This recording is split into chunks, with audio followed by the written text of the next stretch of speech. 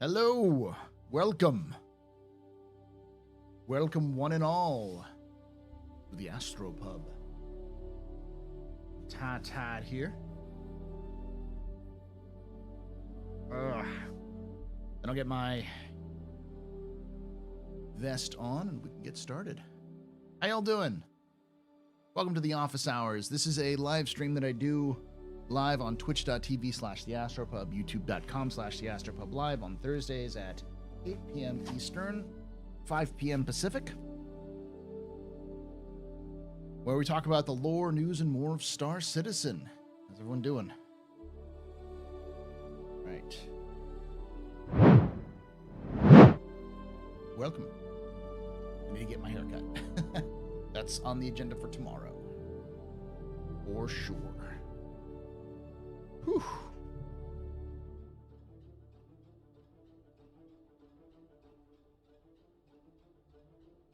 The Lore Meister has been summoned. What's up?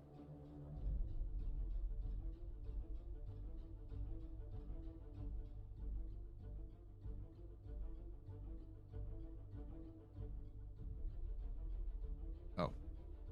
Why can't I hear anything? Because I'm using the wrong headset. You'd unplug that.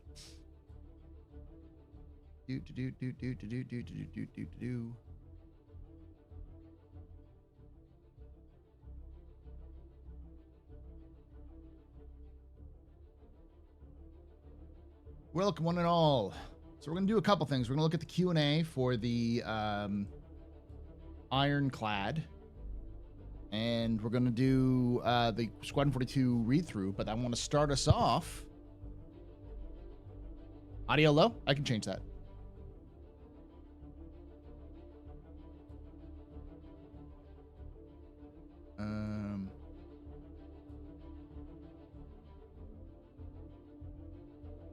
Delete.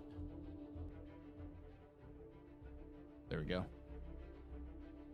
Is the audio low or is it the my mic low?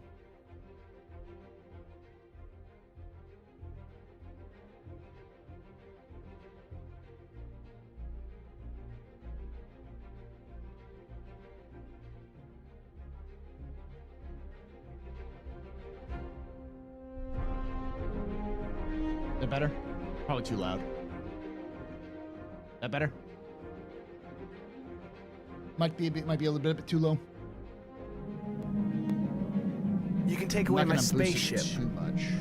You can take away my space suit.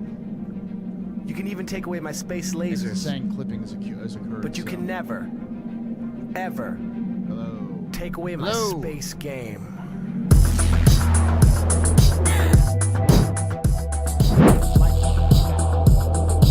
I'll just boost it. You can deal with it.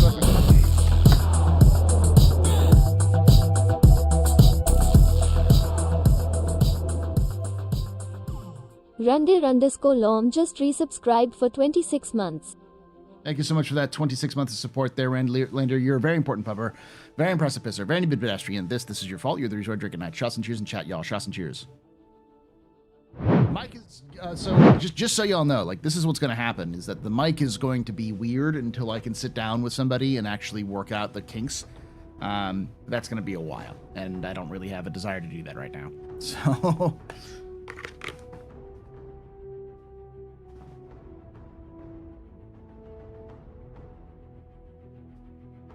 There, can you hear me? Because this is maximum gain. I have boosted it up all the way to the maximum possible gain. It's telling me I'm clipping, so. Ad break already? I don't know why there'd be an ad break. Okay.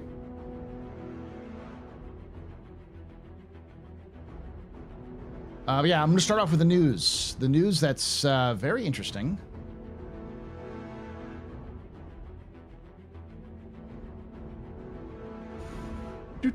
Do.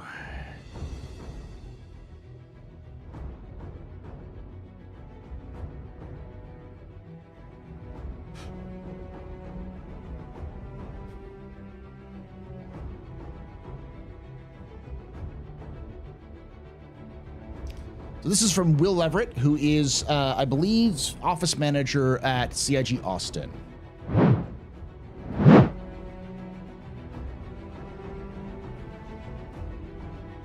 You have maximum, Paul. Yes. Hello, everyone. We've completed an investigation into multiple exploits within Star Citizen that compromise stability and negatively impact the in-game economy. As a result, we have resolved multiple AUEC exploits with 3.23.1a, and we've identified and suspended over 600 accounts in exploitive behaviors, while also removing the illicitly gained AUEC from the Star Citizen ecosystem. Cheating and exploiting undermine the integrity of our game and the efforts of our dedicated backers who help us build Star Citizen. We take these actions seriously and assure you that we're continually developed additional measures against cheating and exploitation. We will continue to prioritize triaging exploits with the highest urgency to isolate and address these issues as they pop up. At the stage of development, exploits and issues like these are likely to arise, which is one of the benefits of open development and working closely with our community. Identifying, testing, and reporting exploits is acceptable and encouraged. We've gained valuable insights through your issue council reports, and we thank you for that. However, once an exploit is identified and confirmed, continued abuse for personal gain will not be tolerated and result in action on our part. Once again, we're super appreciative of your efforts of flagging recent issues and our general support in utilizing the issue council. We'll keep you updated as we continue to do measures to ensure fair play.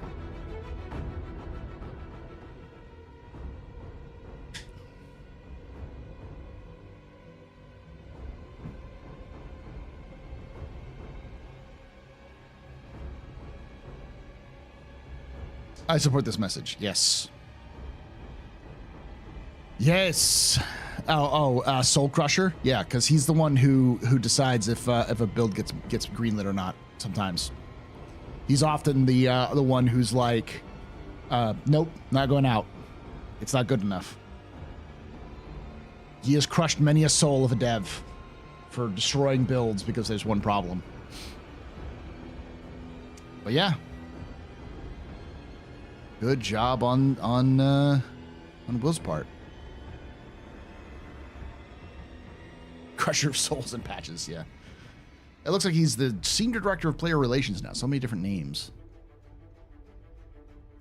But, yes. Oh yeah, I forgot. I guess all of my YouTube stuff got turned off. Oh, there's weird stuff going on. Browser. Thank you so much, Ghost, for that 46 months of support. I didn't see it come through for some reason. Twitch.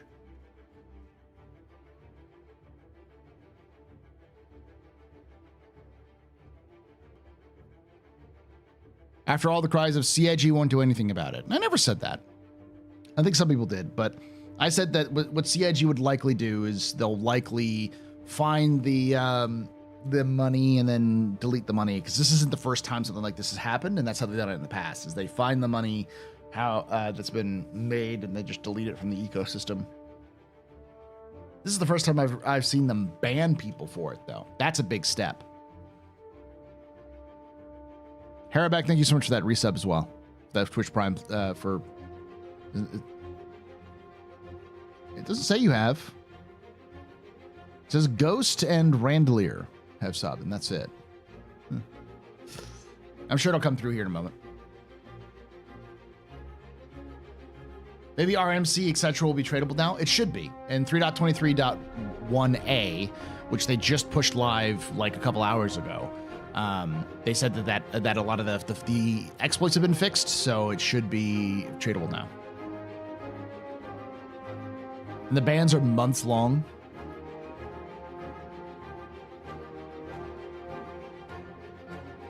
CHE has a problem with naming things up to and including job titles.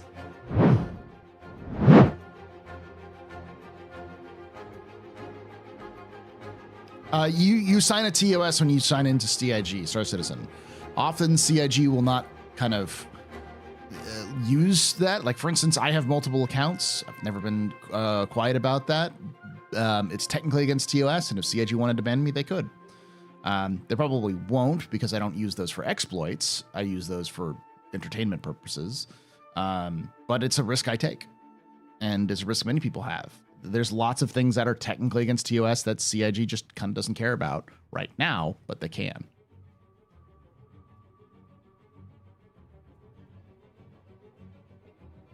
Someone in Pipeline was banned for 2 months, 2 weeks, and 5 days. It was a 3-month suspension.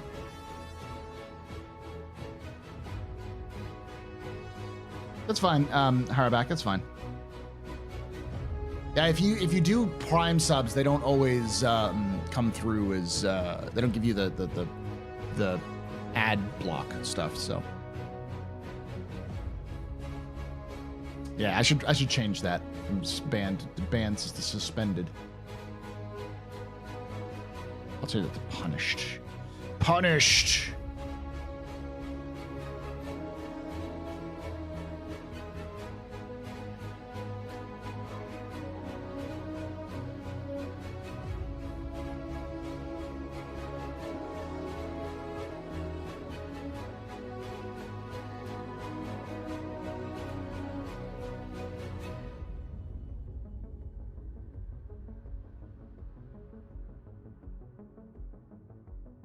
Prime subs have to click the share box for it to come up. Oh, okay, yeah.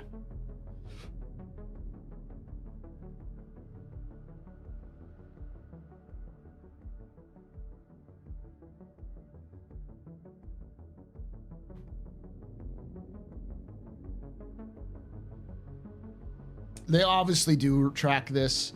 It's always important to remember that CIG is a lot more active than you can take away my spaceship. There it goes. Oh no, it's Midnight Black.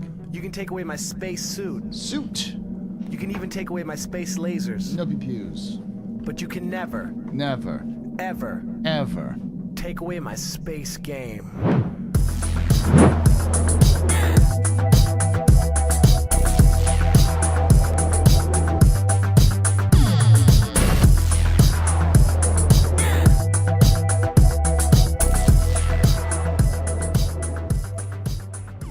Midnight Black SC just resubscribed for 34 months. Thank you so much for the Twitch Prime subs for 34 months. You're a very important pub, a very impressive piece of any pedestrian. This is your fault. You're drinking night. Shots and cheers in chat, y'all. Shots and cheers. Well, yeah, that's pretty good. So, like I said at the very beginning, this is the office hours where I do lore, news, and more for Star Citizen. That's an example of some of the news we do. I also want to get up here. There we go. Drinks all around. Let's party like it's your birthday. Party like it's your birthday. Come on and put your lips together. Blow the candle out. Party like it's your birthday. Party like it's your birthday. I wanna make you feel real special. Put your name in lights. We are gonna party like it's your birthday. Gonna party like it's your birthday. Gonna party like it's your birthday. Trouble Magnet just got a sub from Harabek_Weathers. Punist. Harabek_Weathers gifted a tier 1 sub to Trouble Magnet. Thank you so much for giving that sub to Trouble Magnet. Music a bit loud. I can turn it down a little bit. For some reason, my Twitch alerts thing got destroyed, so turn down a little bit more.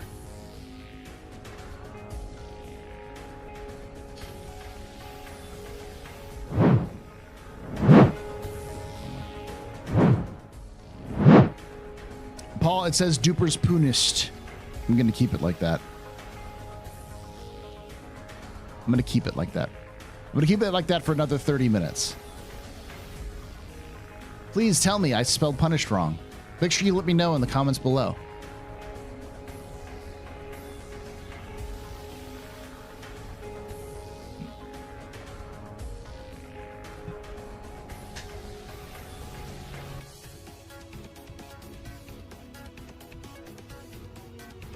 See, now it says you have a sub now.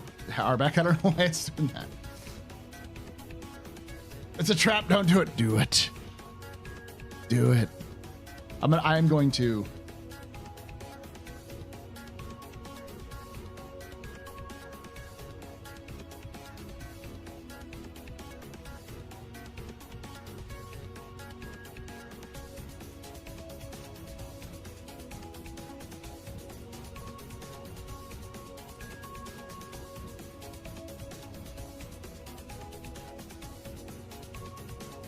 trolling for comments. Listen, Luna, you gotta understand, I make lore content for a game that everyone thinks is a scam. The fact that I have like 5,000 views on a video I released yesterday is a fucking miracle.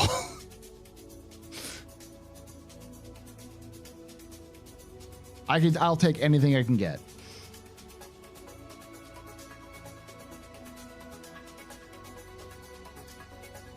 Hoover's punished.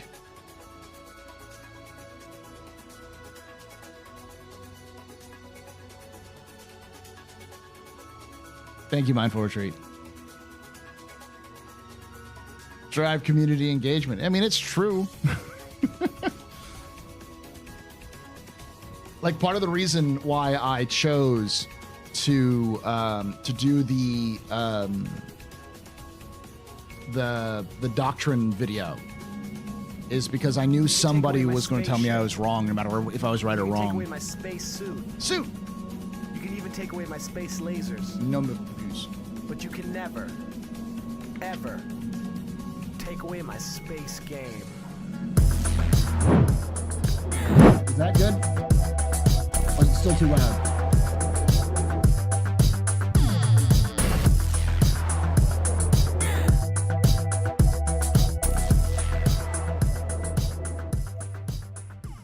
Ramathor has subscribed. Thank you so much, Ramathor, for that Twitch Prime sub. You're a very important pupper, very impressive, Mr. Very pedestrian. This is your fault. You originally drink not. Trust and cheers in chat, y'all. Trust and cheers. Report Chunky. I haven't seen it, but generally speaking, Squadron 42's reports have been very, very muted. Ever since CitizenCon, they've been very, very low maintenance.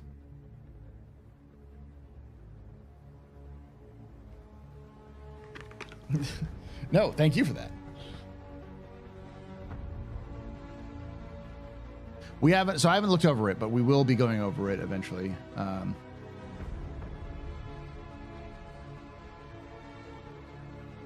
I'll try to bring my analytical eye to it. Because for those of you who don't know, I've been reading these monthly reports live on the office hours for like multiple years now, like 3 years now. Music is way better now? Okay. Good. Hey, Quipen.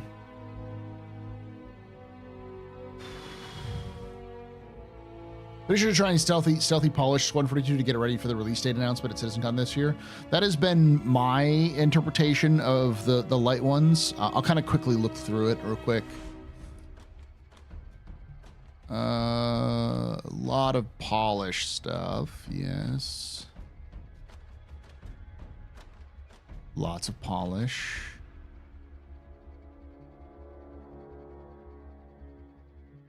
Tier 2 story characters. Interesting name. I guess the non-heroes. Life animations.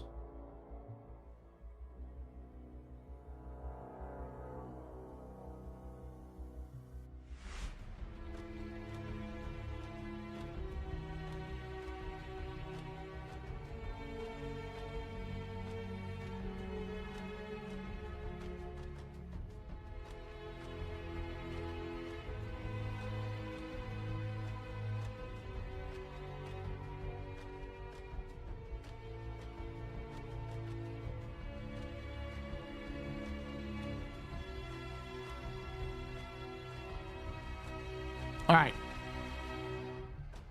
Whew. So, this is a quote. This is the big one, and I think this is a big indication. From Narrative, quote, "It's been exciting to see the work come in, and we're looking forward to seeing the players react to them." You can take away my spaceship. Spaceship. You can take away my space suit. Suit. You can even take away my space lasers. But you can never, ever take away my space game.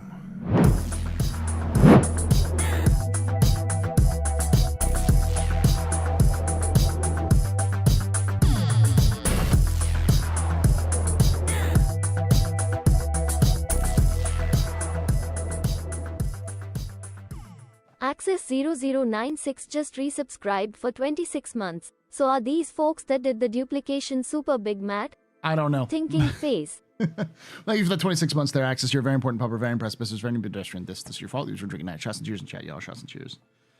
Greetings from my father's lawn. I'm mowing it. Well, hopefully you're having a good time mowing your father's lawn. Are you, Shaka Tuna, you're going to have to tell us, is it a rider mower? Is it a push mower? What kind of mower are you using? Inquiring minds would like to know. They fixed docking ports so you can use the whole seat now. Nice. That's a good done.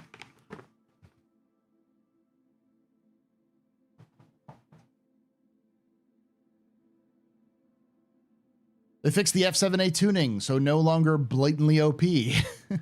Just regular OP. You can take away my spaceship. You can take Did they away actually my fix them? No, space I don't know. This suit. is what chat's telling me. You can even take away my space lasers. No PPUs. But you can never, Never. ever Ever. take away my space game.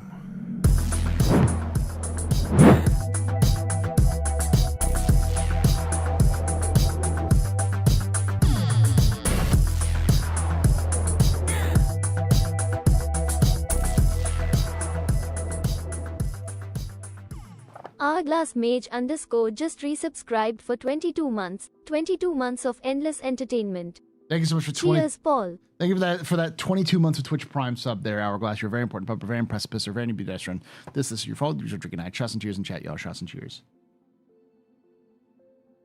Dupers were punished. Yes, that's the big one. Okay, it's been 30 minutes. I gotta change that title. Punished. There we go.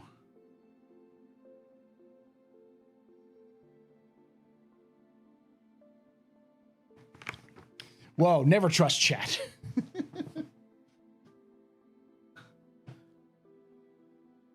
It's push. He's got money, but not the kind of riding motor money. Hey, listen, I've been a weight loss journey. My food's over there. I finished eating it earlier today, or before I went live. Chili, it's good. Homemade chili, but I found that I mow my lawn every Sunday. So I mow the front lawn. We mow the front. Me and my wife mow the front lawn and then the back lawn, like alternating weeks. So like the front every 2 weeks, the front lawn and the back lawn get mowed. And I found that mowing is quite using a push mower is quite intensive. A lot of movement. So I get a lot of steps. Sometimes I get some active minutes from those, but it's always good. There are workarounds for docking. It works better now, still occasionally fails. Okay. It seems like 3.23.1a. .1a is very seems like it's more than just Xenothreat and Jumptown. It seems like it's also like a little bit of quality of life here and there, which is nice. No more wrecks or abandoned ships clogging the pathways into hangars. My mother's birthday was last week, and unfortunately she fell face first and got a wicked bruise everywhere. Other than that, she's okay. Ooh, that sucks, Axis. I'm glad to hear she's okay. Dupers are keeping quiet because they don't want to get clowned on? Probably. There's probably a little bit of embarrassment on it.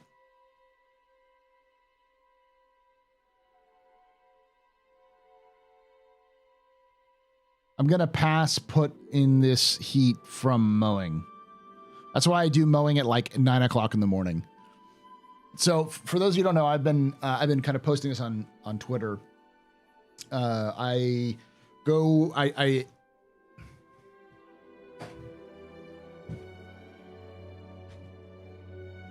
lift weights, kind of stretch, lift weights, do sort of like, normal daily or normal like workout routine in the morning. And then I go on a walk, and I usually walk for about an hour. So like usually work out, like lift weights for about 20 minutes and then go walking for an hour. And I do that pretty much every day except for Saturday and Sunday. So 5 days a week. And still on 5 and Saturdays and Sundays, I still like walk and do other things like that. I just don't always work out. And as a result, I have lost a lot of weight. 2 days after my birthday, I look back at it. 2 days after my birthday, I weighed 333 pounds. That was January 10th. It is now June 13th, and as of today, I am 303 pounds. Well, I've lost 30 pounds in 6 months, which is pretty good. My goal is still another 70 pounds down. And I think I can do it if I keep these things up. But people would ask me, how do you do this, Paul? And the answer is, I get up super early so I don't fry to death in this heat, because this heat will kill you if you try to work out in it.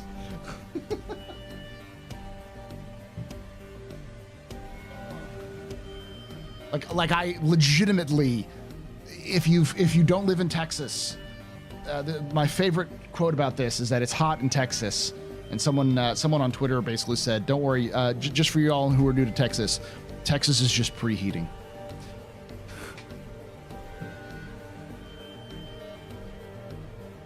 Texas is basically pyro. To give you context, today's high temperature You can take away my spaceship. is 95 take away my degrees, space which is like suit. 38 degrees Celsius, You can even take 35, away my 38 space degrees lasers. Celsius. But you can never, Never, ever ever. take away my space game.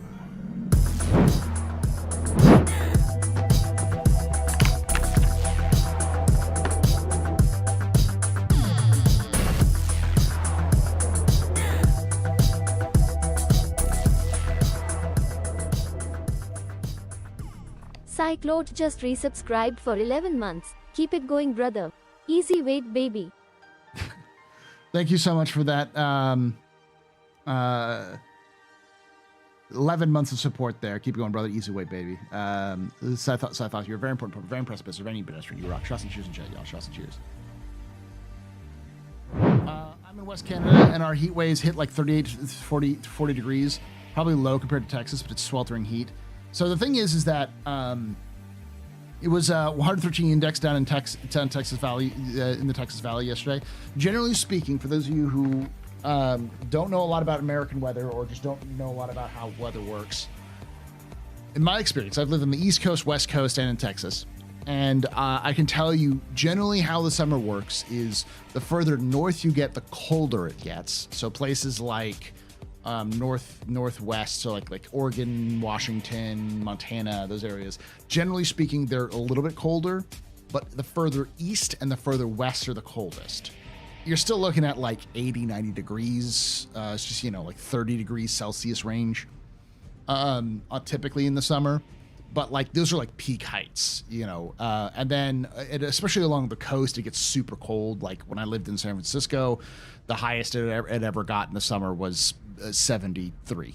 So like around 20 degrees Celsius, which is very nice. But it's all dry heat, mostly, especially on the West Coast. And I think a little bit on the East Coast, Northeast. But when you start going south, so Southeast US and then the Midwest, you start losing the breeze from the coast, and you also start gaining humidity. The heat isn't so bad. When I lived in Tennessee, the average heat, even in the hottest in the summer, we'd get like 99, 100 degrees Celsius or Fahrenheit, so like 100 degrees Celsius, 100 degrees Fahrenheit, so like 40 degrees Celsius. But that was rare. Usually peaked in a couple of weeks. It hovered around 90 degrees, around like 30-ish Celsius. And the problem was that it was 100% humidity all the time. So it was 90 degrees Fahrenheit, but it felt like 110. As my wife likes to say, you walk out the door and you can swim to your car. You're literally breathing in water.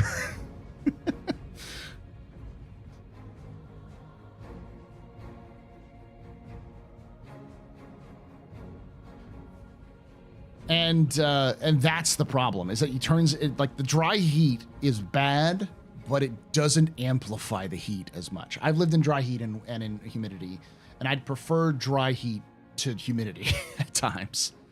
I live in Austin, so I know heat. I know about the heat. When the breeze in 97 degrees, you're grateful.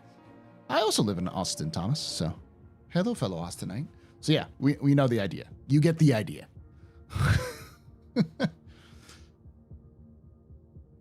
Yeah, doing good here, John. So how you doing? Yeah, and that's the problem, is at 100% humidity, your sweat won't evaporate. And I'm not saying, I don't think it ever gets 100% humidity. I don't think it's possible because it's literally water. But it's like 99.9. And so, but the further west you go, the lower the humidity. The further away from the water you get, the lower the humidity. But that's really the killer part. Like it was 95 today in Texas, but we had about, it wasn't too bad. It was only 56% humidity. We haven't had that much, that bad of it recently.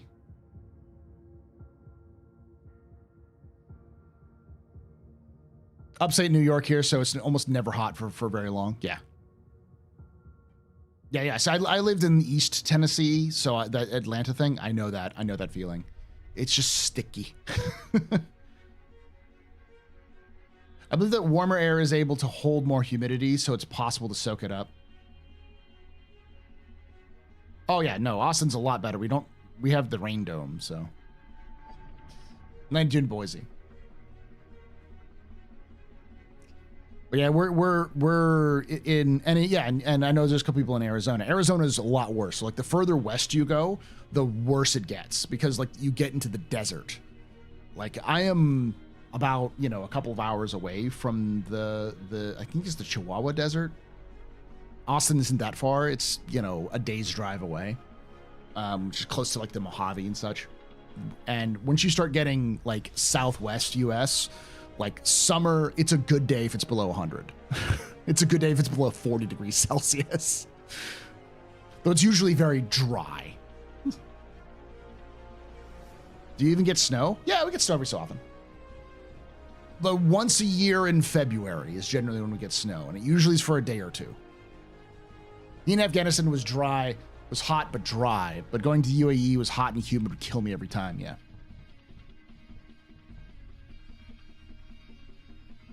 Oh yeah, it was rough going to the Bay Base. I've heard horror stories about UAE and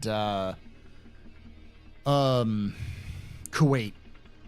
Soldiers in Kuwait and UAE would talk about like just wanting to die.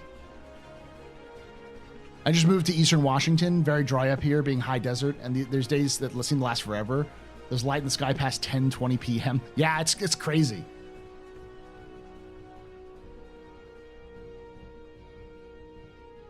Snow's in the forecast next week. For where? Antarctica?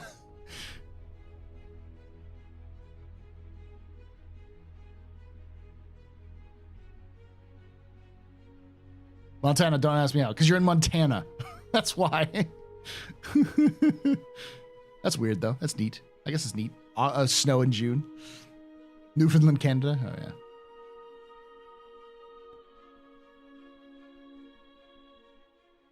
So I've lived in multiple temperatures, and what I've discovered is the worst place to live in my experience, is high humidity. It doesn't even matter if the temperature is high or not. Living in a high humidity sucks. The only advantage of a high humidity is that your hair is almost always moisturized.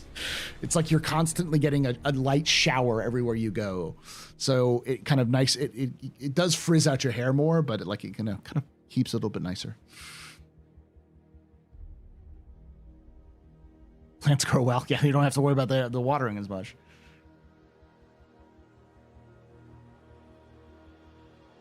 And the thing is humidity sucks in heat and in cold.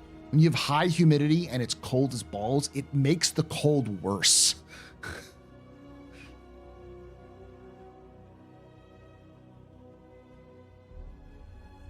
I don't know how you guys can survive high humidity. dehumidifiers, and air conditioning. That's how we survive.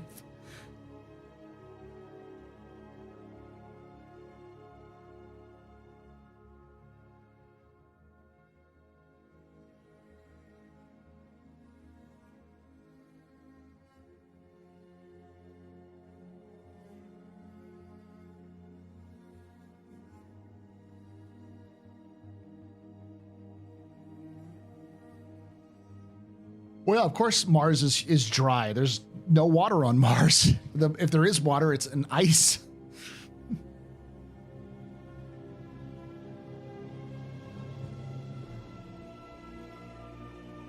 But yeah, when I lived in California, nobody had air conditioning. Unless you lived in the valley, you didn't have air conditioning because you didn't need it. And I know in places like the UK, it's very similar where people are just like, they don't bother with air conditioning because they never really needed it. There goes my camera. Okay, there we go. Spent 3 years and 3 summers in Atlanta. Never again. Central Texas was way better. Loving the temperate. Yeah, Central Texas is not too bad.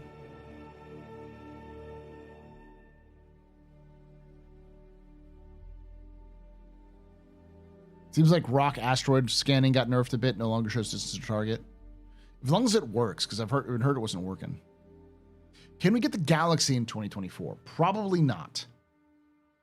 Let me walk you through. I'm thinking about doing a video where we kind of look at the ships for Star Citizen. I might do that as like a kind of little additional video on like Monday or something like that. Central Valley mentioned my grandmother lived in the Central Valley, so I know it very well. Used to drive through it all the time to go to the Sierras to during the summer. So, Inland Empire. Yep,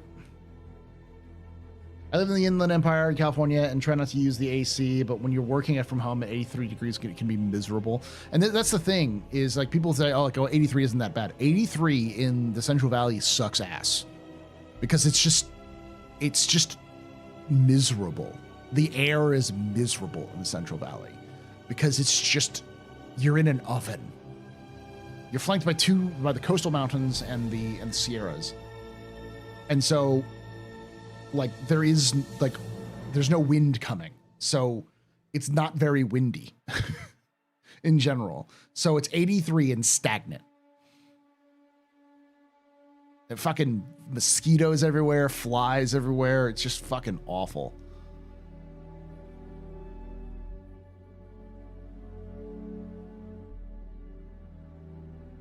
Yeah, in a double rain shadow. Yeah, that's the problem.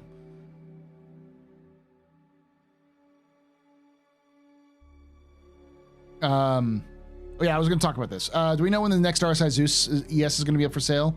When it's going to go up in price? It's going to go up in price when it releases, but I don't know when that's going to be.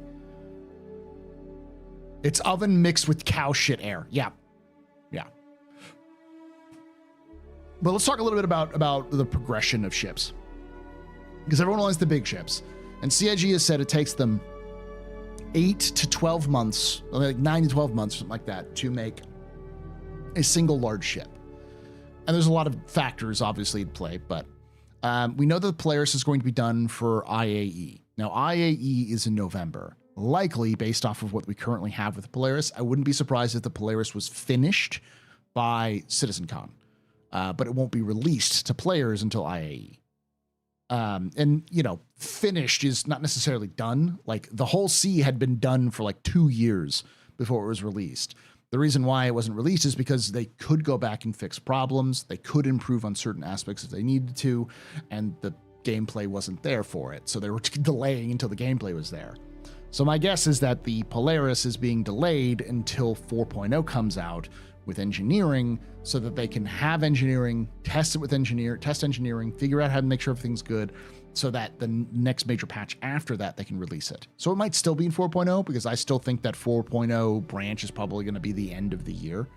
So we've had 3.22, 3.23.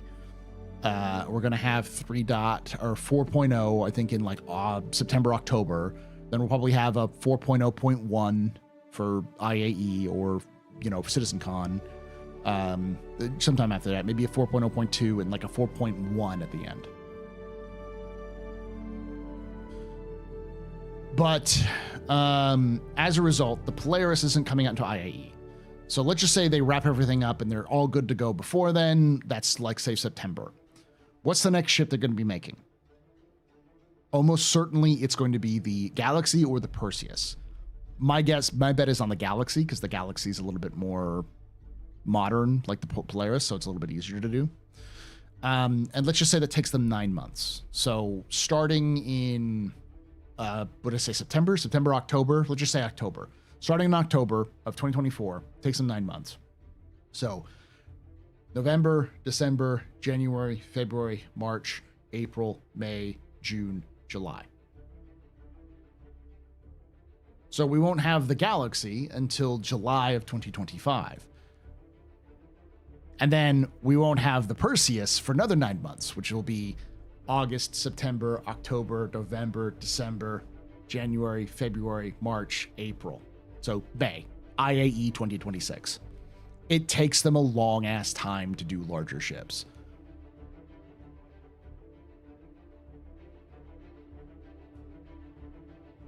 Didn't they say Polaris, Galaxy, Perseus was in that order? I think they said that. So yeah. Wouldn't there be overlap with different teams on different parts? It depends on a lot of different factors. Now, CIG could also do multiple, like, larger ships, but they probably won't.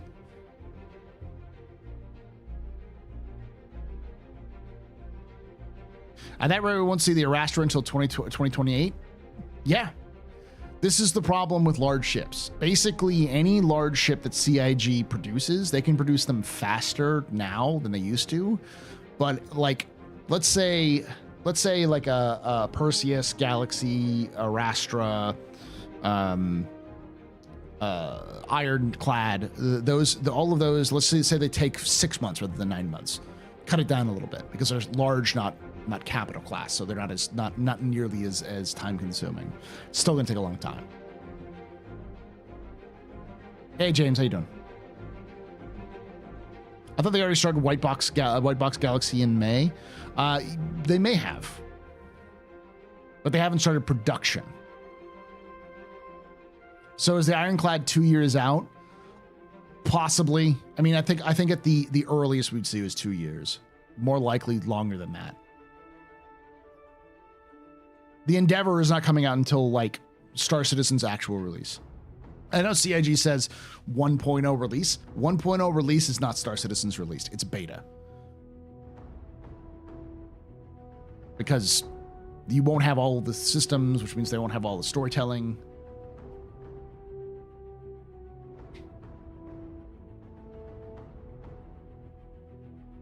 They won't have all of the elements to it. And even if all of the gameplay elements are in at release, the Endeavor will not be the priority for any of that.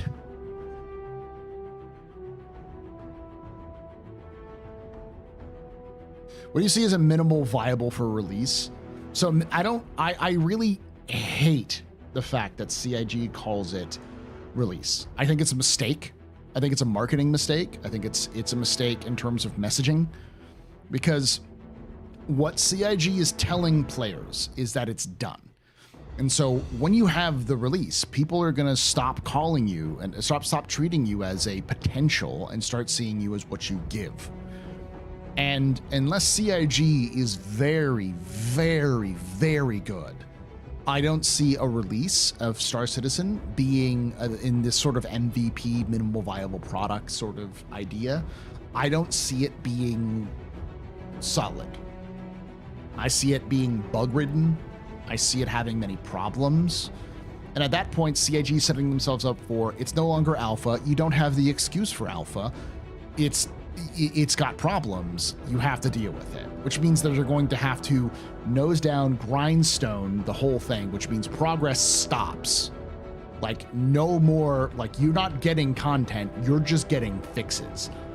And at that point, that's when I think the game's going to start hitting problems, because that's when player will drop off and be like, I'll come back when it's fixed. I'll come back when you have new content. And that could be 2 years.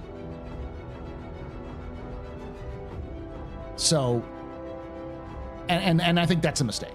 If they said it's in beta, people would still go, oh, it's got problems, but it's a beta. And as long as it's better than the alphas were, people will be okay with it. As long as it doesn't have like game-breaking problems. So I don't know why. I'd love to know why they want to call it release. There's lots of conspiracy theories out there. Oh, I gotta pull up the conspiracy theory. Hold on.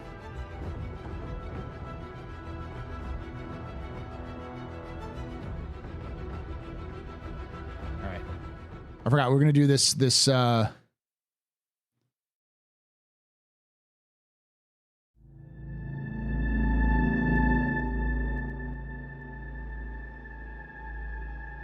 Some believe that CIG is going to release because the investors are gonna pull out, taking their millions of dollars with them, unless they're able to do something, have an actual release date. Others believe that the UK government has a law that requires them to have a release by a certain date for tax purposes, so CIG is rushing to get it all released. This has been your spooky conspiracy pub. I've been doing these recently, just doing random talking about conspiracies.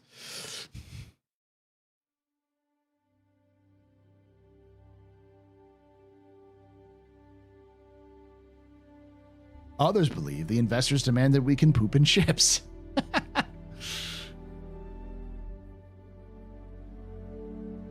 We're getting into weird conspiracy theory territory. Because we're getting to the point where more and more it's becoming difficult for people who are invested in Star Citizen's failures to see Star Citizen as failing. There can definitely be elements of Star Citizen which won't appeal to everyone. There can be definitely elements that, Star Citizen is not going to be everyone's game, but Star Citizen is getting markedly better. It's becoming more popular, despite the problems it has. And I think CIG is doing an admirable job trying to keep up with everything and improving gameplay, improving performance, everything. We're still, I think, also by the end of this year, we'll probably see a significant, Star Citizen will feel much more like a game by 4.0. It'll still be buggy and have problems, but I think most of the performance issues will be gone. I think a lot of the issues around like AI and server performance will be improved, but the pub now serves Kool-Aid. I don't serve Kool-Aid on draft. I serve Flavor Aid on draft.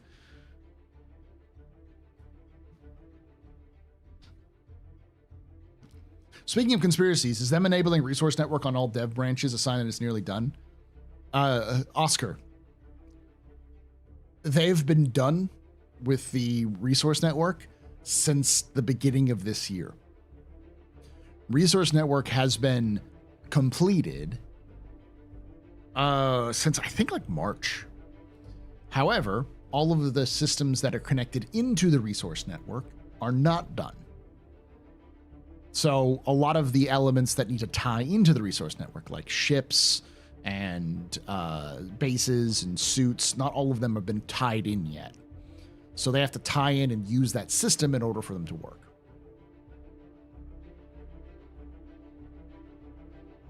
But yeah, look at the roadmap. CIG wants to have the engineering and resource system in for 4.0, which is September.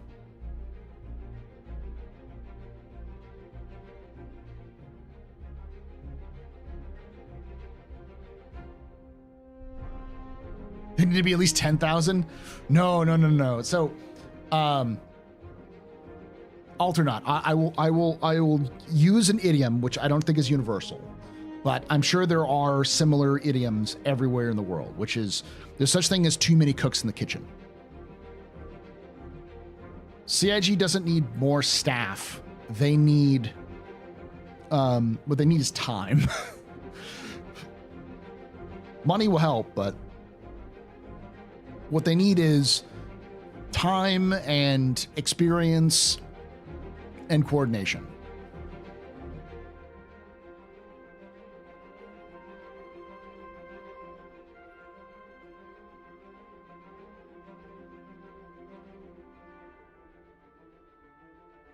It's actually ship teams that are delaying that, since now they have to put all the physical nodes onto the ships. They said they're only going to have time to do with the most popular ships to begin with.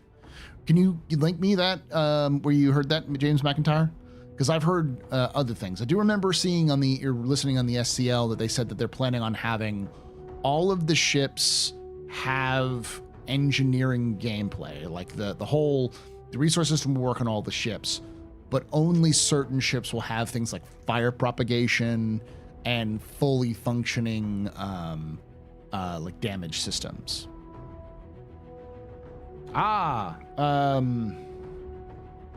What's the name of that? It's the Mythical Man Month, which is a great book, but I forgot the name. It's not Poe's Law. There's a resource law for it. CIG needs time. I know it sounds insane because they've been working for 12 years, but it took Rockstar 10 years to make Red Dead Redemption 2.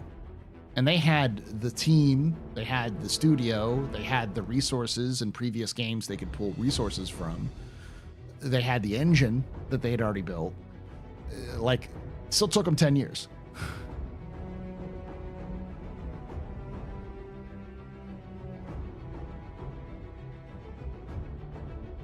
There's an SCL, to quote more effectively, only the most popular multi-crew ships, like 10, I think, will get physical nodes at the, and relays at the start. All will get resource management in terms of code, though. Yeah, no, you'll still have resource management systems will still work.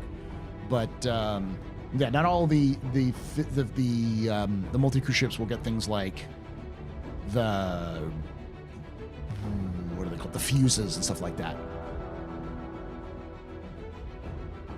Red Dead Redemption 2 was really good. CIG was coding since the beginning.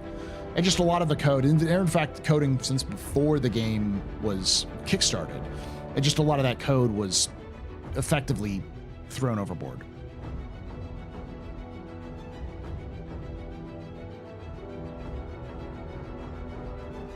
I wonder if there's still CR codes still lingering about. Apparently CR still codes.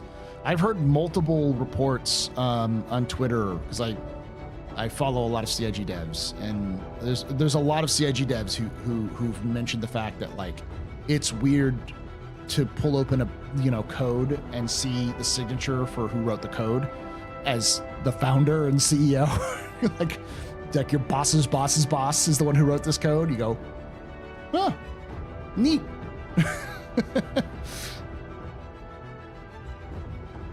You couldn't keep Chris off the code of any of his games.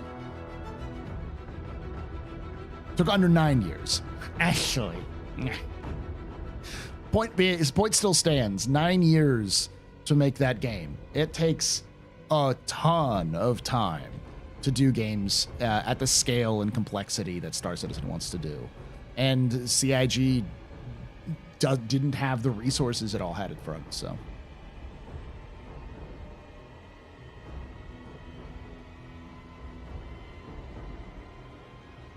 Alternate, what Space Games is saying is that CIG doesn't have $7 million in a war chest. They've raised $700 million, but they've spent $698 million. Like, that money is gone. It has been spent. It is being spent on people's salaries, keeping the lights on, all that kind of stuff. Hey, Zickle.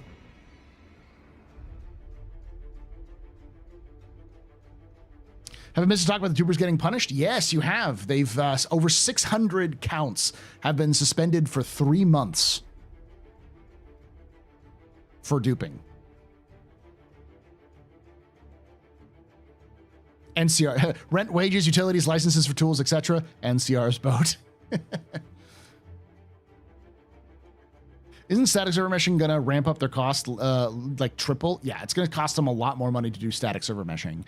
But it sounds like what they're doing is they're getting static server meshing running, and this might be hopium, but talking with the developers at CitizenCon, and I'll probably talk to them again at this CitizenCon if I can get a chance to sit down and talk with them. It does sound like they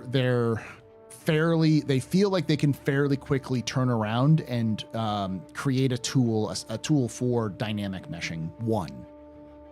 For those of you who don't know, the reason why they've changed the rules. They've changed their definitions of things. Pray they don't change the deal again. The way that they originally had planned was static meshing, and then they were going to do dynamic meshing. And dynamic meshing would shut down and spin up servers and change servers on the fly so that you never have downtime. So if there's a maximum amount, so say you have 100 people per server, right? And the 101st person flies into that server into, say, a combat situation. Instead of the server just dying or having to like keep that one person out, like creating a secondary layer where that person won't be able to interact with the battle, the dynamic meshing idea was that once that person enters the region, the server will then split. So they'll take that same region and then they'll split it into 2 servers dynamically. So 2 servers will take the place of where that one server was.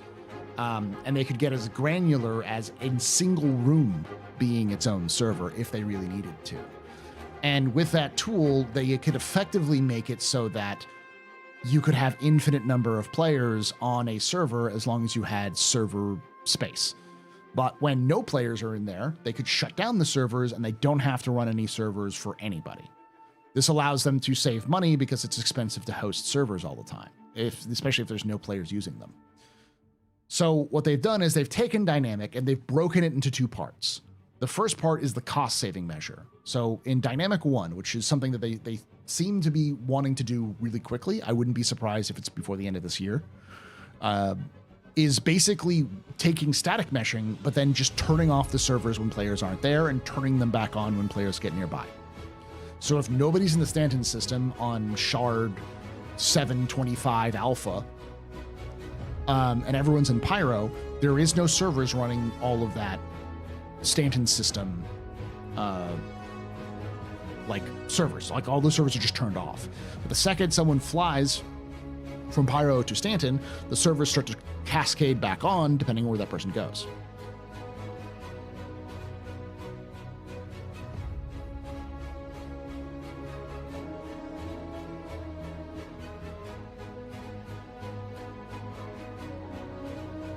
I don't even know if the devs know about the Shadowhawk.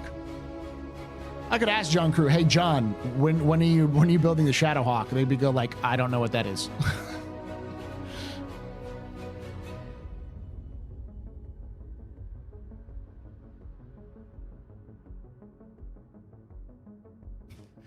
But that idea is almost certainly going to happen soon because that allows them to, because that's not as complicated as dynamic meshing that they really originally wanted to do. So that's going to be the first thing. And I expect that dynamic meshing, the way that it kind of dynamically spins off, is probably 2 years away.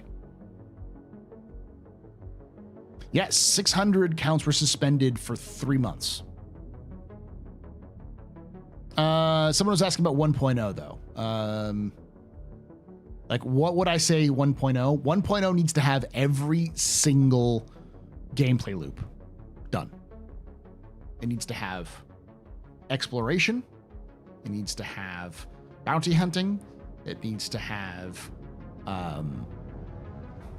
scanning. I guess it's not its own gameplay loop, but you know, it needs to have cargo. It needs to have salvage. It needs to have mining. It needs to have mercenary work. It needs to have base building. It needs to have racing, ground and air. It needs to have all of the elements: medical, regen, you know, respawn, food and drink, wear and tear, you know, resource system. It needs to have every single thing. All of the base features need to be in it before 1.0. All of the base features. And in terms of planetary systems, that doesn't matter as much, but I think I'd like to see 5, if not 10 systems for a 1.0 release, because like we've all been playing in Stanton and know how big and complicated and how much content they can put in there. Now take that and expand it over 10 systems. If you had 10 systems right now that gave you the same amount of content that Stanton gives you, you would have a very easy to play game. The key is the game needs to be fun. It needs to have repeatable content. It doesn't feel like grinding. It doesn't need to be the boring same old. It needs to have some narrative aspects that players can play in terms of stories for mission givers. That's that kind of thing.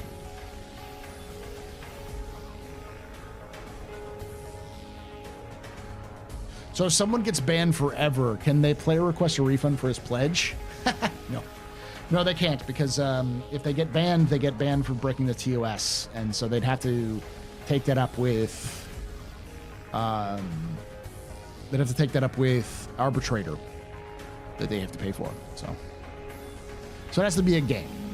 It has to be more than just a basic game, though. You can take away my space suit. I don't think we're going to see Nick's at CitizenCon, but I do think we'll see Nick's at Q1 or Q2 next year. Ever take away my space game.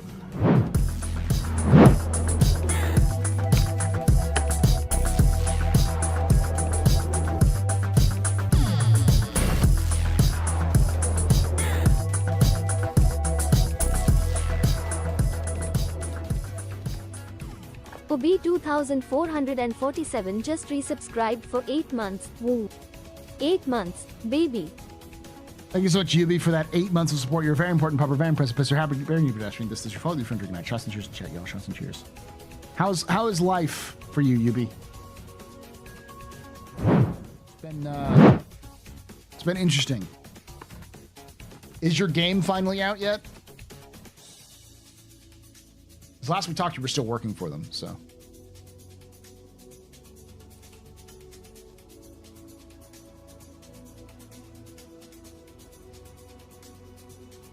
They breached the contract. They agreed on the payment pledge each time they launched the client. Yep. It needs to have all the ships. It won't have all the ships. That's the thing. I think that's the one thing that is another reason why release is a bad idea, is because people will find another reason. They're always going to find a reason, but that's a reason for people to lose their mind. CIG is releasing the game, and they don't even have ships that they sold cash money for. Like the Endeavor. I don't think we'll see the Orion. I don't think we'll see. It's not that many other than that. The Banner Merchantman, probably. Good to be here. Can't complain. You made a mistake with somebody else. I'm your average pubber UB. Okay, yeah. There's another UB that has been hanging out here. I can't remember who it was. Who works for Ubisoft. So and they talked about their job working at Ubisoft. I was like, oh, interesting.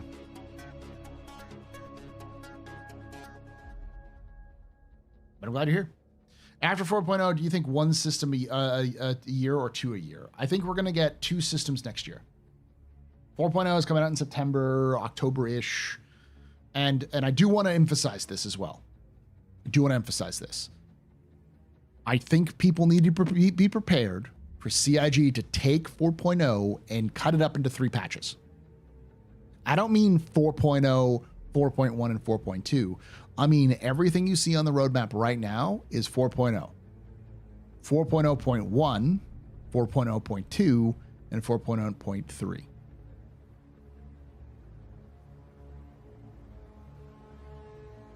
When Paul compares Star Citizen to RDR2 and Call of Duty, I'm convinced he's trolling me, specifically you, Luna.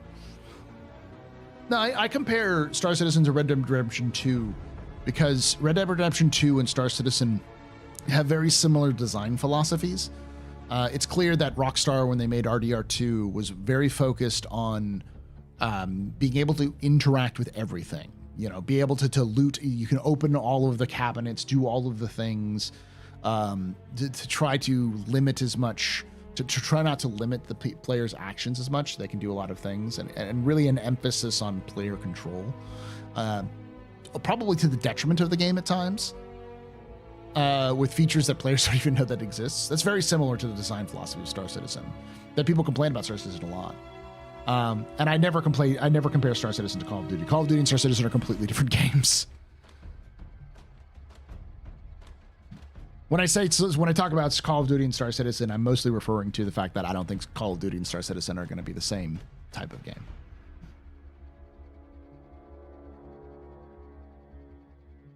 So, no. I think, Andrew, honestly, I think 4.0 is going to have meshing.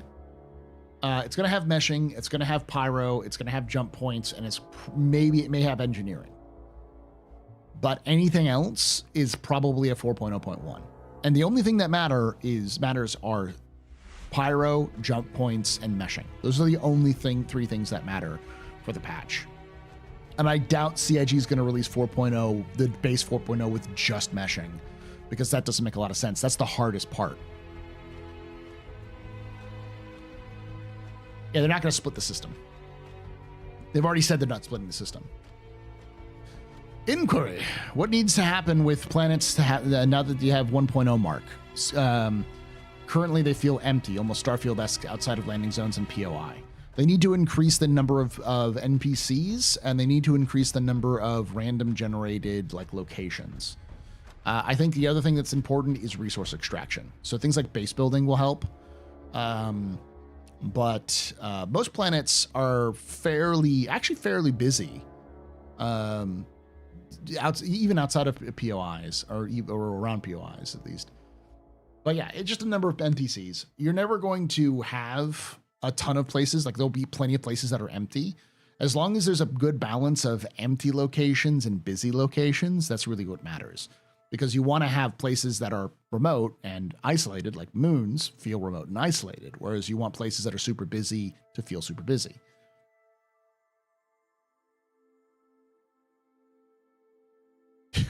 Four 4.0.1, the Kazi Grazer God patch. Yeah, probably like that. Nix will come 1 year after 4.0, in my opinion, but I have no idea what system could come next. Is hard enough things. I think we'll see it sooner than that, because CIG has been very clear that the real thing that's been holding them back when it comes to producing systems is not the systems themselves. It's not planets. It's not even missions or anything else like that. It's the base tech, like server meshing. Once they get server meshing in, the planetary tech team will lose their mind, especially if they get planetary V5 done before the end of the year. If they get planetary V5 done before the end of the year, that probably includes that AI technology, AI-driven planetary tech that they're thinking about. That's big, and it's important to also note that I'll pull this up real quick because this is something that we talked about last time that I think a lot of people need to take a look at. Go through the comm links real quick.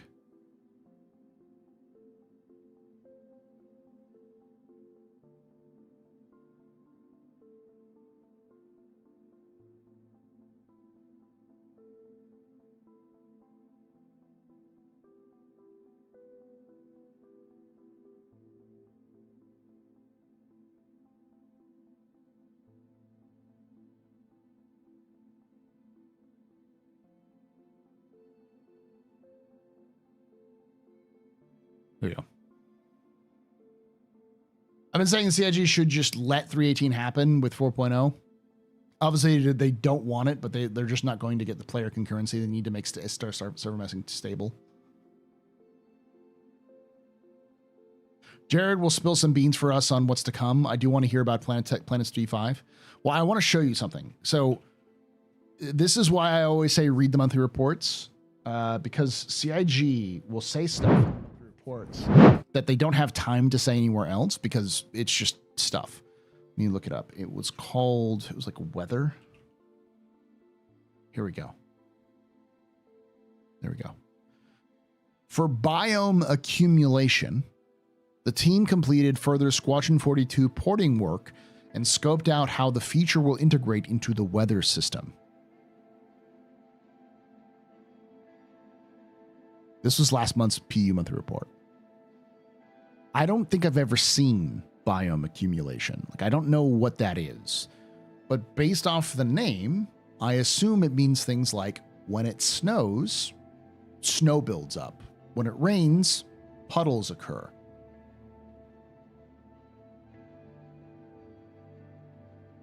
So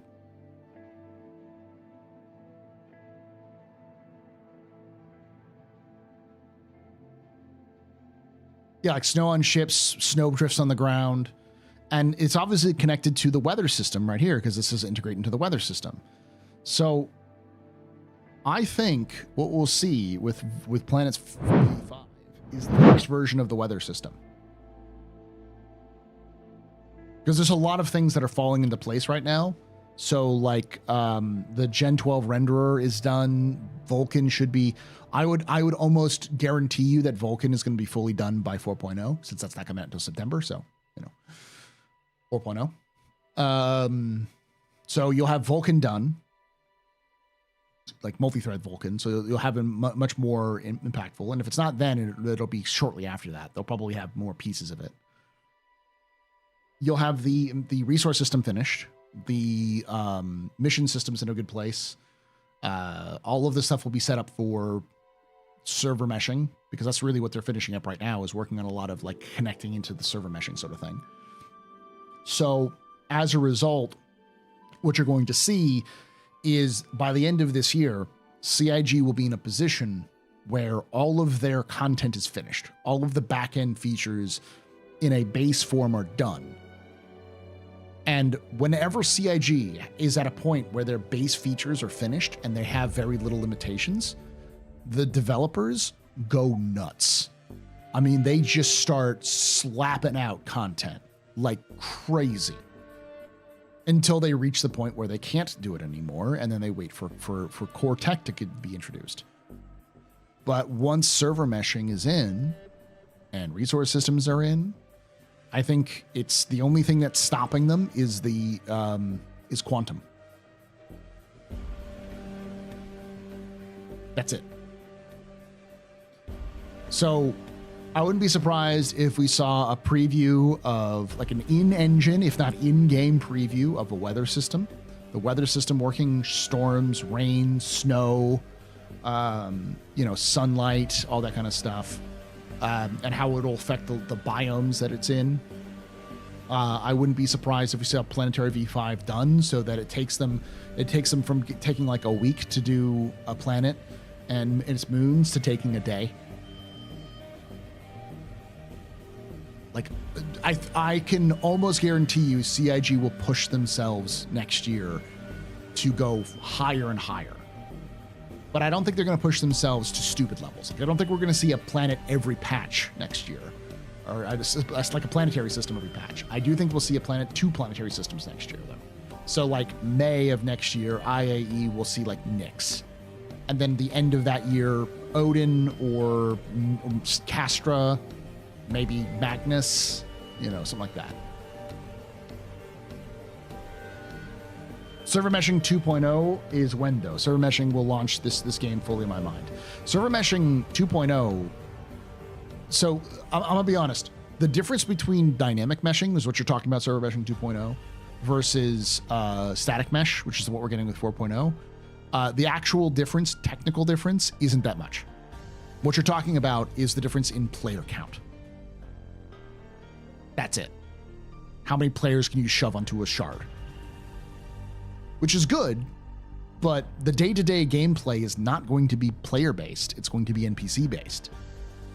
The reason why we haven't seen a ton of NPC gameplay is because the servers can't handle it. So CIG's been relying on PvP more than PvE.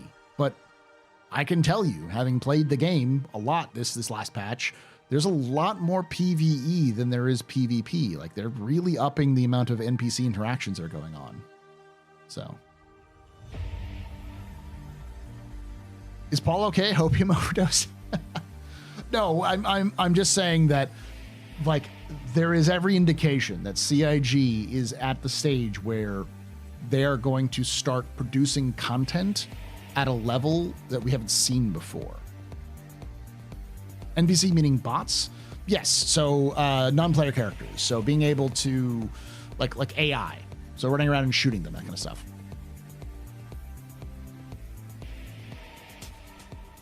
I'll believe it when I see it, and when ships aren't blown around by the winds in certain moons. Runamana, I'm going to tell you this right now. NPCs will stand on tables and chairs. Ships will be blown around by the slightest breeze.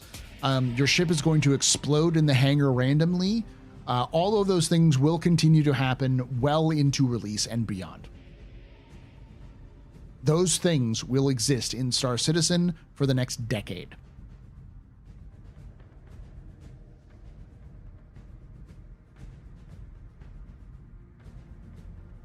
That's just the reality. just come to grips with that right now. If that is a game breaker, have a good day. Like, there is going to be serious problems with those issues until the day Star Citizen turns off its fucking servers. I hope, my deepest hope is to see that fixed. But those things have been fixed. All of those issues have been fixed like 40 times by now. I mean, that is Linamon. Like, that's what Star Citizen is, and I don't see them being able to fix that with a simple patch, because every time they fixed it, it's come back in a different way.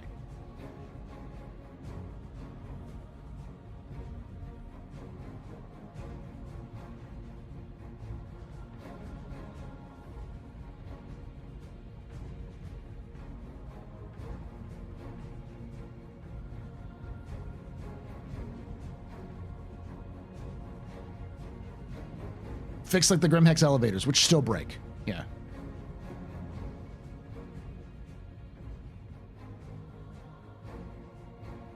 I don't know if ships blowing up at hangars and shit after release, it ain't a fucking release. Andrew, I've been saying this for a while. I think this is a mistake that CIG is going straight from alpha to release, because it's going to be a beta release, really, and you'll still have those problems. I do think that some of those issues will be reduced. They won't happen all the time, but they will still happen, and people will still point them out. Star Citizen could run at 120 FPS near flawlessly for 99% of players, but the 1% will find the 17 NPCs T-posing on chairs, and every time they launch their ship, it explodes in the hangar, and Chris Roberts personally punches their children, kind of situation. It's gonna happen.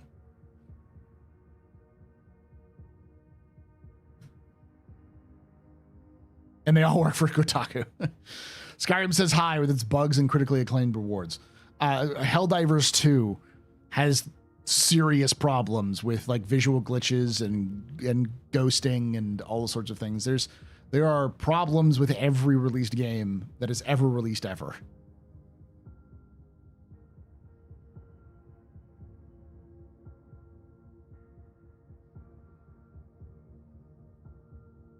I hope CR punches my children. Have I talked about the 600 plus yet? Yeah, we start off with that, Nubsley. 600 people suspended for 3 months. That's a hell of a statement, I think. I think that's CIG saying, hey, stop abusing exploits. You're gonna start having experiences that you won't have, or consequences you won't like.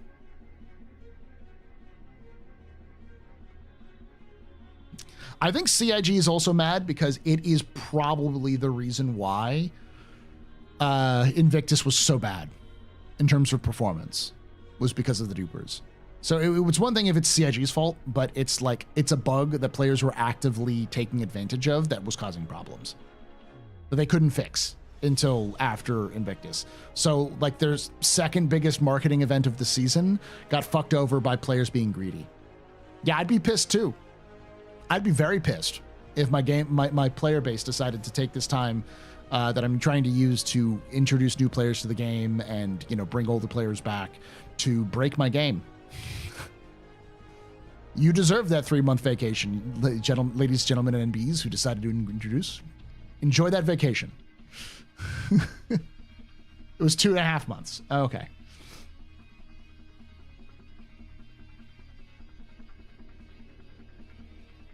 Star Citizen is not taking long because it's complexity.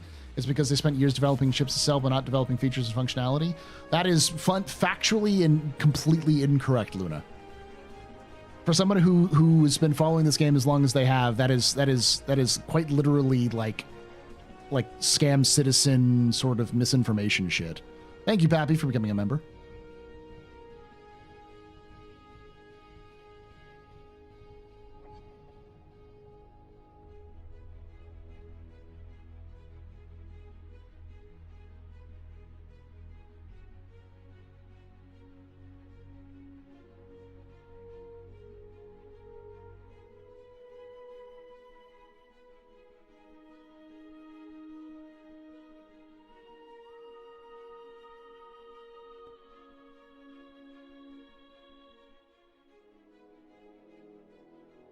Yeah, replacing that many items, I can imagine that's a toll on the database we know is already struggling. Yeah.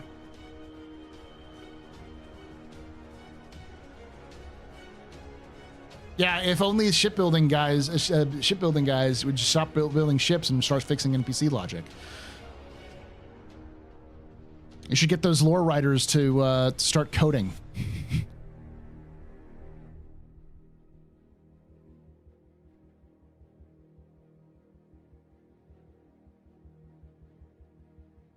I think seriously that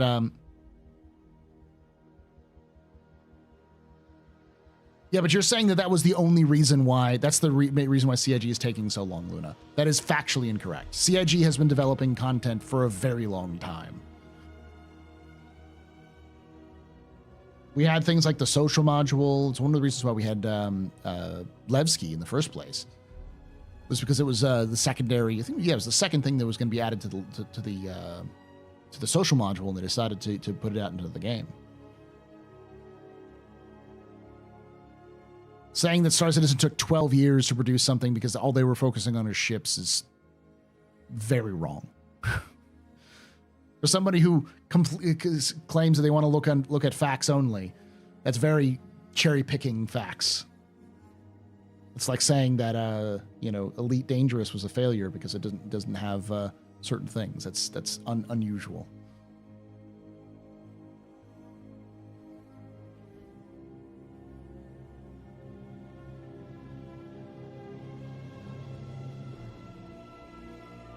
Later, Renwan.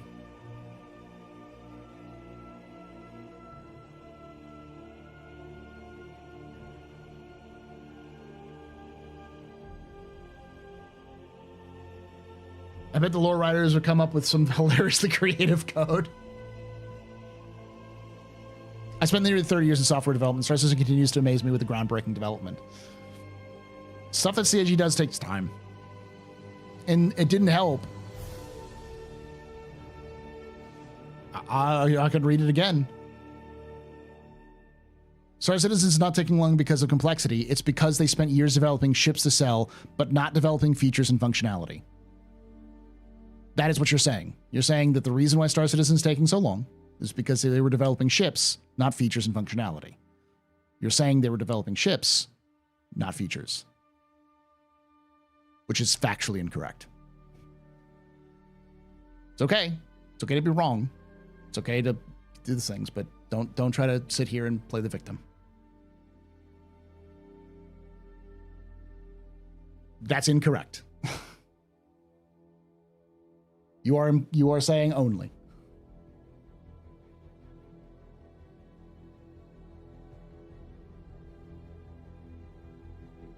I'm moving on. I'm just don't appreciate it. That's all.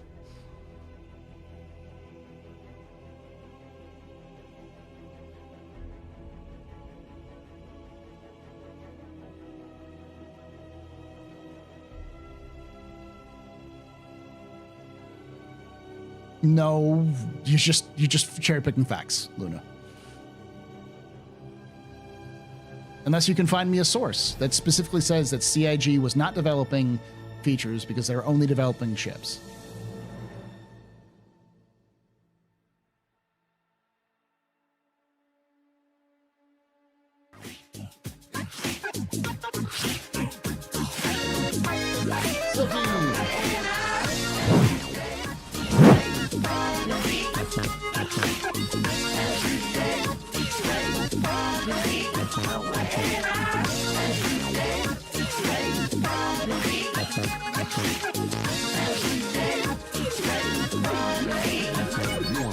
Silkies68 just gifted 5 subs. Thank you, Silky, for that 5 subs. You're a very important pubber, very impressive pistols, very, very introduction. You rock. Shots and cheers in chat, y'all. Shots and cheers. All right. So we're gonna do a quick. I'm gonna do an experiment. I'm gonna do a quick. What is it called? Capsule. On the Q&A for the Drake Ironclad. So. Let's start this month report.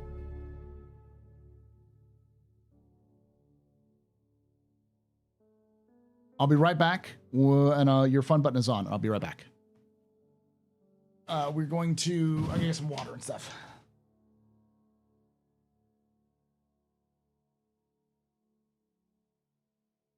I'm Fly. I'm Pilot. Good news, everyone. Weapons free, y'all. Distress bacon. Drugs.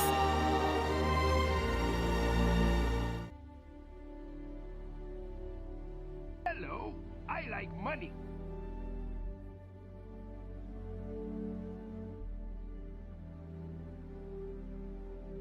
To democracy!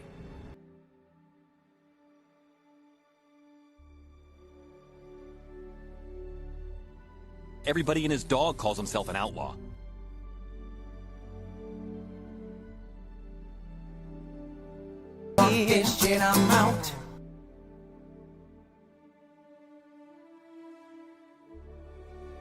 I'm just an old-fashioned cowboy.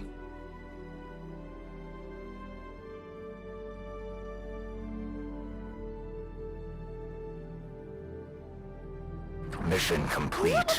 Burrito I eat. There you go.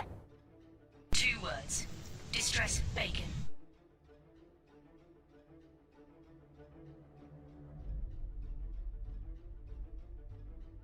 Drugs. I'm Fly. I'm Pilot.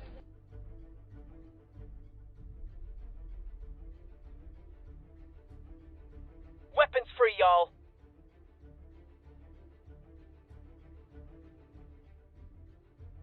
To democracy! Hello, I like money.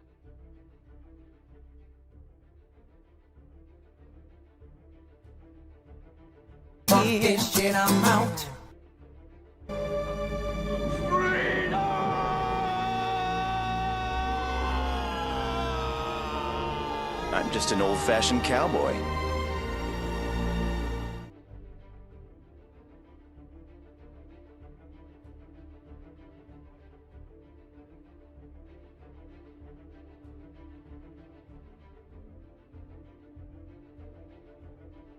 Mission complete. Burrito I eat. There you go.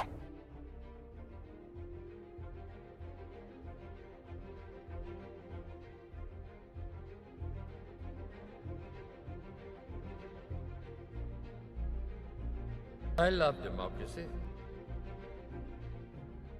Drugs.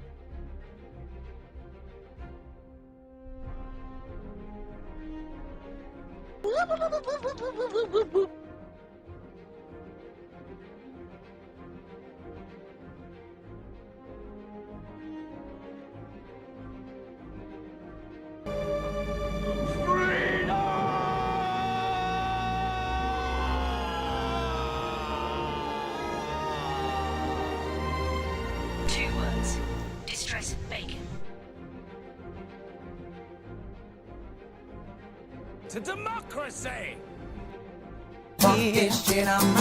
I love democracy.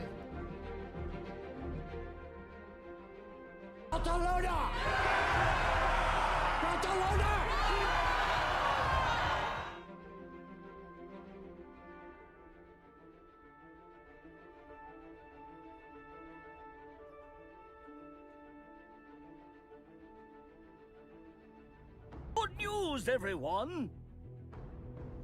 So this is coming from Twitch. It always happens when Twitch, when I leave, they have their fun button. I'm turning off their fun button, by the way.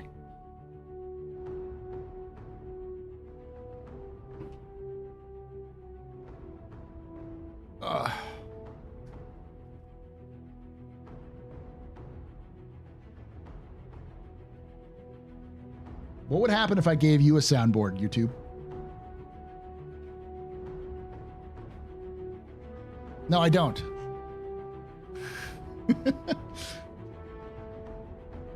You know how many times I get claimed on that audio? It's always the freaking Freedom audio.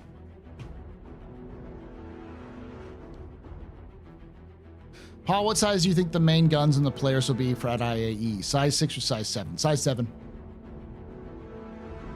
I think size 7 makes sense. Size 7 is anti-capital. It's like a low-end anti-capital, so.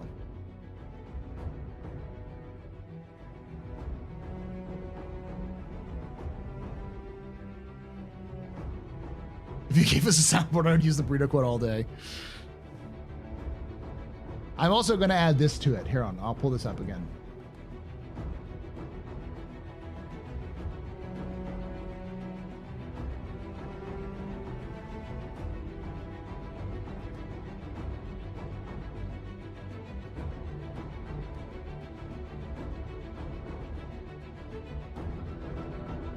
I'm going to use this quote as well.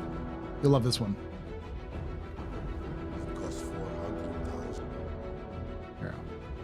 This one.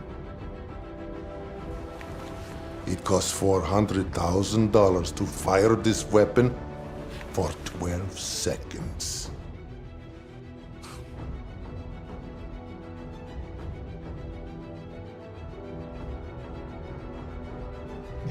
I'm going to use that every time I pull out a railgun. You fire one railgun. It costs 400,000 credits to fire this weapon for 12 seconds. Should be a size 6. I think a size 7 makes sense. But yeah, the Perseus has 4 size 7s. There's no reason why the player shouldn't have 2 size 7s on it.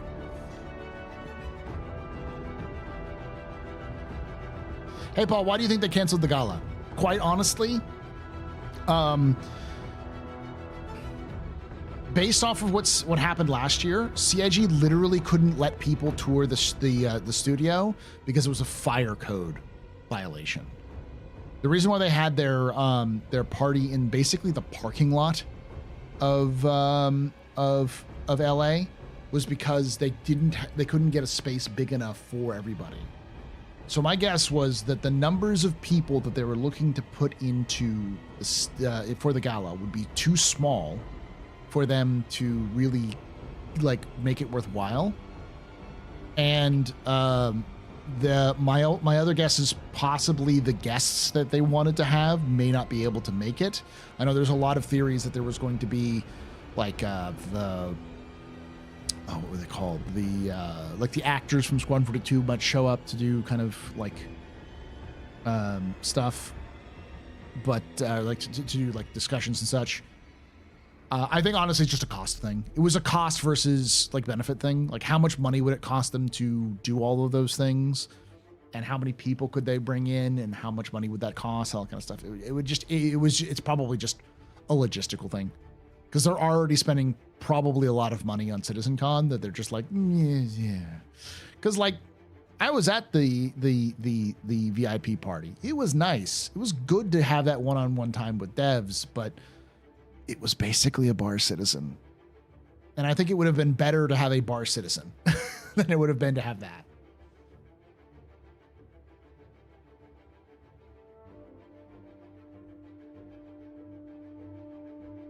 Yeah, I know that Mark Hamill is pretty good with those sorts of things, but Paul, look at the cost of firing the DD-2000's destroyer gun. It will blow your mind.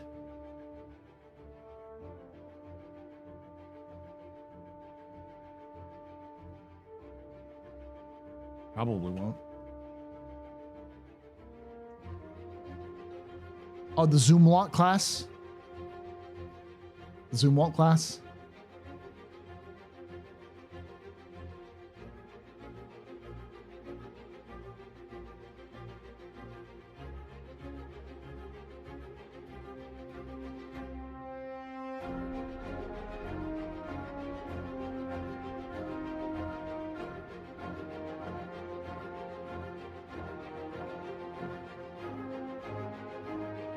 You're talking about the railgun shot?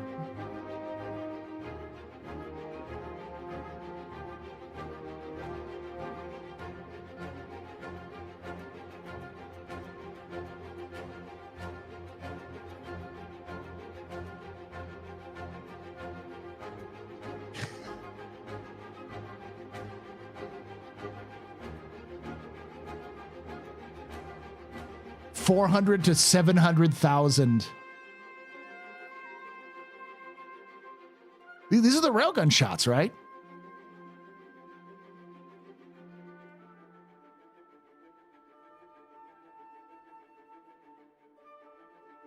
The railgun ended up costing $1 million per round. And that's the problem with railguns. Is like, in reality, you could probably we're probably before the end of this century, railguns will be more affordable. We already have sort of affordable coil guns, man portable coil guns, but the problem with a lot of these weaponry is that it's just not fucking powder and lead is still fucking more efficient. It's still cheaper to use than a railgun.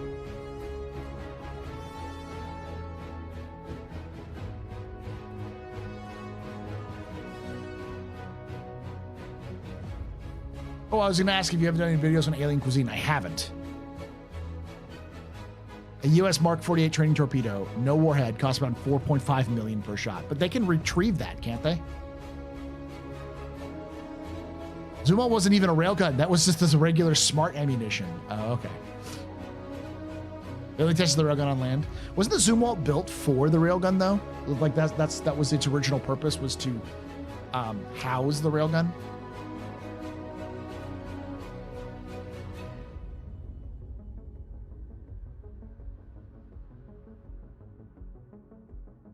For a low cost of $10,000, you too can achieve the same energy shot as a medieval arquebusier.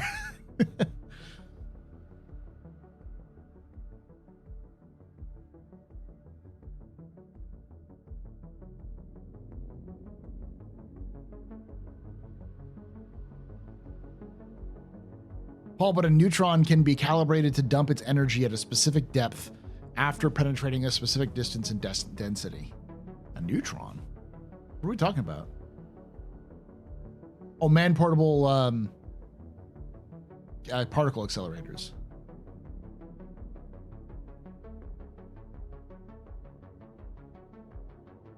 No, it wasn't. I could have remembered the Zumwalt was built as a railgun deployment.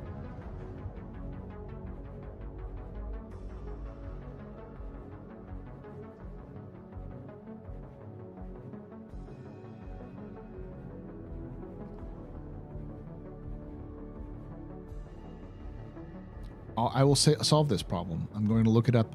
Wikipedia is not always a good choice, but let's do this. Zumwalt class destroyer is a class of 3 U.S. Navy guided missile destroyers designed as multi-mission stealth ships with a focus on land attack. The class were designed a primary role of naval gunfire support and secondary roles of surface warfare and anti-aircraft warfare. Class designed from the DD-21 land attack destroyer program as the DDX. It was intended to take a role of battleships in a meeting of congressional mandate for naval fire support. The ship is designed around its 2 advanced gun systems, AGS turrets, with 920-round magazines, the unique long-range land attack projectile ammunition. LRLAP procurement was canceled, rendering the guns unusable. So the Navy repurposed the ship's surface for surface warfare, starting in 2023. The Navy will remove the AGS from ships and replace them with hypersonic missiles. Land attack projectile, what is that? Precision guided Navy artillery shell.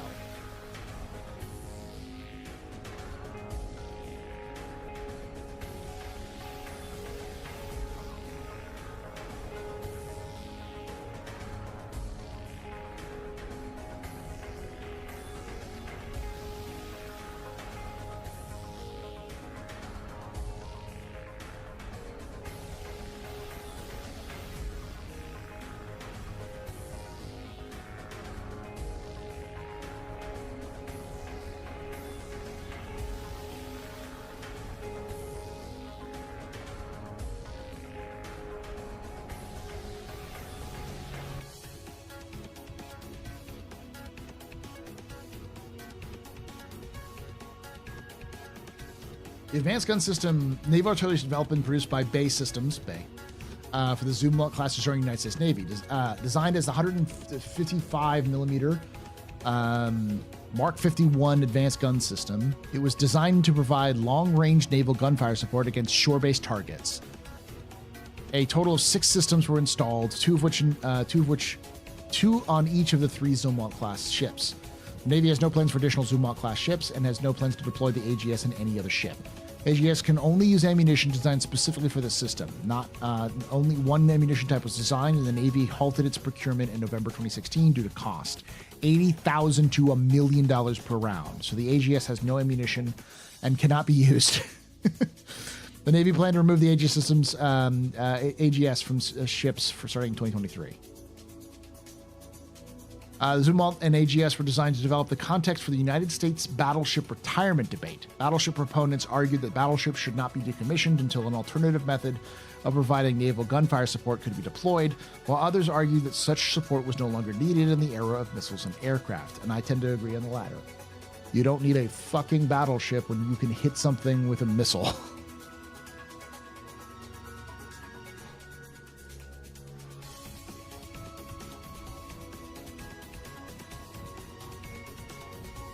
Good night, Oscar. Thanks for hanging out.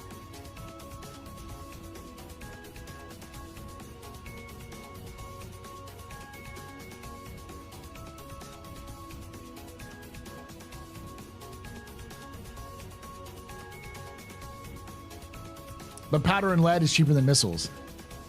Missiles are cheaper than that gun, apparently. What's the cost of a fucking hypersonic missile?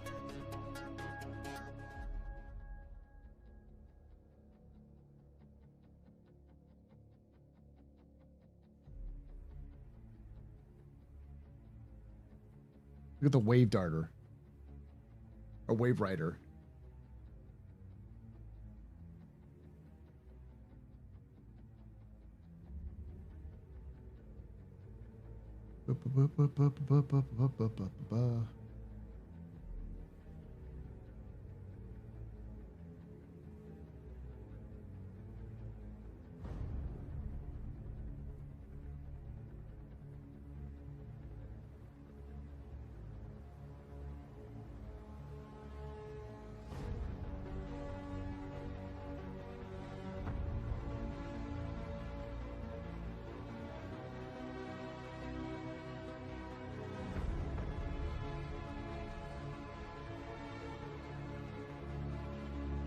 So about $10 to $18 million for a hypersonic missile.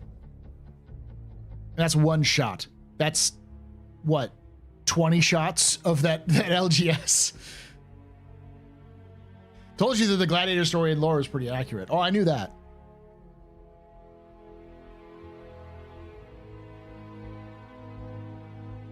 Yeah, each round is the cost of a Tomahawk. Congress won't let the Navy cancel the LCS program. It sounds like the LCS program existed because Congress demanded it. Kind of like how at one point the Army was like, we don't need to build more Abrams. We need to have different systems. And the military was like, yes, or the Congress was like, yes, but if we shut down the Abrams plants, we lose jobs. So fuck you, build more tanks. Have you not watched the movie Battleship? We need battleships to keep the aliens at bay.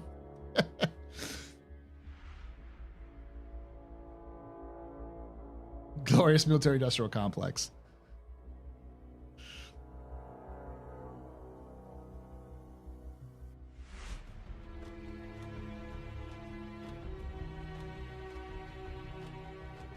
If you're interested, if you watched Pentagon Wars, there's actually a great video done by Laserpig that kind of breaks down the Pentagon Wars, that kind of refutes a lot of what the Pentagon Wars were saying.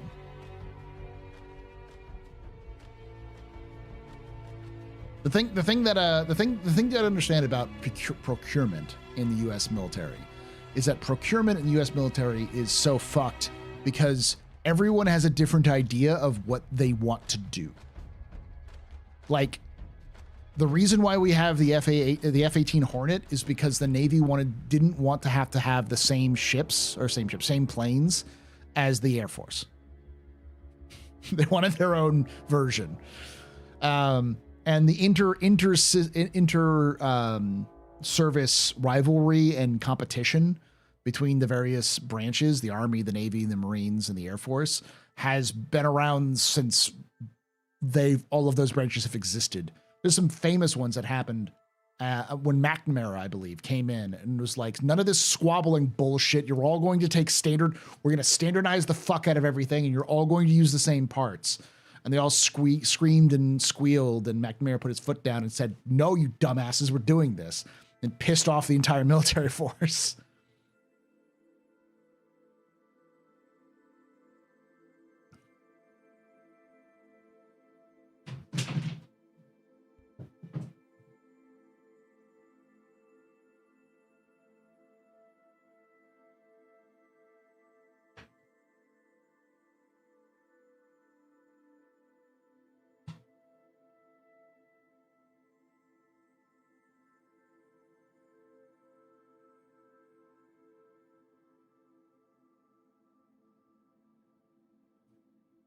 Yeah, and that's the thing, is that procurement is a political process, not a military process.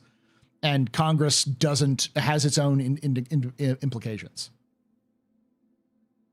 Well, it's also capability things. Once you lose the knowledge and know how to build the thing, you can't take it back easily. If you stop making tanks, you can't really snap your fingers and make them again for like decades. The thing was, if I remember correctly about the tanks, it was that the U.S. military, U.S. Army didn't need to build new tanks. They wanted to take some of that money and shuffle it over into other programs to help them with the modernizing the military more. You know, because like tanks are still important, but would you rather have, you know, the cost of a tank or take all that money and then invest it into anti-tank rockets, better munitions, better armor, better medical equipment, maybe even instead of building tanks, building attack helicopters or some other sources. And I think that was what was going on, because that's what's happened recently with the Marines. Like the U.S. Marines have gotten rid of all of their tanks.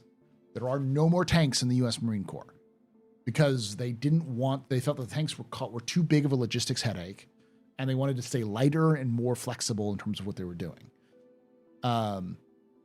That doesn't mean they don't have armored support. They do. They just don't have Abrams anymore. I think they still have Bradleys, but most of them is kind of amphibious stuff.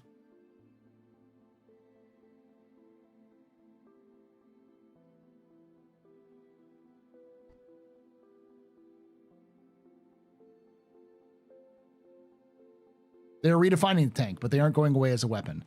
People laughed at the fact when I said in the beginning of my doctrine video for Star Citizen, I said war always changes, because that's reality. War does always change. War doesn't change. It doesn't stay the same. As much as like people like to say war never changes. I get the philosophy behind that it's really more humanity never changes. We bring our dumb shit abilities everywhere we go. It's the reason why you can read a document written by an ancient Han Chinese general from thousands of years ago about war, and it's like, oh yeah, most of this stuff still applies because human beings don't change. we are very, very much fundamentally the same as we were always.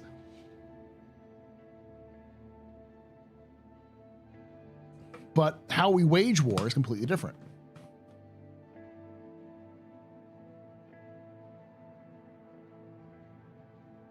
If you want a really reductionist, all war is trying to hit somebody with a solid object from a number of distances, but the details very much change. Yeah.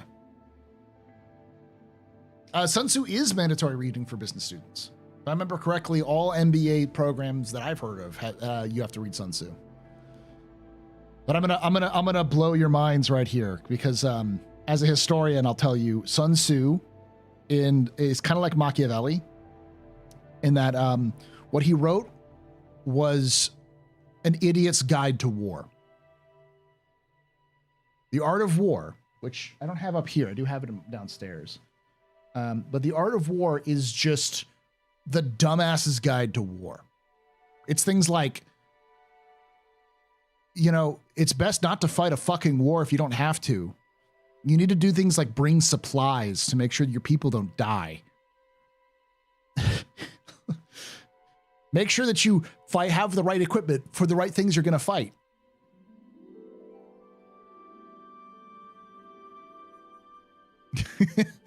It's like basic 101 shit, because it was designed, he wrote it for stupid lords who have no idea what the fuck they're doing, who just want to go to war. It's just it's a baby's book of war kind of thing.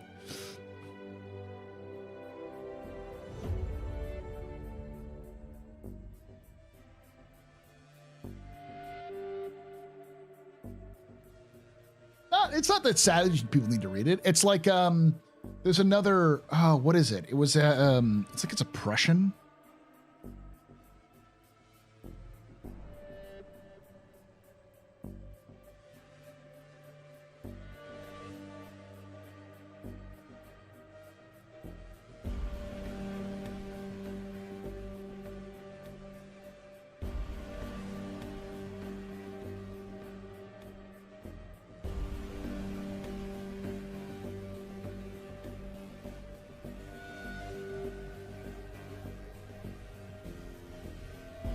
There's one that I keep see I see quoted a lot in terms of like how to fight wars. Another good one.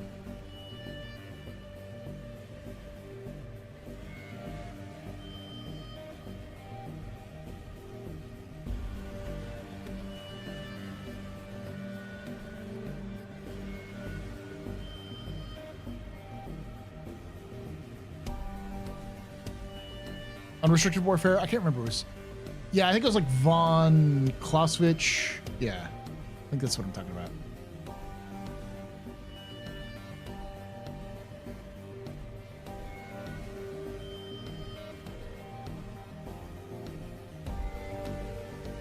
On War. Yeah, that's the one it is. Karl von Clausewitz on War. Yeah.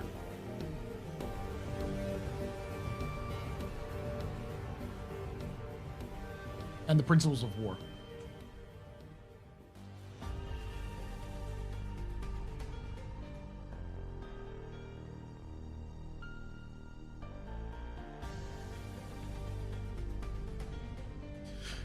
But it's like Machiavelli. Everyone needs to read Machiavelli at some point, and everyone should read The Republic at some point. These are seminal works of literature because they help us understand more about how we think, and because humans are fundamentally not different than we were a million years ago. Our brains still work the same way. It helps you understand a little bit more on what to not make the mistakes of our past. So, you know, like for instance, the Republic, Plato's Republic, is really about how to not fuck up a government. It's a critique on Athenian democracy and how democracies fail. And how the idea of enlightened republics would never work. If you are interested, if you've got time and you're interested in some of the basic 101 stuff, I would read The Prince by Machiavelli, Art of War by Sun Tzu, The Principles of War or On War by Karl von Clausewitz, Plato's Republic, Adam Smith's The Wealth of Nations, and Marx's Das Kapital. Those 6 books will teach you a lot about how humans think and how humans work.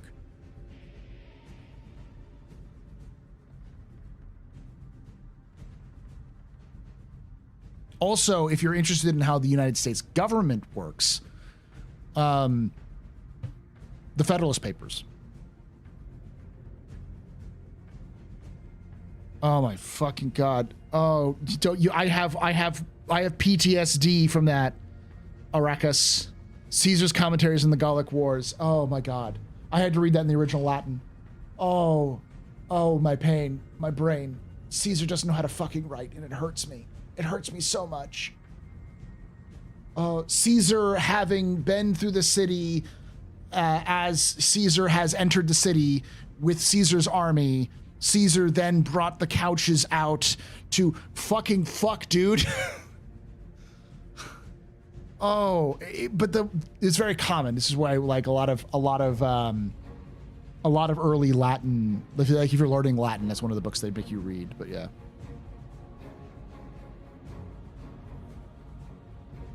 Oh no, I don't do. I've never kept up my Latin because I married a classicist, so she's my Latin translator.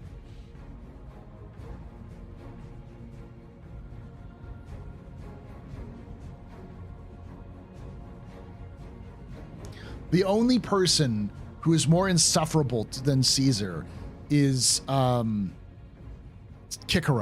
Cicero, motherfucker.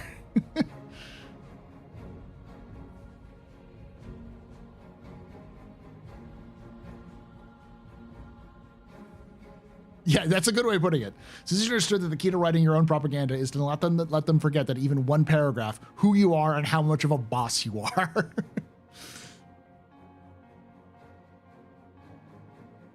No, Caesar was incredibly smart.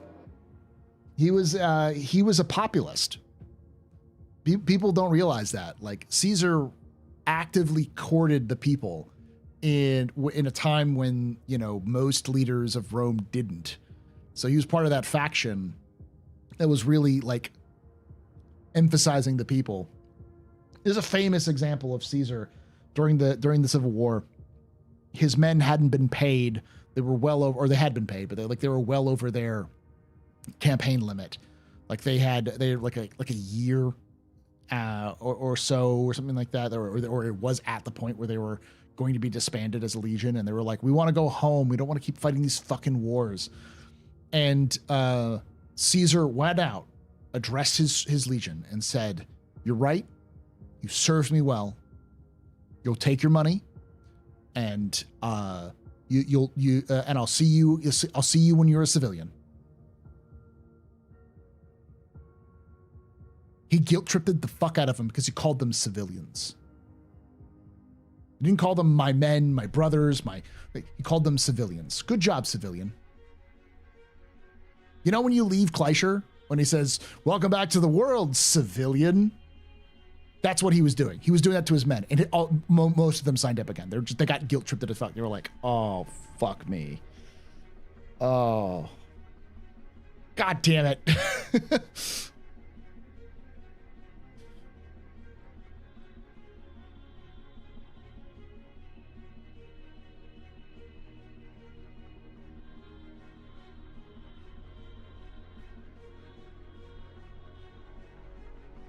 Cicero was the Hamlet of his day, just running around with a thesaurus and suing people.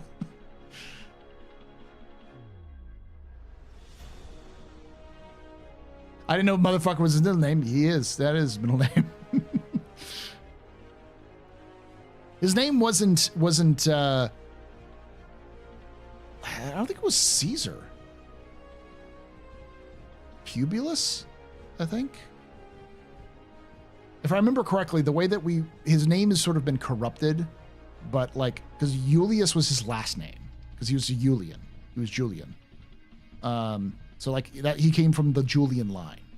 So, the kind of like Rome had sort of the background, the reverse thing.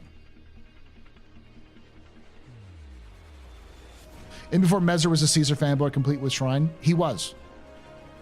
So I'm not even joking. It's explicitly referenced that he modeled the UEE off of Imperial Rome.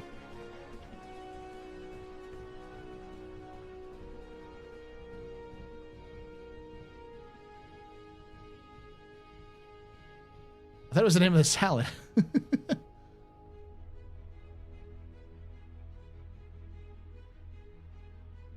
Let me see. What did it catch? Oh yeah, I'll do it.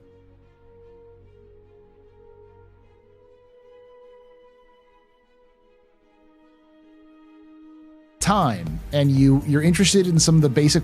Oh yeah. That's just like life lessons. All of those books are like good life lessons. You learn a lot.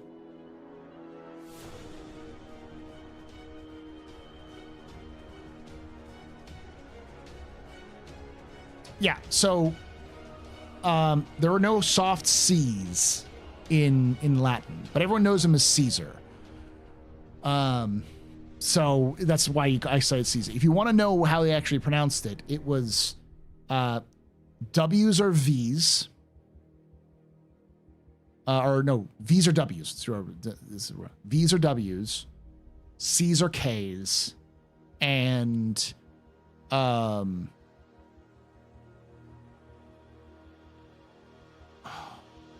yeah, I want to say Y's or J's or Y's. So, like, for instance, the famous quote of Caesar, Veni Veni Vici, Vici. It's not actually Veni Veni Vici, it's Veni Veni Take away Vici. my spaceship. You can take away my space suit. Kawis. You can even take away my space lasers. But you can never, Kaiser. Yeah. Ever take away my space game. And where Germany got Kaiser and where Russia got the Tsar.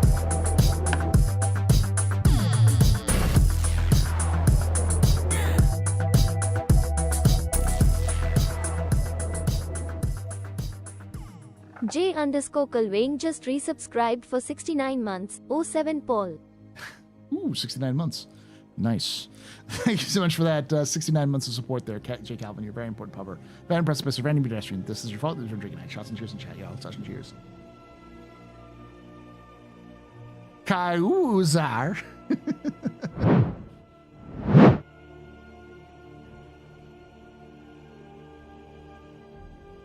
Call, make anything fun. It's always fun. It's like it's a fun little talking point. Don't be a dick about it. But when someone's mentioning things like Caesar and stuff like that, just be like, they didn't have soft C's. They spoke it in K's. And whenever you hear someone say Veni Veni Vici, you go, no, it's Weni Winnie Wiki. The V's were W's, which makes it so much more fun. It makes it so ridiculous sounding. Weni Winnie Wiki.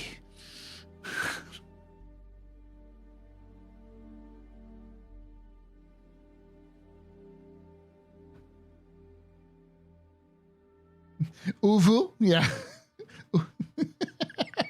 It's just so funny. Biblically accurate uwu. UVU. Yeah, Russia got Tsar from Kaiser.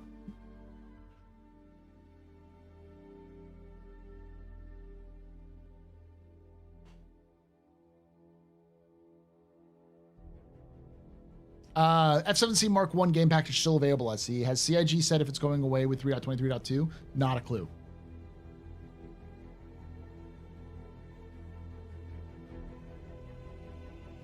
It's Expelliarmus. Cat would be cat. Yeah, exactly.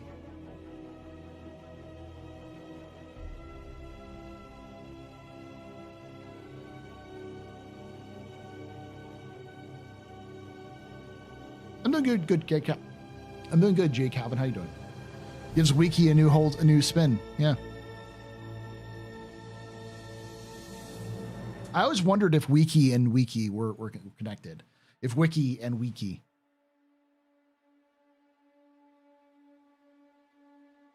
Because Weni means I went to the place. Weni Wiki.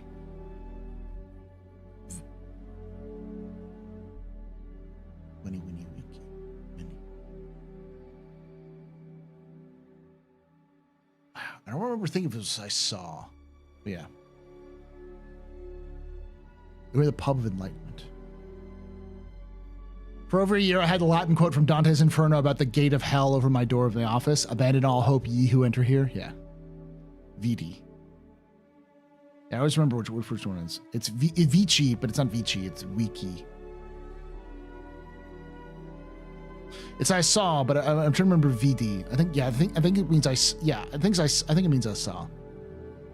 I'm remembering my Latin correctly. Weni is like I arrived. Weedy is like I observed. Not really like I see something, but like I looked around. It's like I showed up, I looked around, and I kicked their ass is the translation. It's always good when you like read the original translation of something. When you hear the translation, then you actually know the language and start breaking it down. You go, oh, that's fucking subtle. It is literally, we came, we saw, we kicked some ass. Yeah, we saw it kicked its ass. It's almost literally the translation. Shakespeare is better in the original Klingon text. Yeah.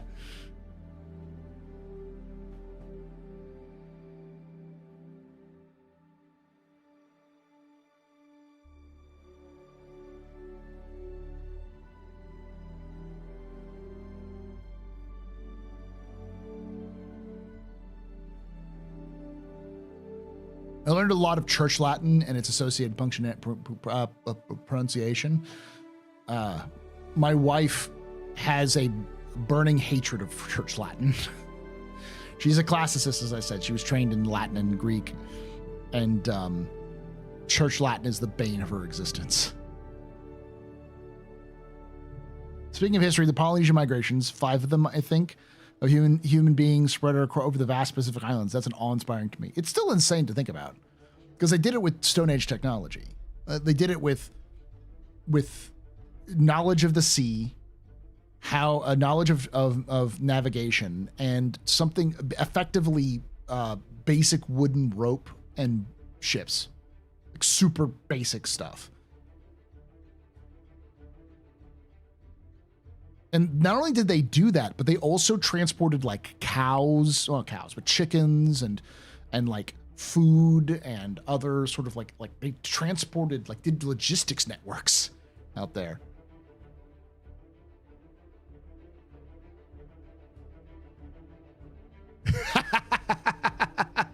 I get that reference there, Aimless. I get that. Sacrum Sparrow. It's kind of funny.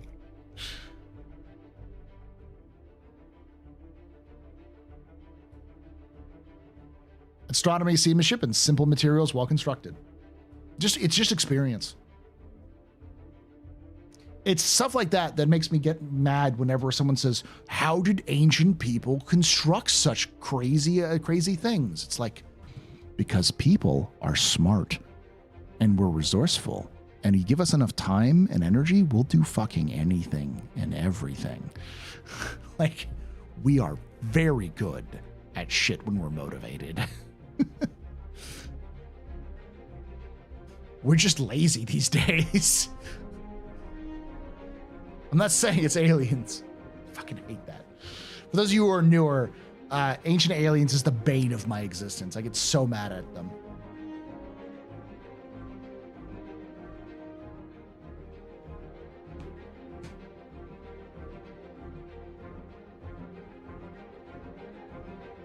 The thing is that we've developed technology to make our lives easier.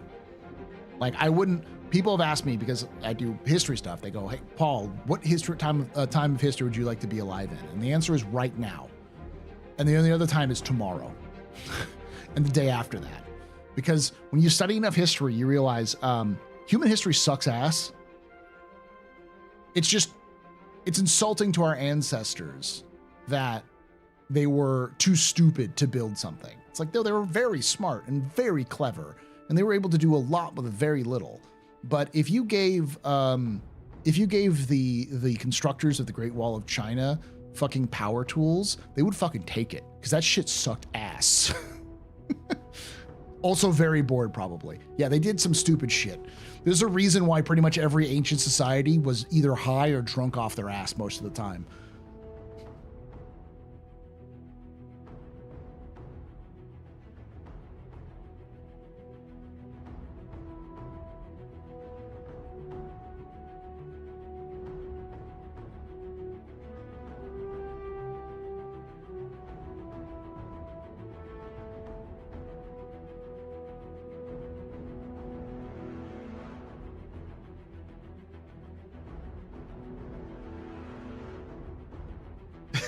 Drunk while working? Sounds like dwarf life in the old world. Beer was safer, it filled you up more, and it got you nice and buzzed.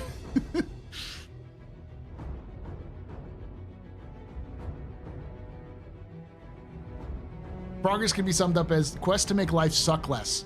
Yeah, that's kind of what life, that's what technological progression is to improve the quality of life so it doesn't suck as much and you're more entertained. That's it.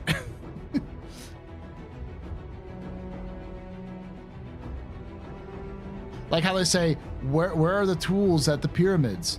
As if construction workers now just leave expensive Milwaukee tools laying around a job site when they're done. We actually have found them. They're in Middens nearby, but it's like you don't find Milwaukee tools laying around in right by homes or like this is the Empire State Building, but you might find them in a trash pile, you know, in a dump on Long Island.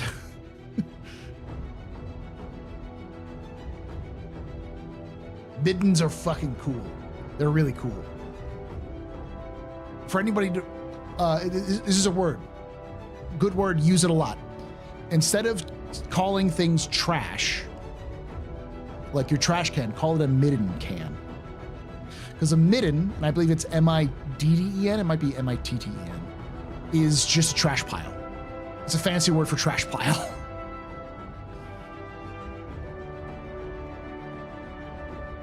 It generally means like old trash pile, but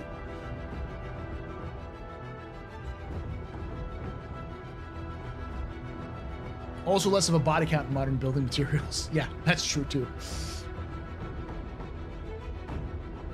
Y'all gotta remember, water treatment didn't exist until 1900, so water back then was way worse. That's why I love Middenheim and Warhammer. You can take away my spaceship. You can take away my space suit. You can even take away my space lasers. But you can never, ever take away my space game.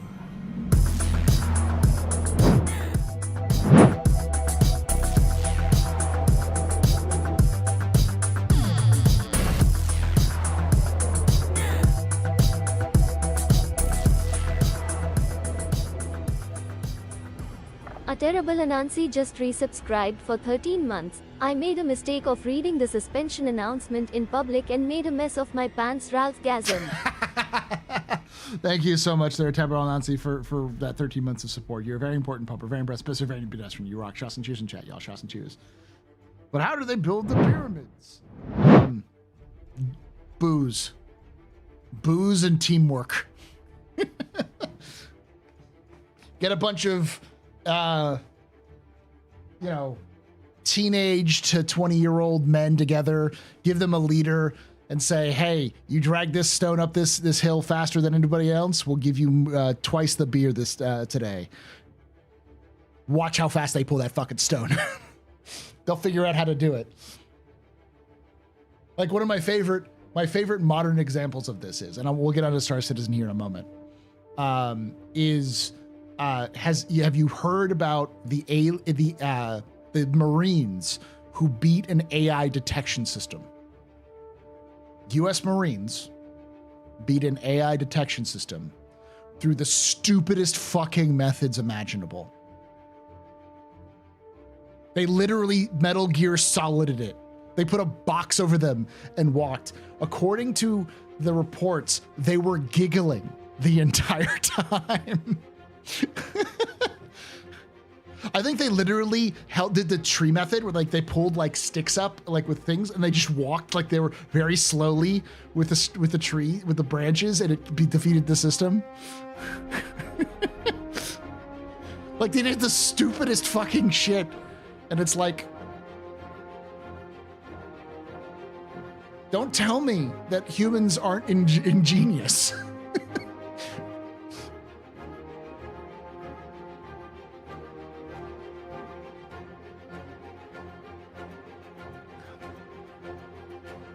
Talking with Tree 0311 a lot about the Marines and like about other Marines.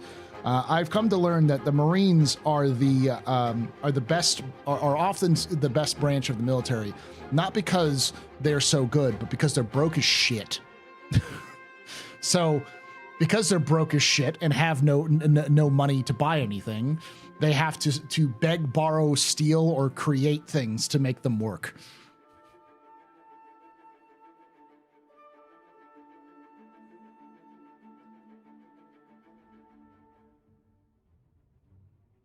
It's like defeating an AR detector by holding up a blanket. My rifle was older than I was when I was in. Yeah, we did very beginning. We talked about it. The very basic gist, and I'll show off the one. It is was they thanked everyone for the reports, and they suspended 600 accounts for 2 to 3 months. It's like 2.5 months from playing the game. I'll still stand by it's a ban. It's just a limited ban. It's a month ban rather than they don't call it a ban. They call it a suspension.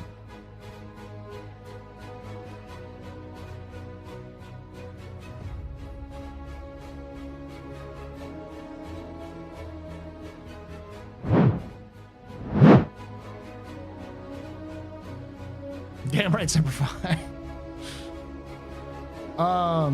Yeah, that's, what is it? I've heard a couple Marines call it like the ghetto branch, because it's like you just have to be very, very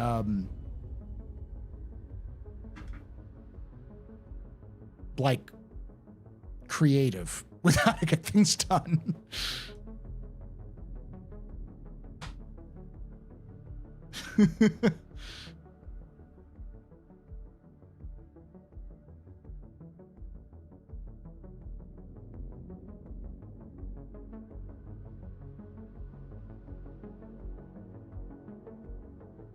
Is that why Marines protect the White House? I don't know why the Marines protect the White House, because it's not just the White House. The Marines protect all foreign embassies as well. I think it's just because by tradition, you're not going to move the army around, and the Marines are almost always available on a military ship. And so, at least back in the past, the main way of transporting people and goods was ship. So if you had a high-ranking official, say like an ambassador, you'd probably transport them on a military ship, or like a government ship, would probably be a military ship from point A to point B. And when you arrived at a location where you want to set up an embassy, you probably want protection. And the only people who would be qualified to protect that region are probably the people who are trained to use the rifles on the ship, who are the Marines.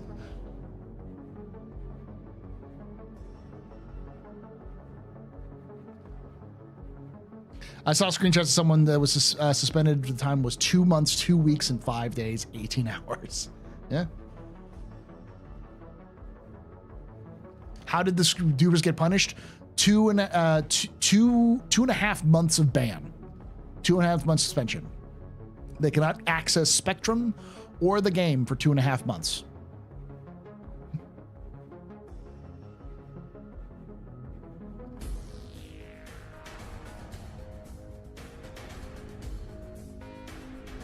Tie this back into Star Citizen. It's important to note that the Marines of the UEE are very different from the Marines of the of like modern US or any branch, because they probably share more in common with the Australian Marines, of anything. Because for those of you who don't know, the Australian Marines are a branch of the Army, not the Navy. And that's how the Marines started off in the UEE. They started off as a branch of the Army.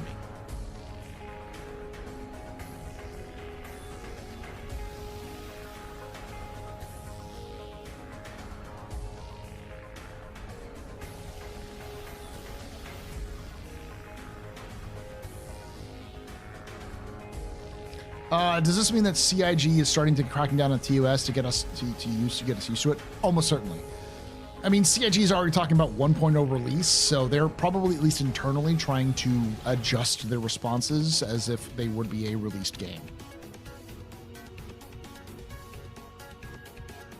Because yeah, duping is not a new thing. It's happened in the past, but this is the first time they've stepped in for this serious of a repercussion.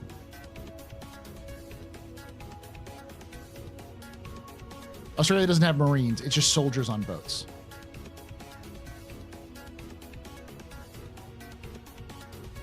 Isn't there, I remember somewhere saying, I want to look that up, because I remember it being said that the Marines, the Australian Marine Corps was an army branch. But yeah, basically like soldiers on boats.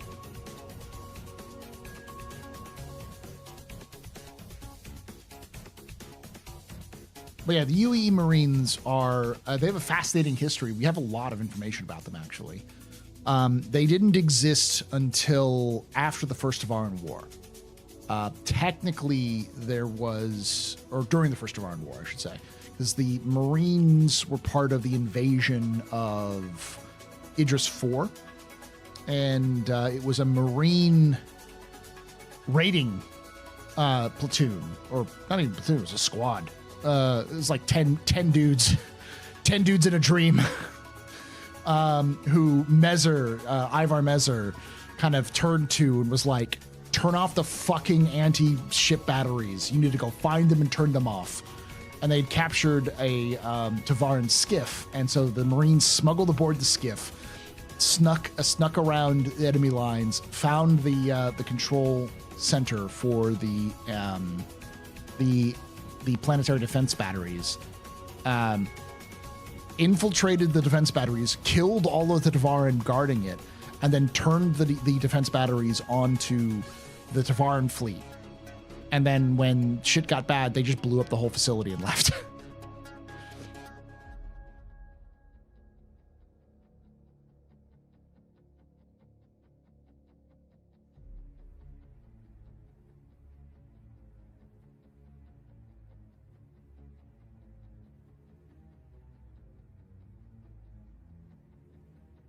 I think the suspension is appropriate. Yeah, it's not a full ban. It's a couple of months, and it sends the message of don't do this.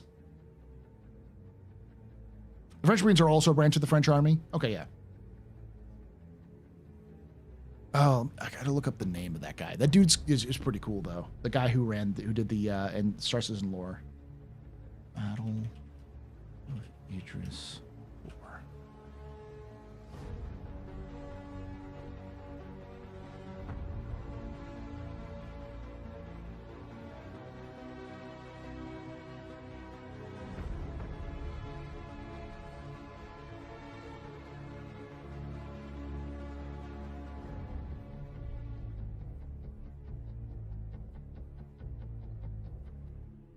Adam Core, Sergeant Adam Core.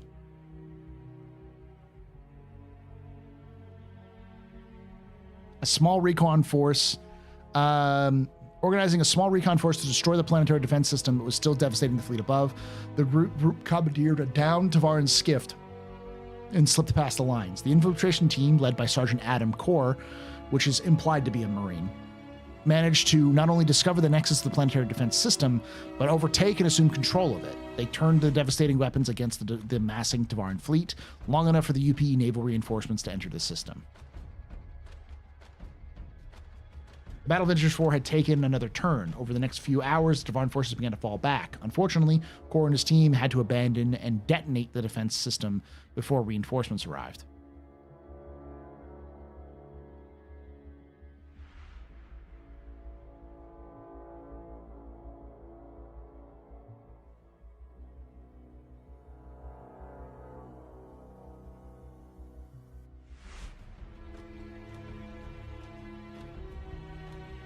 I think that's the point too, but less so.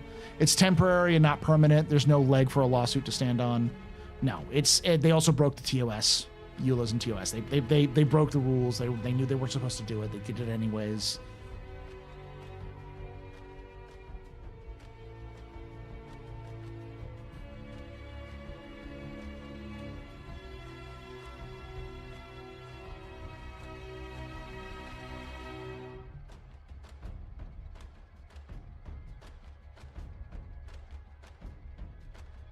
Australia had the Z-Force in World War II that were a precursor to SAS. They used kayaks, lay mines in Singapore Harbor.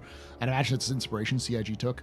Yeah, the Marines are very special forces oriented.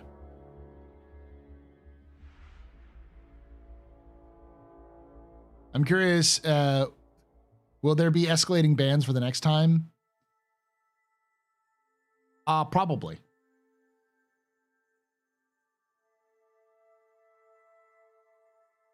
All right, so we're going to do a quick capsule. We're going to do it on the Ironclad and the Q&A for the Ironclad. And then we're going to do the Squad for 2-month report.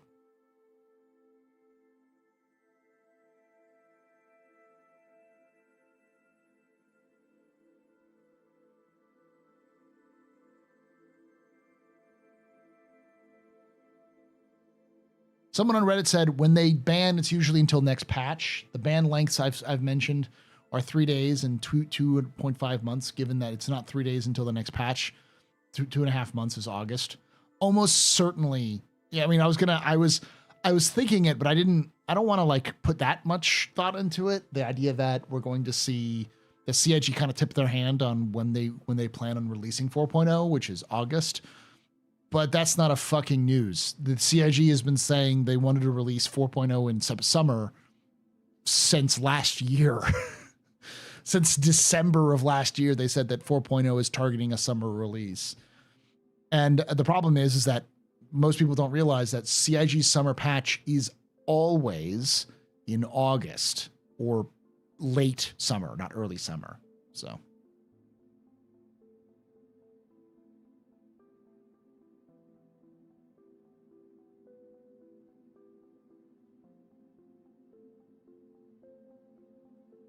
I have a feeling it's going to be a bit delayed. I do not think it's going to hit in August. I think it's going to hit in September. I think once 3.23.2 comes out fully, which I think the Evocati is being released tomorrow for 3.23.2. I imagine it's going to be accelerated. So I think probably by first week of July, we're probably going to see 3.23.2 out. But then I don't think we're going to see another patch until 4.0.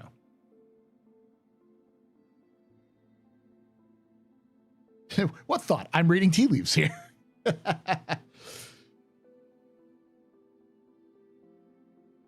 So no ETA on 2.0 Evo actually. Oh, I thought there was an update recently that said they're shooting for tomorrow.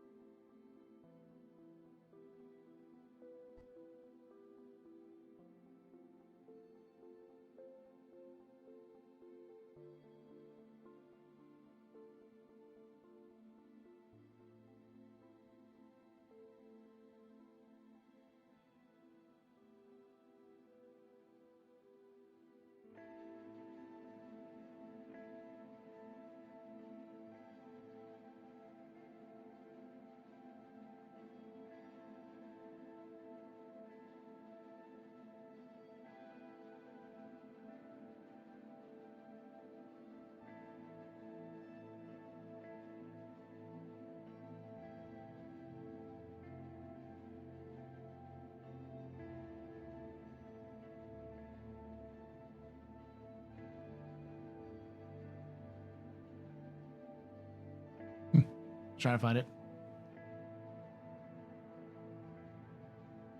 Is there this a 2.2 will be out next week? Yesterday, I believe. Okay. But Waka said they're working on it when it's ready with 2.2. Okay, yeah. Now that I saw, they said Thursday, Friday for 1.8 live, which ended up being tonight. Yeah. As my pappy always used to say, duper's gonna dupe, pooper's gonna poop.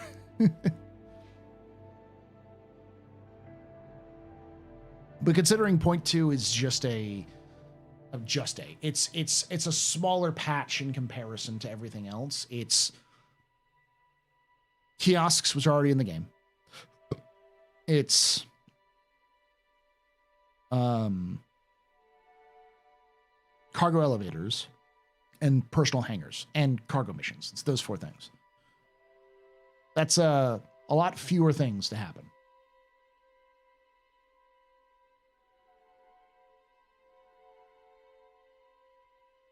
Gas, just it has hangars. Yeah, I know. It's a smaller change than the physicalized cargo.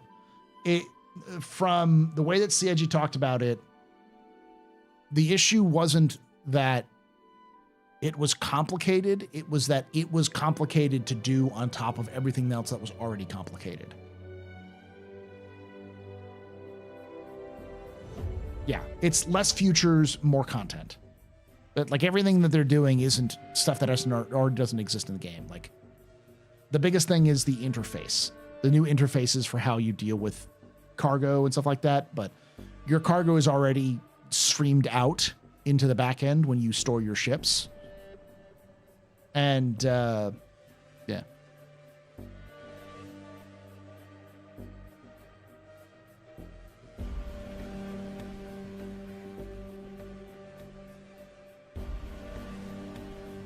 They made some game engine changes at half the latency with 0.1a.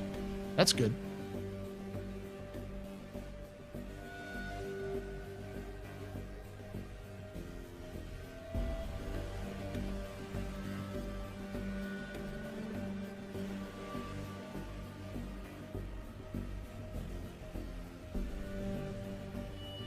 All right.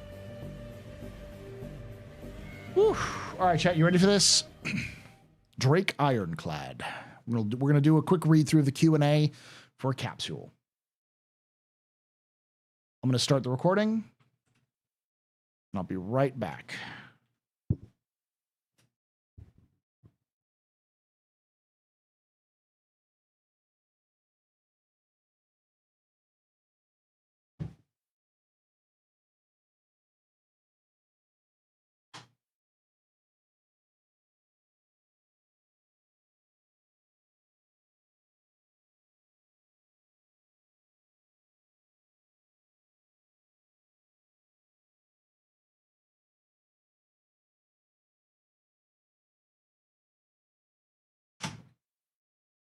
All right.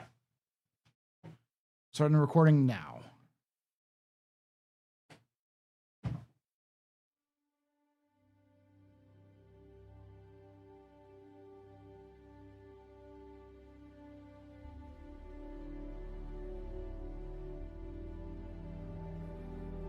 Oh, howdy, y'all. Welcome to another Office Hours. Capsule. That's right. Capsule. This is a small section of my Office Hours live stream I do on twitch.tv/TheAstroPub, youtube.com/TheAstroPubLive at Thursdays at 8 p.m. Eastern, 5 p.m. Pacific. Love to have you come down live and join chat here as we talk about Star Citizen lore, news, and more. Yeah, chat's lying to you. But the reason why I have my Drake hat on is because it's Drake time, baby. We're going to do a Q&A read-through of the Drake Ironclad. Why? Because it's one of those ships that was very popular during the IAE, and there was a lot of questions that were to be had that were answered through this Q&A. So join me as we read through the Q&A.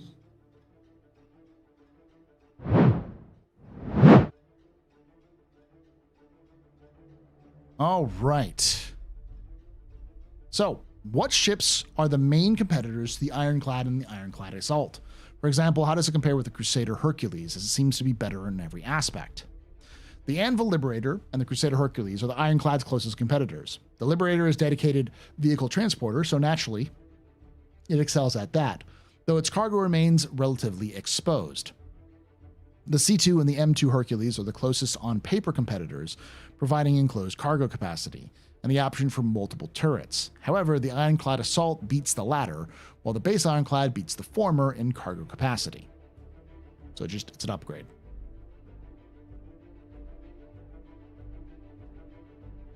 Can the Ironclad be used as a mini carrier? And what is the biggest ship that it could fit in the retractable roof? It can. However, the cargo bay is designed for cargo metrics, so it doesn't conform to standard hangar dimensions, with the current maximum dimensions being 40 by 21 by 7.5 meters. So that would put it, if I remember correctly, at a single very small ship.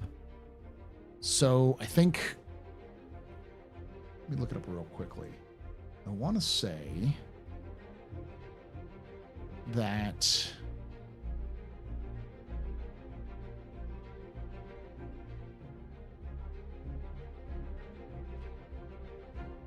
all right, to give you context, I'm going to look up the Freelancer. The Freelancer's length is 38 meters, its width is 23.5 meters, and its height is 9.5 meters.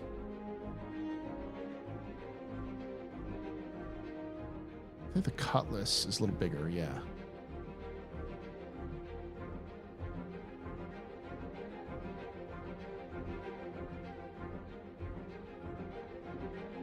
So the Hornet would scrape the roof. The Hornet is 28.25 meters length, width 25.5 meters. So it's actually too big for this length as well. So you're looking at a cutter, maybe?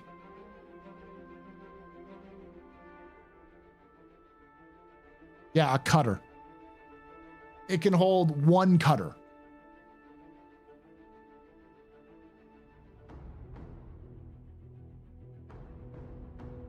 Maybe $1, yeah.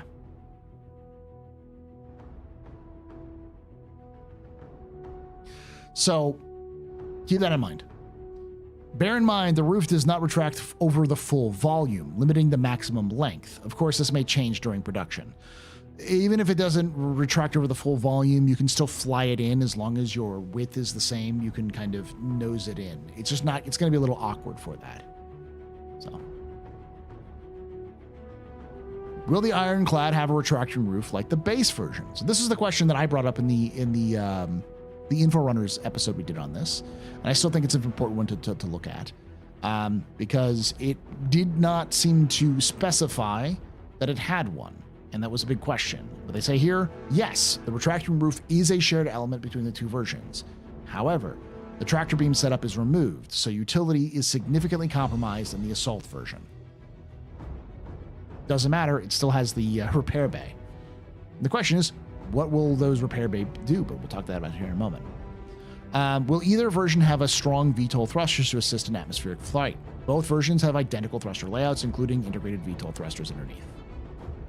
Is there any armory in the Assault? An armory isn't shown in the Assault cutaway, but during production, we'll be looking at the best place for one, likely in the front central area where the secure storage is on the base Ironclad. The Ironclad Assault has a repair bay as an installed feature. Is this bay going to be able to repair more than just vehicles? For example, could it repair ship components as well? Yes. Repair facilities are not restricted by type, but more by volume and resources. We'll discuss repair and crafting in more detail in the future, as it's a topic more expansive than this Q&A. So, this confirms that the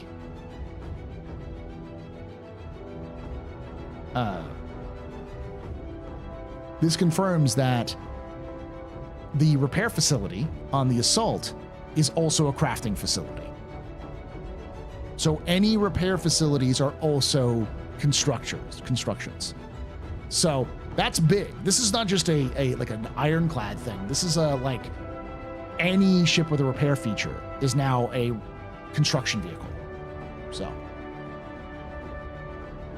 how will the self-destruction feature work on the Ironclad? Can I initiate self-destruction in the command module and detach and fly away, or will the command module also be self-destruct mode?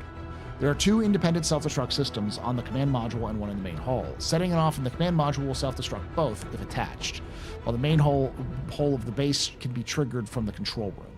Okay. More guns, no tractor beam, as well as an armory. Yeah. This is another interesting one. Is the command module shared between the Ironclad and the Caterpillar? They looked almost identical. The answer is they are compatible, but the Ironclad's module is a redesign from the original Caterpillar, one that retains a lot of its features. So they're 2 separate versions that you can swap, which is neat. If you detach the command module, does the Ironclad become a flying brick, or can you still steer it from the ship after? The Ironclad is exclusively flown from the command module. With it detached, the main hull can no longer fly independently. However, it retains power, cooling, and other functionalities like tractor beam control and self-defense. So you can't control it, but you could use all the functions on board. So you could do something like land an Ironclad Assault onto a planet, detach the command module, fly away, and you've got yourself a base module. Because it can build and repair things. You can drive things on and off of with your vehicles and get them replaced. All of the functionality of that core area is still there. It just can't move. It becomes a drop base. Yeah, that's good putting it. How will insurance handle the detaching of command module and loss of a main ship? We're currently working on how insurance will work with the Ironclad. We'll talk more about this subject closer to the ship's flyable release. Will the command module have a quantum drive? Yes, there is a quantum drive aboard the command module to facilitate independent quantum travel. Is the ship's quote-unquote heavy armor actually heavy? How is it represented in game, as armor isn't a thing yet in the mechanics? Relative to other ships of its size class, it's heavily armored, and that implementation will be appropriate to the mechanics in place at the time of launch. Basically meaning that this is not coming out until armor is in, and armor is at least a year away, if not longer, which makes sense. Is the interior turret a tractor beam or defense turret? The interior turret at the rear of the cargo bay is a defense turret, which is another interesting thing. And now you have a gun inside of your ship, a turret you can operate inside of your ship to fight off boarders, which is an interesting addition. Does the Assault have tractor beams? They're listed on the basement on the Assault. No, the Assault trades all its tractor beams for more firepower. If you still wish for the tractor beams around on board the Assault, you should bring in either FPS tractor beams or a tractor-capable ship. 315p, baby. How will gravity in the cargo bay be handled? Will this Caterpillar have an air shield over the top like the Caterpillar has in the front, for example? If someone is EVAing near the top of the ship to help load cargo, it seems like a great way to fall inside the ship and get a T2 broken leg injury. Sounds like a Drake design feature. There is no air shield at the top of the cargo bay. Once opened, it vents the void to space, and care must be taken in scenarios listed. Some people thought that this might be an indication that there will be a air shield in front with Caterpillar. No, I think the air shield's idea from Drake is gone, but that would be a good thing to ask. And that's the last one. So, there's a lot of information we can glean from this, not just from the Drake Ironclad, but from a lot of different things. Like, for instance, repair now also means crafting. So any repair ship is also a crafting ship. Interior defense turrets. When this is going to come out is after armor is in. The command module is swappable between the Caterpillar and the Ironclad. And the Assault does, in fact, have a roof that you can retract. So that is a very neat, tidy sort of thing, and includes some straight-up confirmations of gameplay in it, too, which is nice. There are some questions, like, for instance, can we buy the command module separately? Because, for instance, if you are using the Caterpillar, and you have the Caterpillar command module, the Caterpillar command module comes with a tractor beam.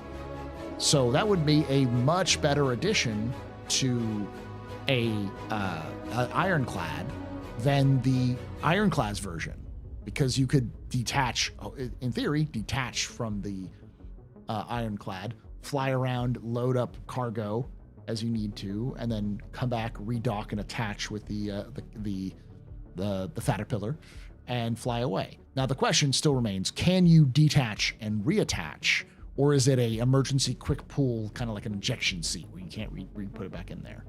So there's still some questions in there as well.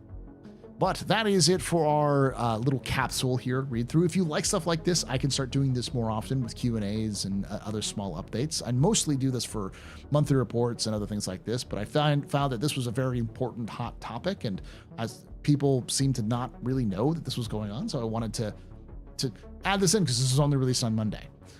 As always, if you enjoyed this content, make sure you hit that like button, subscribe for more content like this, and hit the bell icon to be notified when these release, and of course when I go live, which is on Wednesdays, Thursdays, Fridays, Saturdays, and Sundays.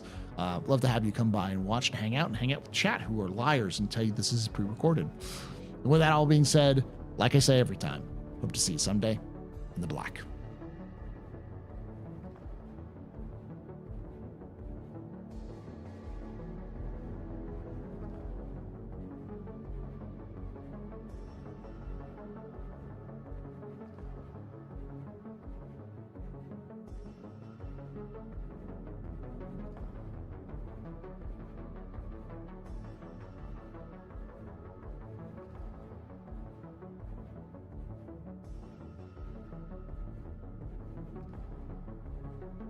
I hate your chat. To be fair, what they are watching is in fact pre-recorded, but it was recorded live in front of a studio audience.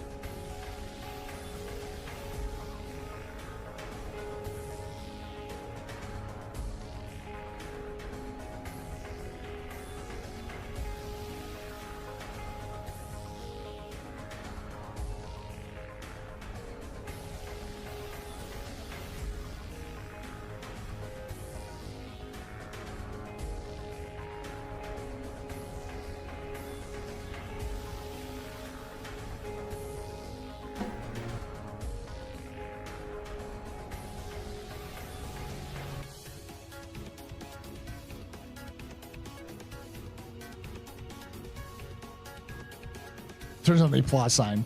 Paul, how many command module carry?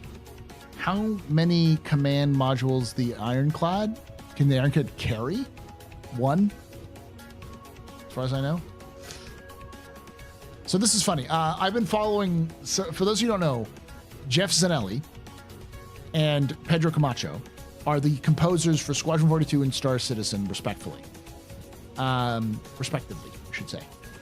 I'm saying respectfully.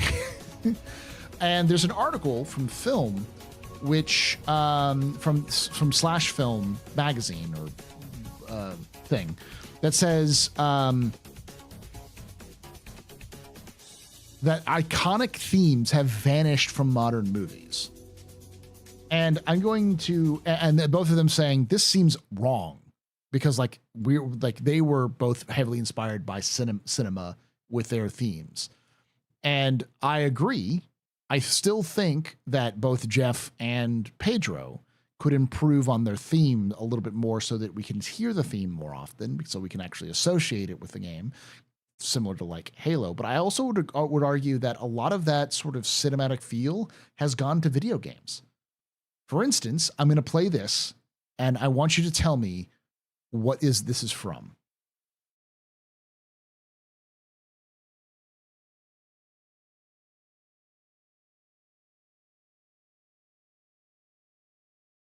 What is this?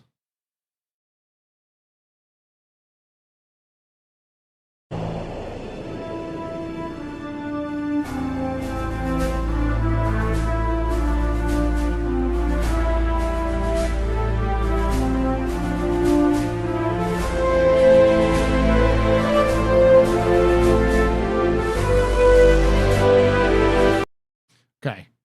Yeah, Metal Gear Solid. All of you knew what that is right away. How about this?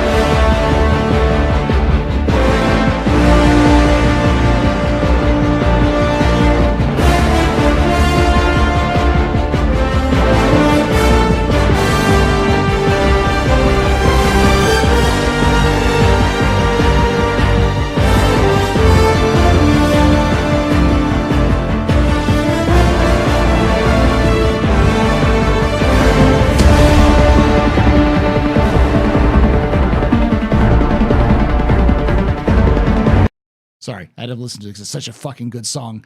It's such a good song. That's the Helldivers 2 theme, yes. How about this?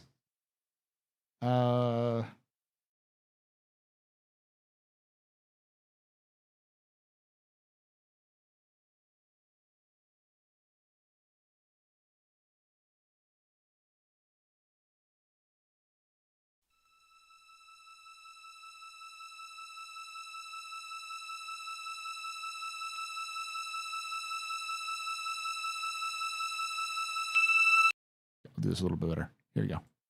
This one's better.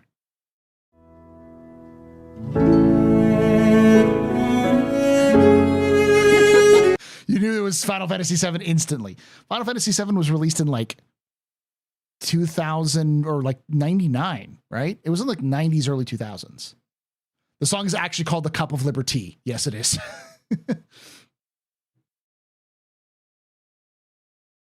99, yeah. So like, I think the answer is that a lot of film tracks have exported their music, and a lot of the classic way that you would do a film score is no longer needed because there's really not a need for recurring motifs and stuff like that in film. But in games, because you play the game so much, and you might come back to the menu, or you might have to like a staging zone or something like that.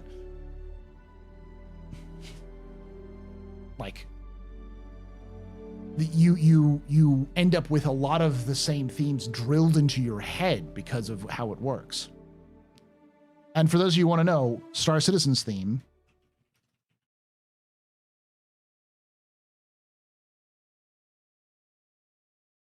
is this.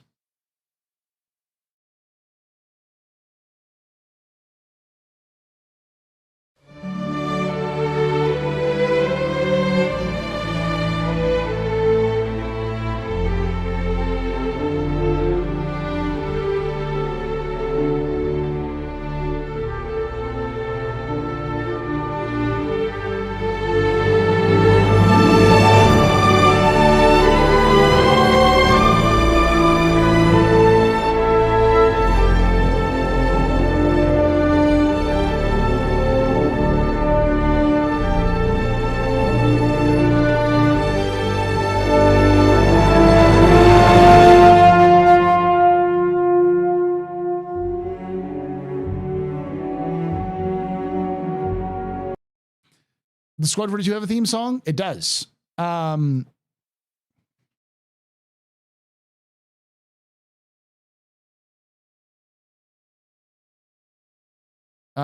there is, this is an old version.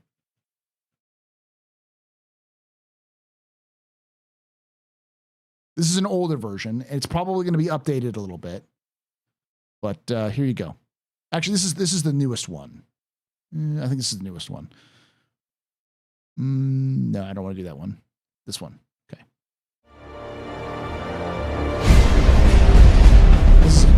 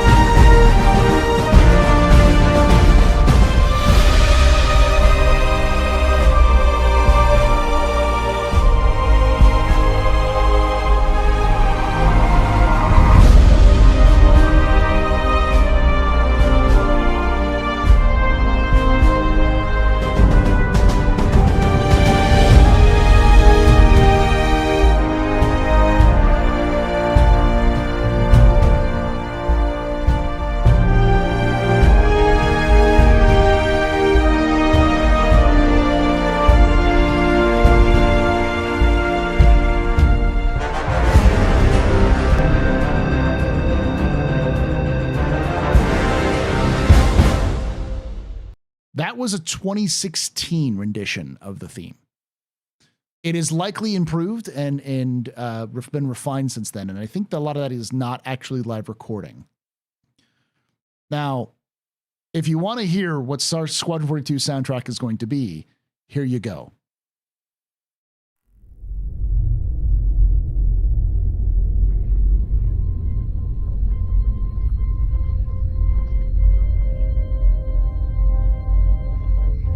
This is a little warbly because they try to cut it out from the I Held the Line trailer.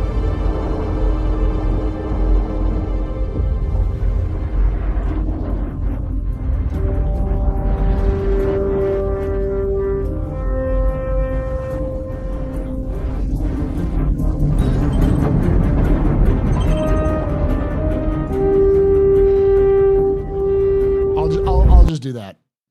I'll just do that so you can listen to it.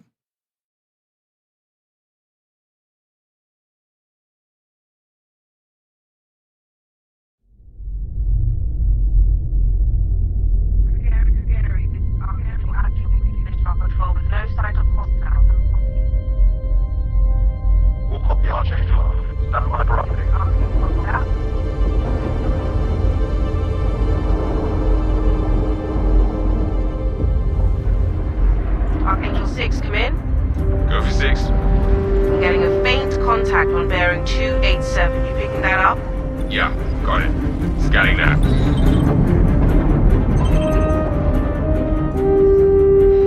We're clear. commercial vessel out of Vegas 3, provided that the civilian traffic is restricted under lockdown. Copy that.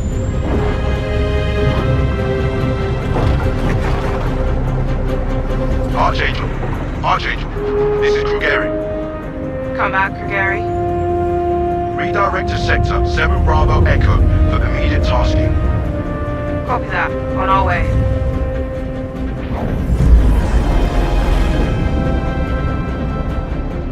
This opening is close to Wing Commander for our opening? Yes, for a reason.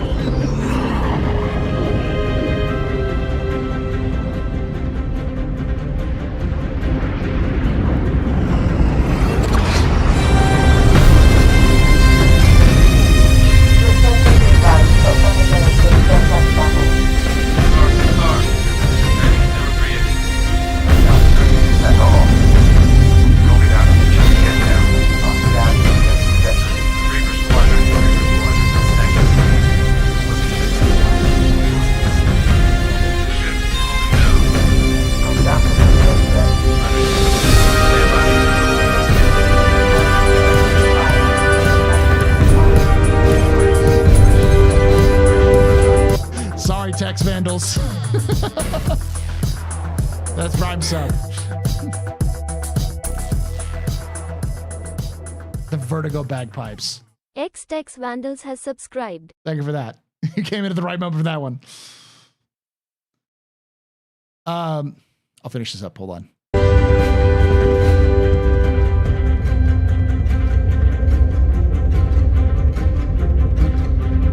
Fun fact. That is the UEE Navy theme. I'll pull it back so you can hear it again. This is the UEE Navy theme.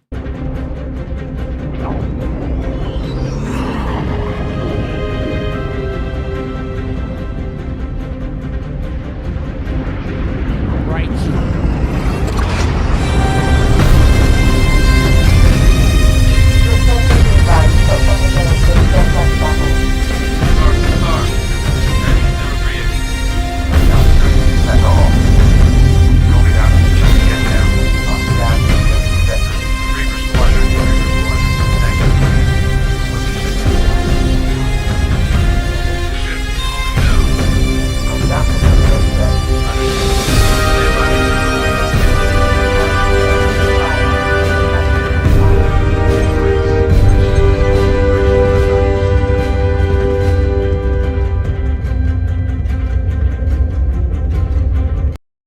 That is the hymn of the UEE Navy.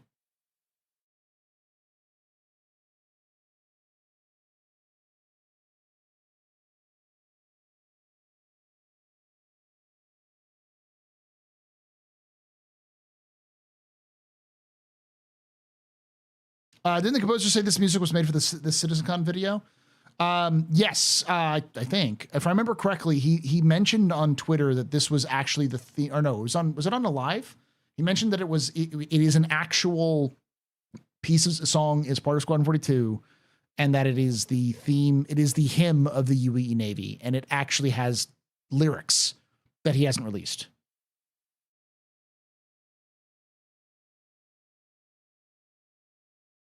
My only thing I can it reminds me of is this is patriotic, jingoistic patriotic nonsense. My brother in Christ, it's working triple the fleet. play that them bagpipes at every fucking sports event, and you will see us 4 times the size of a space navy.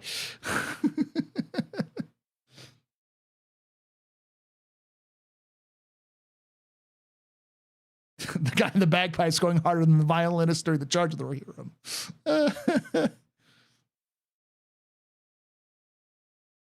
Yeah, this is not the final, though. It's also digital, so the final will probably be orchestrated.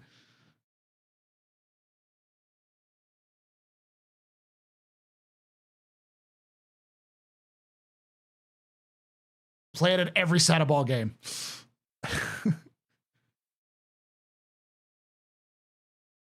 And I'd also like to remind people that this is Jeff Sinelli, the composer behind the Pirates movies.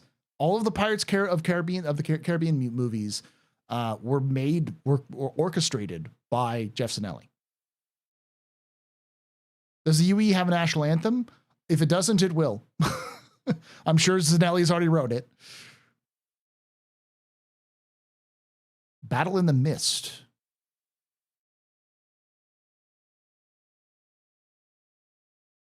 I'm just an old-fashioned cowboy.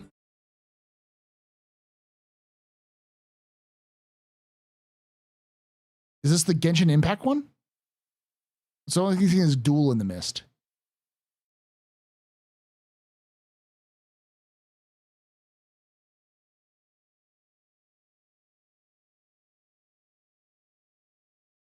Oh, this is Pedro Camacho. Okay, yeah. This is another song you've heard.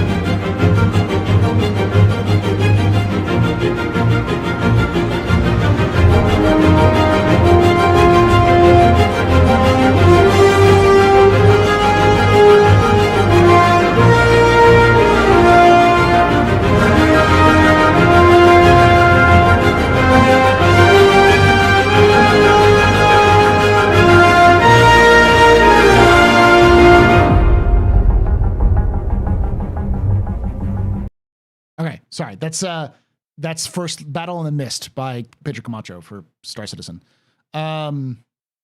So it's fun because Pedro we're talking about why the discussion started because Jeff and Pedro were both talking about a tweet by kind of an interview by Slash Film, which talks about the death of iconic soundtracks and themes in movies. And both of them are like, they're fucking wrong. And it's like Jeff Zanelli wrote, he's a pirate. Let me give you an example. When I say Jeff Zanelli made the Pirates of the Caribbean soundtrack, he made all of the later ones, but he was involved in the very first one. I will show you right here. This is the song he did for Pirates of the Caribbean.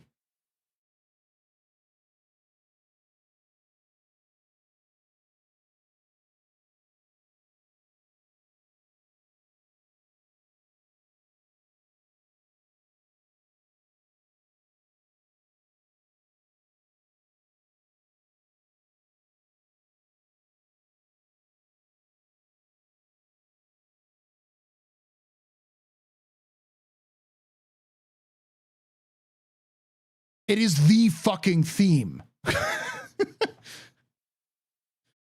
It is the theme. It's from Pirates of the Caribbean, the first movie, the Curse of the Black Pearl.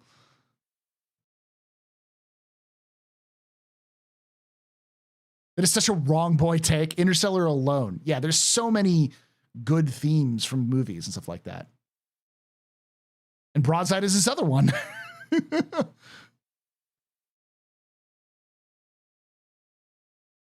So to give you the context, the guy who wrote the Pirates of the Caribbean songs is writing the Squadron 42 soundtrack, which is why those pipes hit so fucking hard.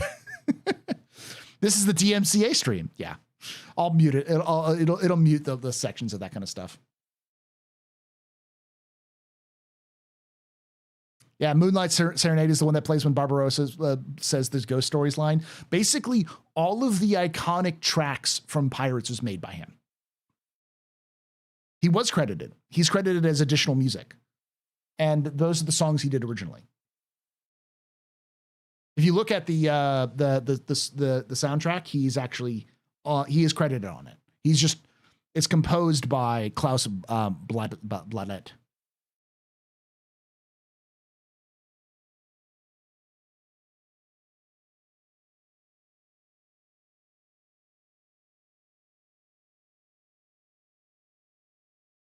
Yeah. But if you look at IMDb,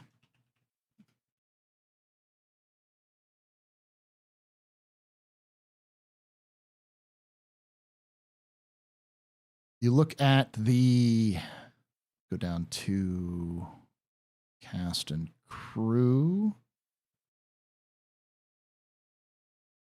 go down to music. Where is he? Is he under additional? He's under the sound department, I believe.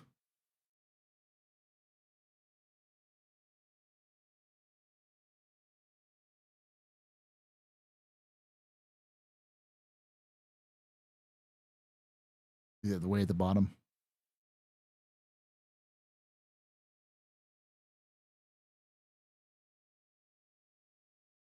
Music department. He's under the music department, I believe.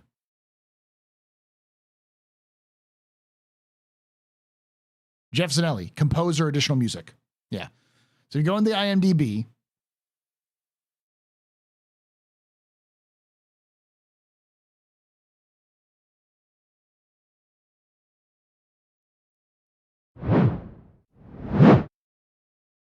That's the wrong one.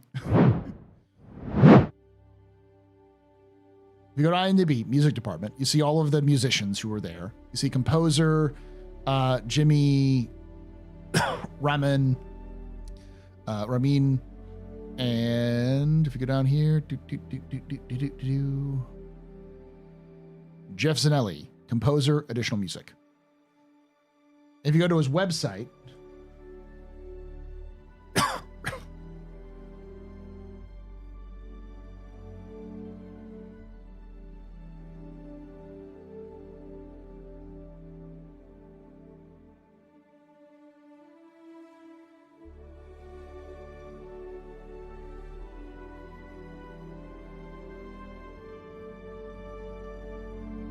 this is the additional music he did. Broadside, Moonlight Serenade, The Curse, and He's a Pirate. Literally the most iconic tracks from the first Pirates movie. And he's one of the only people to have come back for all of the Pirates movies, because he composed most of the later Pirates movie soundtracks. He also did the music for Last Samurai and Pearl Harbor. Additional music, yeah. You can actually see all of his projects right here. Actually says Star Citizen on there.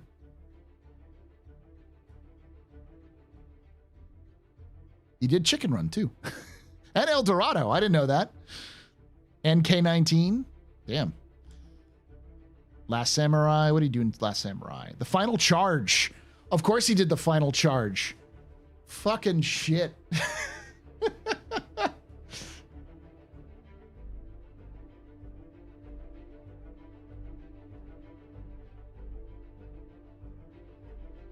Did he do the fucking bombing scene in Pearl Harbor?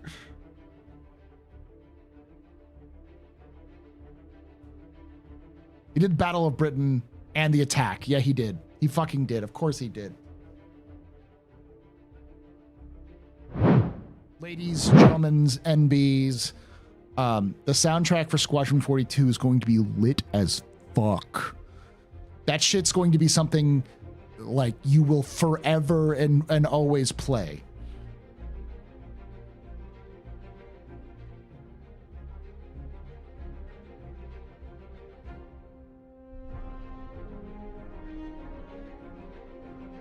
And it's really interesting because if you see him talking about Star Citizen and Squadron 42 on Twitter, he talks about it a lot, but he also is really he's really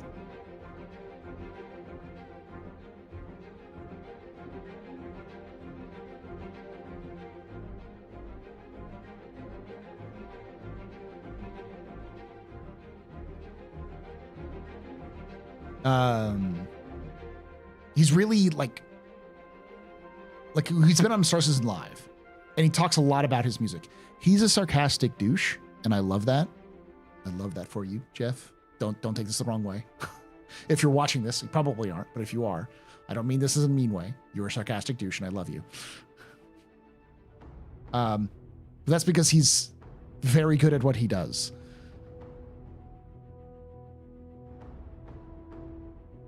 And I find that a lot of folks who are very, very comfortable with what they do can be very, not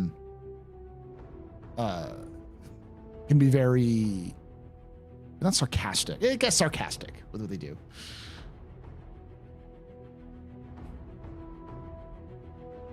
But yeah, so to give you an idea, his first movie that he scored was Ants. He did El Dorado. He did Chicken Run. He did Hannibal. He did Pearl Harbor, The Time Machine, K-19, Equilibrium, Shrek. And he did Matchstick Men. And then his first video game that he scored that he has listed on here is Champions of Norath, Realms of EverQuest. Let's see, what else did he do? He did Pirates of the Caribbean, Dead Man's Chest, at World's End. He did the Hitman movie. He did Outlander, which is probably where Chris knows him because Chris Roberts produced Outlander. So that's probably where he met Jeff. He did Angels and Demons. He did Gamer. He also did the DS version of Call of Duty Modern Warfare and the DS version of Call of Duty Black Ops. There's your Call of Duty connection. And the DS version of Call of Duty Modern Warfare 3. He did the Justice League. Maleficent. Fear. It looks like he hasn't done that many video games, at least that he has on his website. But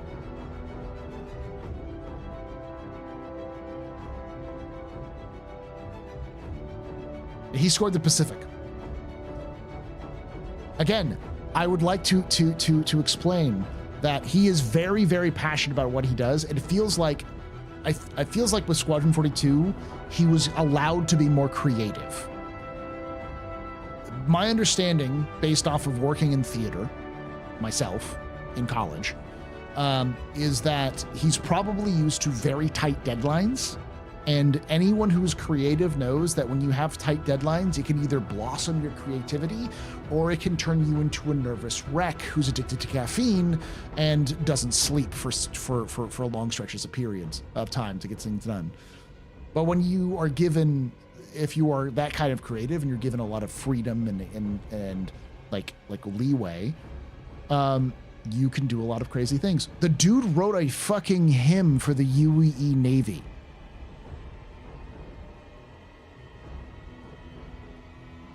For the UEE Navy. He wrote the hymn, lyrics and everything. Did he have to do that? Of course not. Did he do it anyways? Of course he did. That's all you need to know about like why Jeff Snelly is based.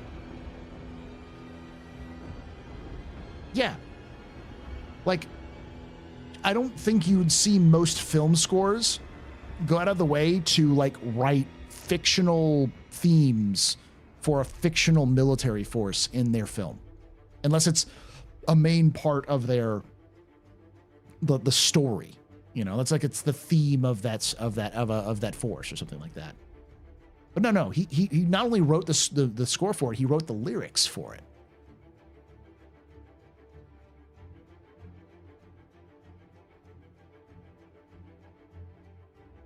So CIG just has the equivalent to Bungie's former Michael Salvatore, who did all the Halo themes and most of Destiny themes, effectively. I mean, he's been really talking about it, and he's been talking about it recently, which means he's probably working on. We'll be talking about Squad 42 here shortly because it's a nice tie-in. So I'd put up there with Jeremy Soule and Bear McCary for quality of music, and it's it's really funny, Minstrel. He's friends with both of them. He's friends and has worked with both of them. He mentions them in his tweets sometimes. Yeah. Like, it's clear that the Navy theme, the Navy hymn, is inspired by Bear McCreary's work on Battlestar.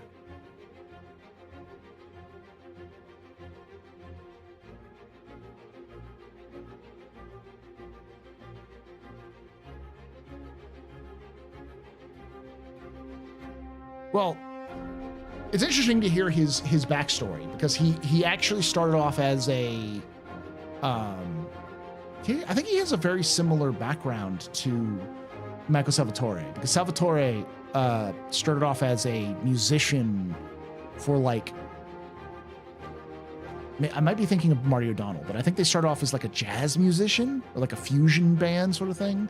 I think he started in a similar way, where he didn't just jump into scores. He was doing other things and then fell into scores to do music. So, but yeah, if you have Twitter, follow Jeff Zanelli on Twitter. He talks a lot about Squadron.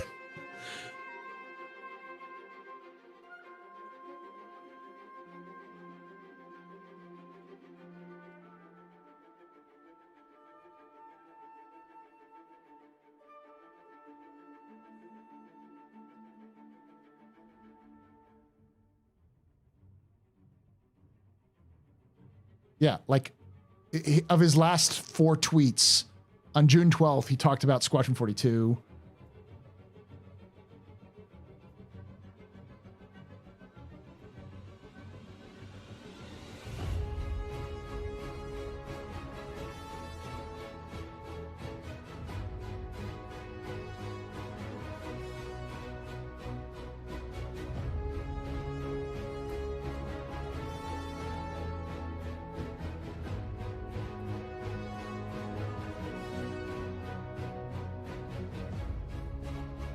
He talked about Star Citizen on June 2nd. You retweeted it.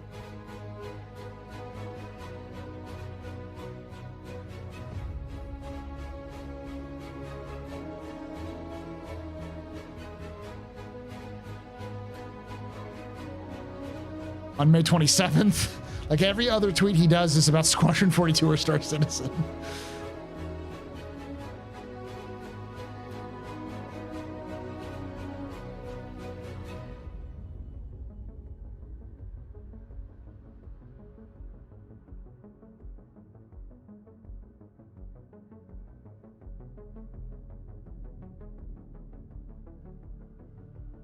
Like, every 4th tweet.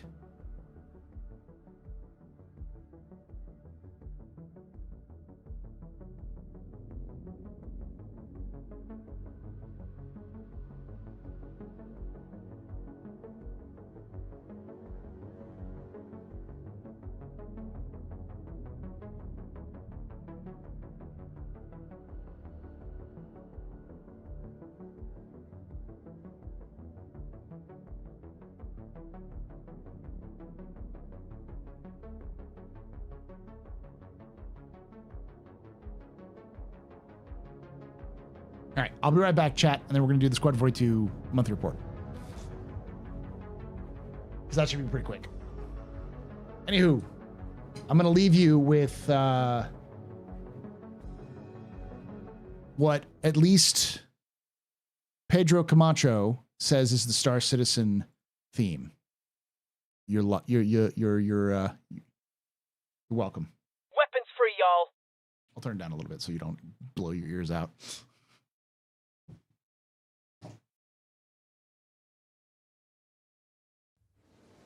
Drugs. To democracy!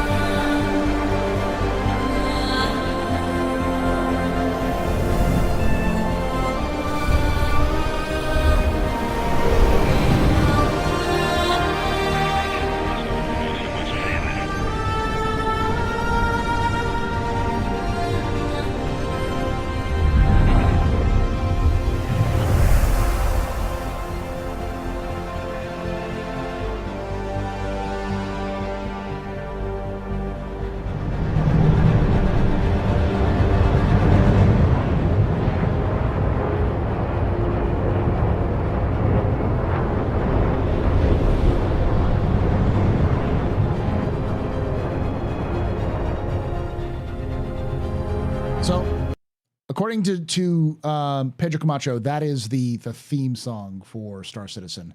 And I think you can hear it. Let me play it again real quickly.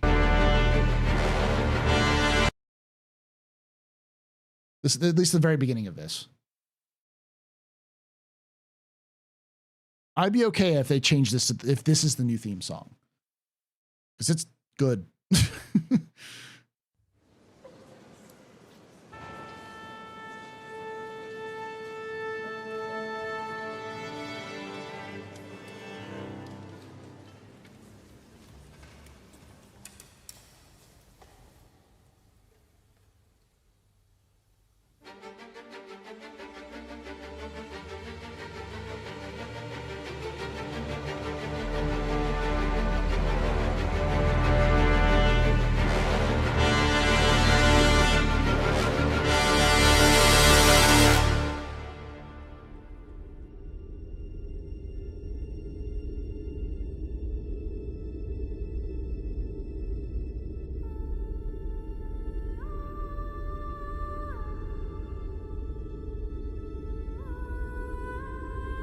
You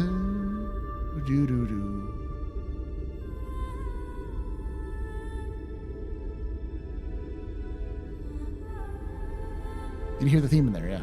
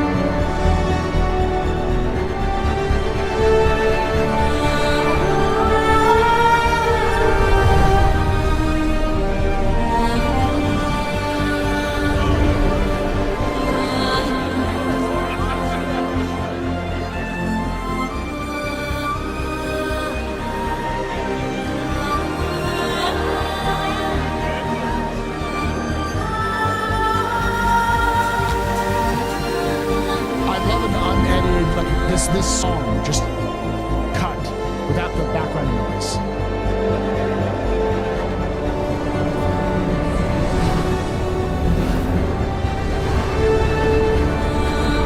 I'd like to think this is an actual vocalist, but it could also be a vocaloid.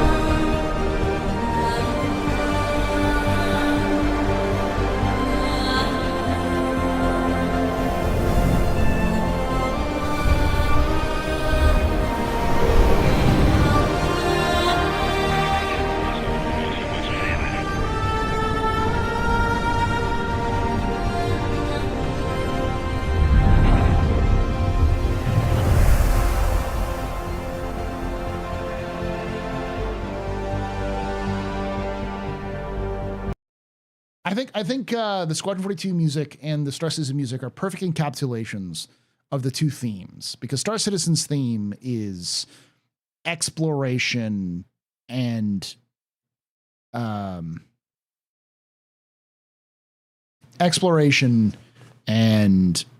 I'd say advancement. It's like hope, freedom and exploration. Yeah. Did you say capsule? Whereas Squadron 42 is military. You are going to fight an epic enemy and come out on top, sort of. It's an action film. So. And I have been very vocal about Star Citizen needing to improve its iconic status in terms of its music. And I think this is a good direction. Just 2 more years. I don't know. I think Squadron's coming out next year.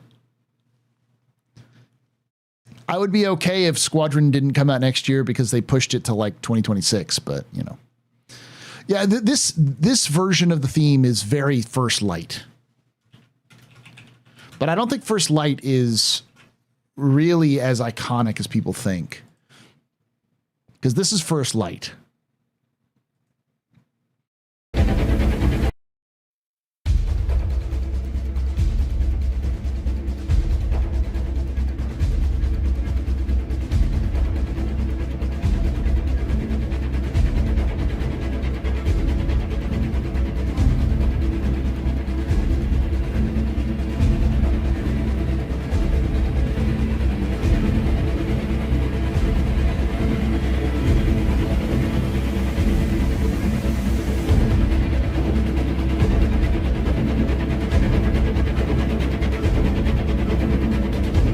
This is described as First Light. Let me see if there's another First Light that I can pull up.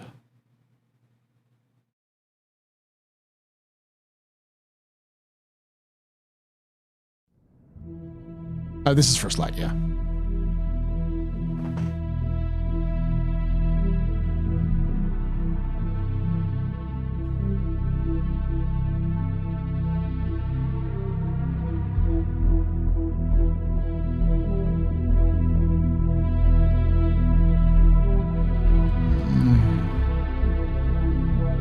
You've heard this because it was the menu music for a long time, or like the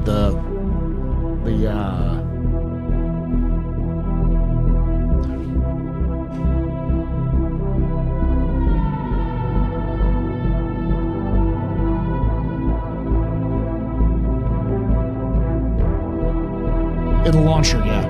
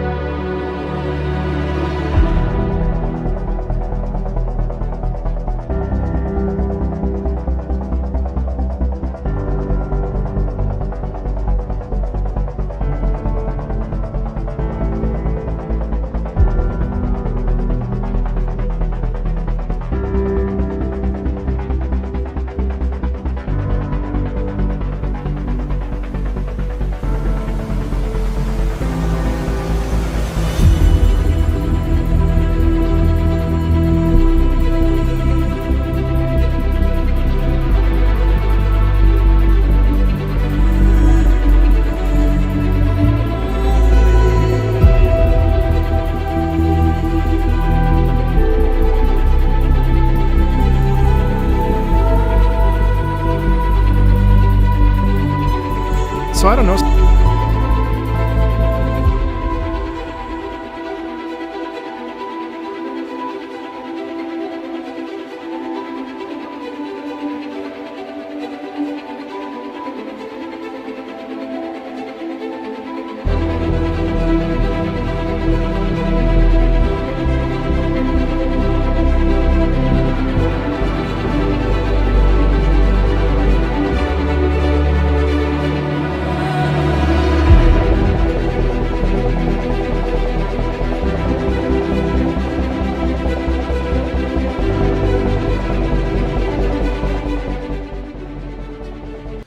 Don't get me wrong. I like First Light. I just don't see it as theme potential. It doesn't really have a hook that's unique. That's good, but it's very luxury car commercial with all the fast violins. But it's really good. In fact, I found a video that's an opera singer reacting to it. I was like, oh, interesting. There's a single lack of hooks in Star Citizen at the moment. Yeah, but I think that's the biggest problem. Yeah, and that's the problem, is that it sounds like a lot of different things. It doesn't sound like Star Citizen. Like, I'll play one more song and then we'll get to it. But this will forever be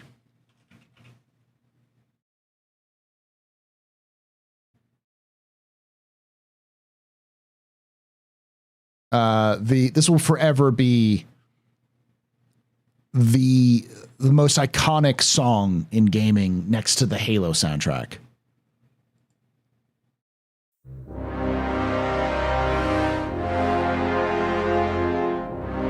Oh, this is the wrong version. So if we can pull it up here, right, the right one. Here we go. This is it.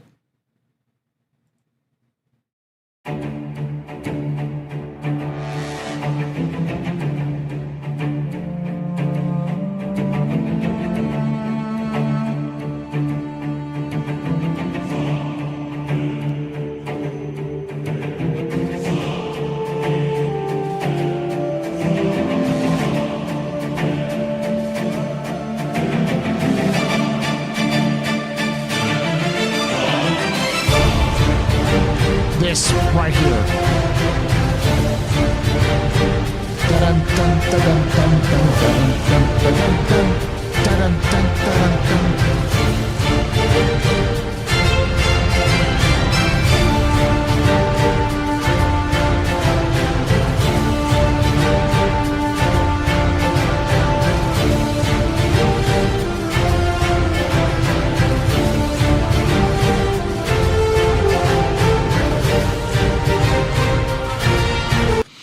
theme hasn't changed since the original Battlefield 1942. The original 1942 had the exact same thing. They just kind of tweaked it a little bit to kind of improve it, but that same dun dun dun dun dun dun dun dun, that's been through every single Battlefield.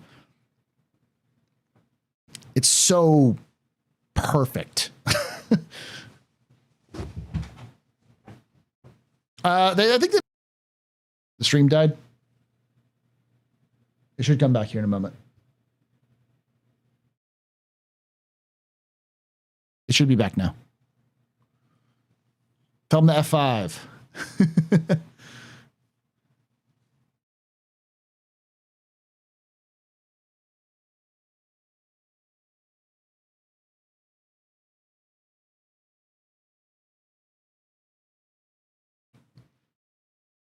Never heard the answer? Do you think they already made the scores for other solar systems? No. No, I think they make them as needed. But I agree that the most iconic music is definitely the Mario NES. But outside of Mario, I would say you play the Halo theme, most people could pick it out.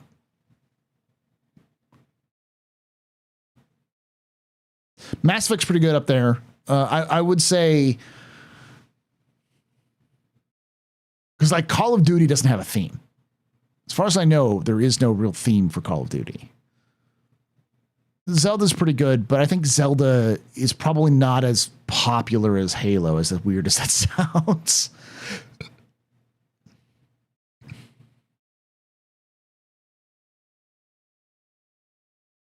Anyways, for those of you who don't know, this isn't the first time I've done this sort of thing. I talk a lot about, I've talked about this in the past, where I feel like sound and music is super important to a video game, to any media, multimedia project, like Star Citizen, or not multimedia, but like video games, TV shows, movies, like without a good, solid soundtrack, not like a serviceable soundtrack. I mean, like a good soundtrack. A good soundtrack can make or break a movie. I'm the kind of dumbass who will like get up at 6 o'clock in the morning, put on a soundtrack, a movie or TV show or game soundtrack, and go running.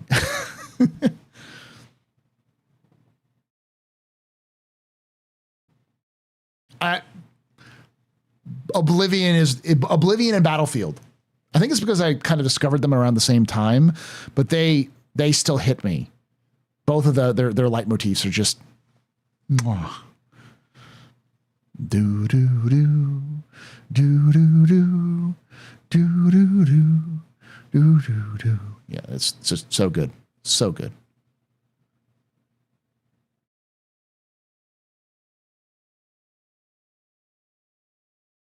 All right.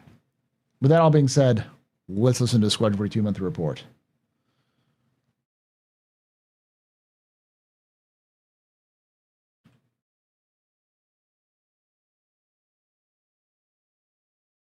Trolley time.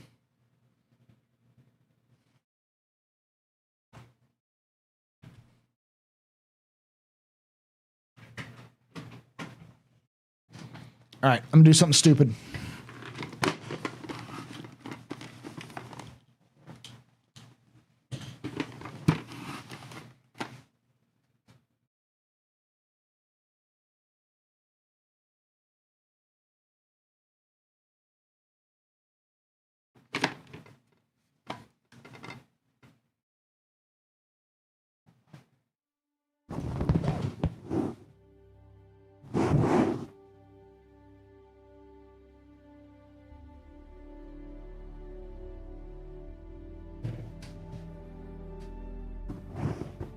Hello and welcome to another Office Hours capsule.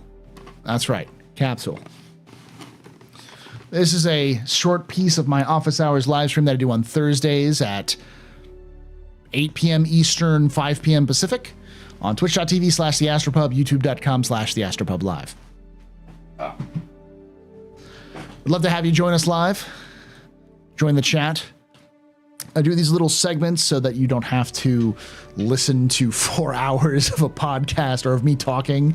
But we go over all over the place. We talk a little bit about video game music and specifically looked at like Jeff Zanelli's music and Pedro Camacho's for Star Citizen and Squadron 42. So speaking of Squadron 42, let's get into the Squadron 42 monthly report for May 2024.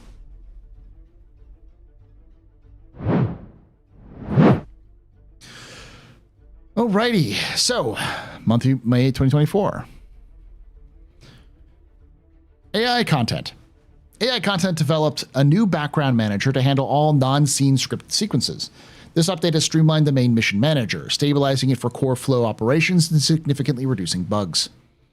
For the opening level, they completed the R&D for the new AI look at the new look at technology. This enhancement significantly improves the visuals when NPCs look at the player, featuring profiles that allow them to glance weakly or stare strongly based on the situation, adding a layer of realism and depth to character interactions. They also made adjustments to the pathing of scripted walkers in the Stanton to avoid critical scenes and improve visual consistency. In addition, they suppressed greeting dialogue for NPCs shortly after workouts, as previous content did not sound appropriately out of breath, ensuring a more realistic experience. So it sounds like they would go, Lieutenant? They'd be like, whoo, whoo, whoo, Lieutenant?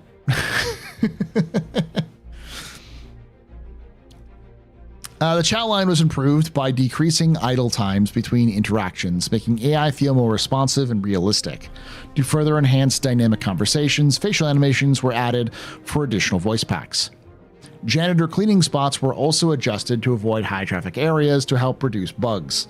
Furthermore, cleaning spot regeneration now occurs only when the players are not nearby, enhancing both performance and realism. AI features. Last month, AI features worked towards consistent behaviors across different combat scenarios, ensuring that AI characters react in believable ways no matter what the situation they're in. The team began by improving the unifying perception reactions, improving cover use in different scenarios, and making a holistic evaluation of all combat elements to ensure they work as intended. This is particularly important with the recent improvements for hostility system. For example, if an AI comes across two others fighting, and they are friendly with both, doing nothing is not a valid response. For the first time past implementation, the AI will run and cower when the situation arises. Although this isn't ideal, it will be improved upon. This was a copy and paste from the monthly report from Star Citizen as well, because the features team tend to be the back-end stuff as well. Same with tech. AI tech. AI tech improved the functionality of NPCs pushing trolleys and using elevators alongside updates to behaviors for elevator use. Smoother innovations when NPCs move away from trolleys and improved functionality for NPCs parking trolleys were implemented too. Jesus, that's a lot of trolleys. AI tech also began to work on NPCs to understand when cover is being destroyed or when parts of usables are being destroyed. This will prevent NPCs from attempting to find or use unsuitable cover. For ship AI, the team continued making improvements and fixing bugs related to following splines and backstrafing. Animation. May saw gameplay animation further develop various player interaction moments, such as interacting with levers, vehicles, clothing, etc. They also worked to improve the feel of zero-G movement and created additional first select animations, which are used when the player gets a new weapon. Combat AI polishing continues, with a focus on refining the motion capture flow. The team also discussed how entity movement implies enemy logic and how it can be improved. The social team continued to work through multiple chapters, focusing on placement of the creation of life animations to bring the feeling of a living, breathing ship.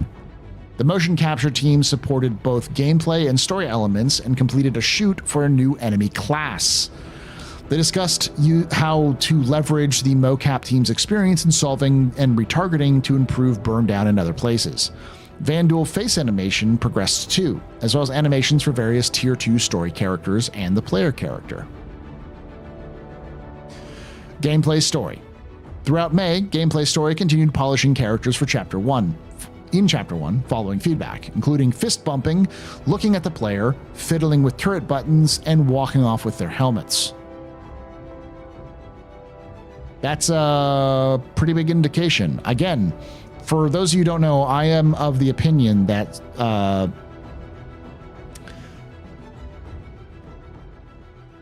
the first chapter is either going to be playable or at least displayed to us at CitizenCon, based off of all of the stuff they've been doing. And this, every month, it seems to be more and more that they're really, really fine-tuning Chapter 1 and Chapter 4. This is the second month they've mentioned both of them in multiple places. So it could be that we have a vertical slice for, say, Chapter 4 and a playable section for Chapter 1 for players at CitizenCon or something to that effect. But we'll see. That's not guaranteed. It's my supposition based off of all of these emphasis on these two chapters. A tour in Chapter 4 also saw improvements. For example, player choice was added at the beginning, along with a new idle and abandoned animations. A key meet scene was overhauled and updated mocap to make it more robust, where idles and exit animations were approved for another scene. So that's implying likely that it's the Moro tour, which was the one we saw in the first kind of preview of the gameplay. New audio was added to scenes in Chapters 4A and 5. A scene in Chapter 4D was updated to account for a new console position, and a console animation was repaired in Chapter 14. Several new scenes were created too, including a hiding survivor, a conversation in the mess hall, a moving forklift truck, a medic healing the player, and a deck crew inspecting a Gladius. Level design.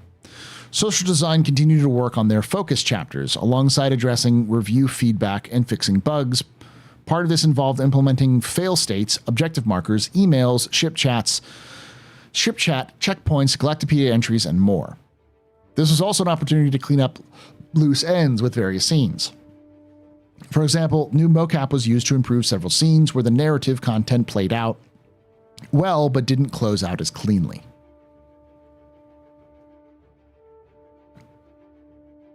Narrative. May saw the narrative team continuing to drill down on the remaining tasks for Squadron 42. That sounds final, y'all. That sounds very final. If narrative is wrapping up, that means that it's technical, mostly. Probably still got other things that they have to come into, but there's a lot of polish. It's a lot of finality being talked about for May. Yeah, remaining is a big name. That's a big word. I don't want to get people's hopium and copium up, but like, CIG is telegraphing the same way that they telegraphed right before Squadron or CitizenCon last year that they were going to do something big, and we got the I Held the Line trailer with them entering polish. This is, again, more telegraphing that there's something that's going to be big. I still think it's a release date announcement, but we'll see. They continued reviewing tasks to make sure that they represent a comprehensive list, but also see if there are any that could be tackled without waiting on other teams. They continued to sit in on playthroughs of levels with other teams, as well as their own to provide feedback on narrative experience.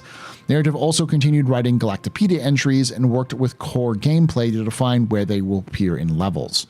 So for those of you who don't know, the Galactopedia, which is on the website right now, they're kind of transferring a bunch of that to Squadron so that it'll pop up at specific times where you can access your Moby and learn something new. I think Codex entries from Mass Effect, so which is neat. Narrative also worked with several outsourced freelancers to develop collectibles that will be scattered throughout the levels for players to find. Very interesting. We don't hear a lot about CIG using freelancers, but that's interesting. It's a new one. It's been exciting to see the work come in, and we're looking forward to seeing players react to them. Narrative team. Again, that sounds like they're going to be showing us something. Following up on last month's report, a new testbed was developed for collaboration with gameplay and audio teams to test the dogfighting combat experience and make sure the wild lines for various pilots trigger correctly. When complete, this will provide an in situ environment to ensure the technical setup is working, but also that the personalities of the various gangs come through in a way that they talk as well as fight. R&D. For volumetric cloud renderings, stochastic cat-mole ROM texture filtering was implemented for the new half-res render mode upsampler.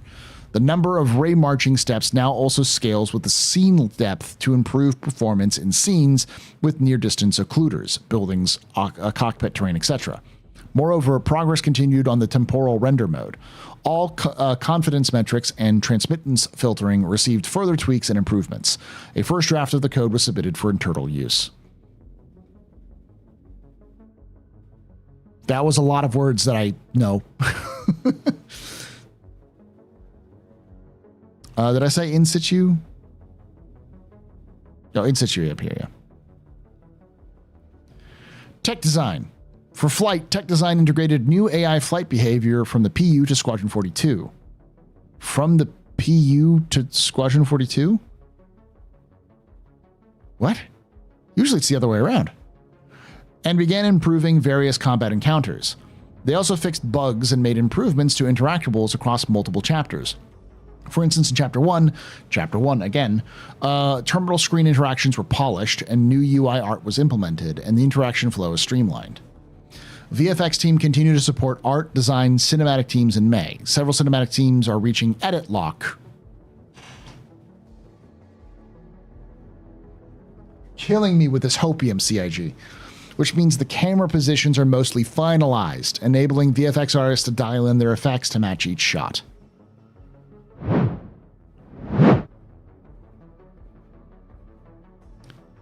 So there's a couple of big hints in here.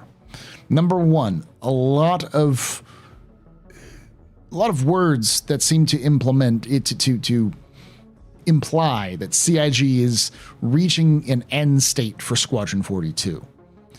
Not unusual considering what we saw at CitizenCon and their announcements and such, and it's May, so. You can take away my spaceship. Forgot to turn that off. You can take away my space suit. There we go. Sorry about that. And yeah, lots of references to Chapter 1.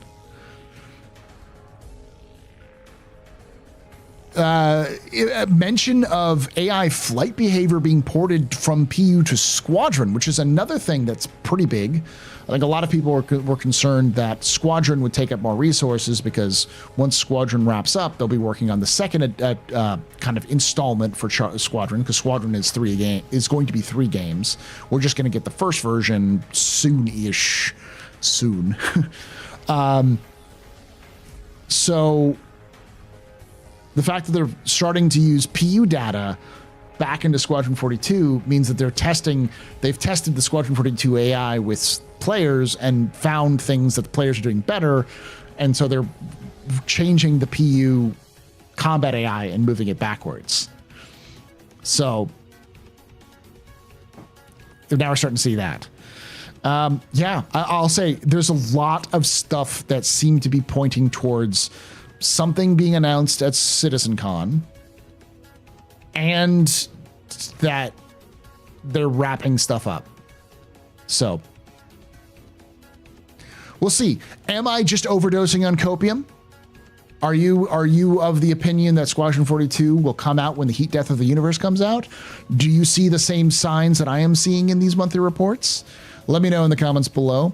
And as always, if you enjoyed this, make sure you hit the like button, subscribe for more content, and hit the bell icon to be notified when these release and when we go live. And join these wonderful folks here live where we discuss lore, news, and more of Star Citizen. Love to have you come on. And with that all being said, thank you for watching. And remember, I hope to see you someday in the black.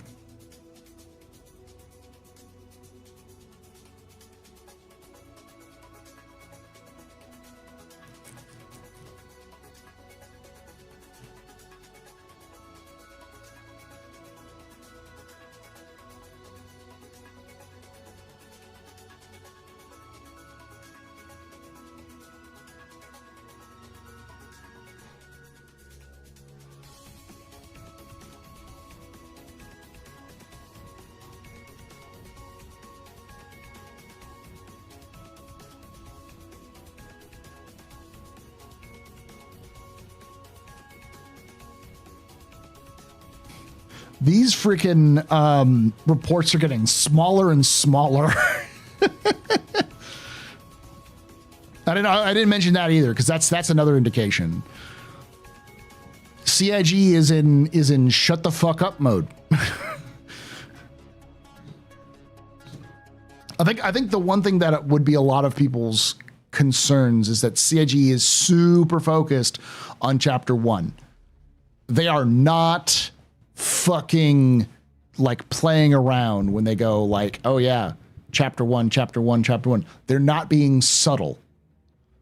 That's why CIG is rarely subtle. And the fact that they constantly harp on chapter 1, that they're working on chapter 1, they're working on chapter 1. A lot of people are worried that, well, there's like 24 chapters in Squadron 42. Like, getting one done is great, but that it takes you an entire year to get one done, then will be 24 years before that's released. Squadron 42 notes, Star Citizen notes, in Biggin. Squadron 42 notes, small.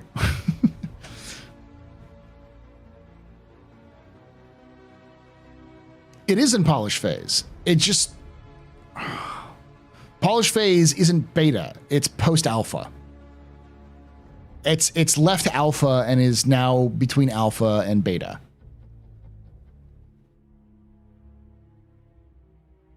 Also, a lot of players would quit a game within the first chapter, so if chapter 1 is bad. Y'all.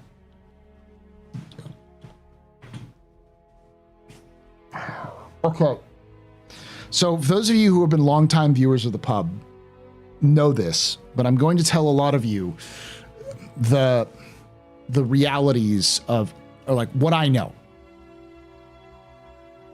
I know the entire storyline of Squadron 42.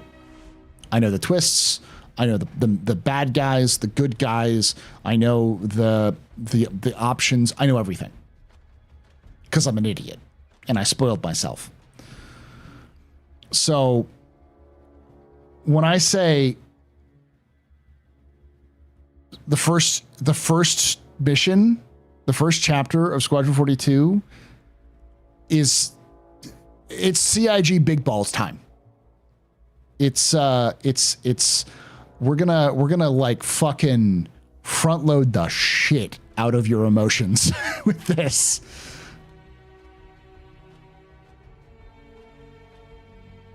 It is the way that I've heard, because I only heard it through the audio, not through not through the game. I didn't play it. I haven't seen it, but based off of the audio files I have heard, I'm not going to spoil it. I will say it is as Chris Roberts as it gets, but it sets the tone. Oh yeah, we already know what happens in chapter 1. Chapter 1 has been completely spoiled multiple times. Like, they've spoiled it a lot because chapter 1 isn't really important in terms of narrative story. It is the classic setup for a larger tale. It is setting the scene. Chapter 1 is effectively, here you are, this is why you are here, this is your goal, and these are the good guys, these are the bad guys, and these are the stakes. And the rest of the chapters are all telling a different story than chapter 1. But chapter 1 is your world, like your integration into the world. Welcome to the world of Squadron 42. These are the stakes. You fuck up, everyone dies.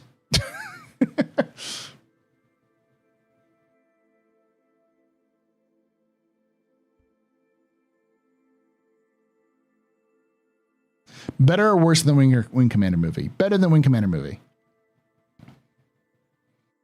The Wing Commander movie was such a bad world building. I liked what they were trying to do, but it's very ham-fisted.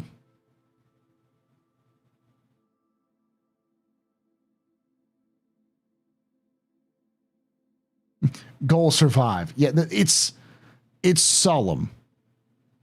It's a very solemn chapter.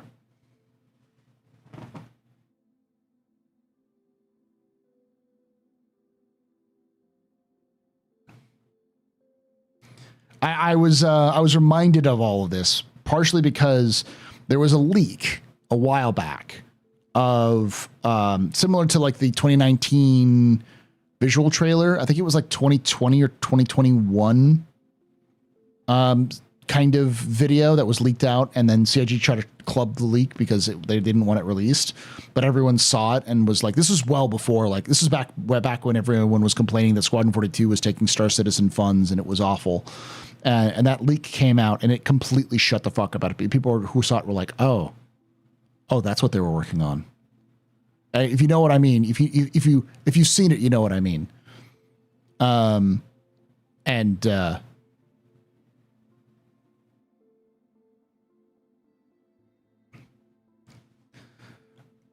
am a unapologetic Wing Commander movie fan, but not because I think it's a good movie, but because I think it manages to capture something that very few movies do, which is it's raw and visceral and cohesive, but it's awful.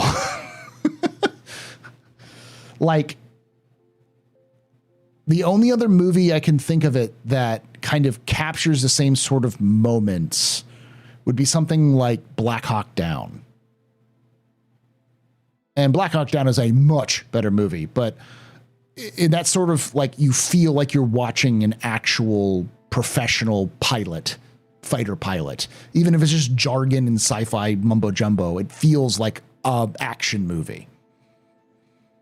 It's just, the acting was, the writing was, but like the plot progression and everything else like that. Like the line, give him a broadside, Mr. I forgot his name. You know, that whole scene is just fucking spine tingling. It's amazingly cinematic. It makes no fucking sense, but it's very inspired by, you know, like submarine movies and like classic privateer sort of like swashbuckling films, all that kind of stuff. It's very, very high stakes. It's very epic. The problem is that the acting is kind of bad. Hey Astro, great seeing you. 07. When do you think we're going to get the Endeavor? 1.0? No, not 1.0. Well after 1.0.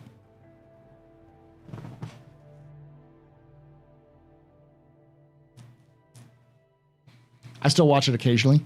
Wing Commander had the bullet time camera effect a month before The Matrix. Yeah, like there's a lot of ambition behind the Wing Commander movie.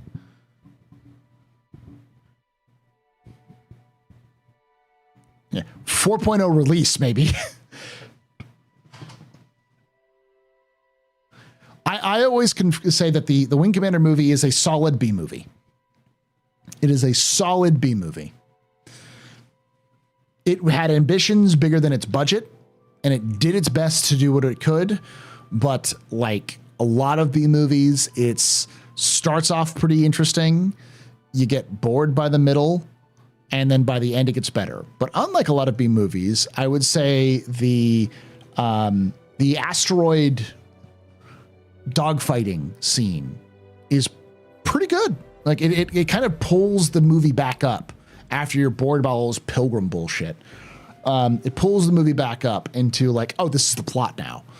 And then it gets wrapped up in this like sort of weird fucking Chosen One theme. I think they just did that because they felt like people couldn't handle a movie about a pilot, just a normal pilot who's really good.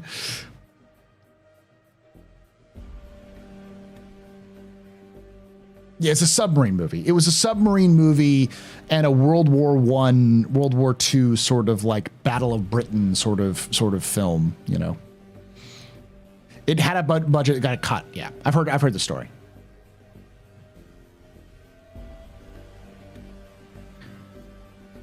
Like they had a full animatronic working Kilrathi and they got cut.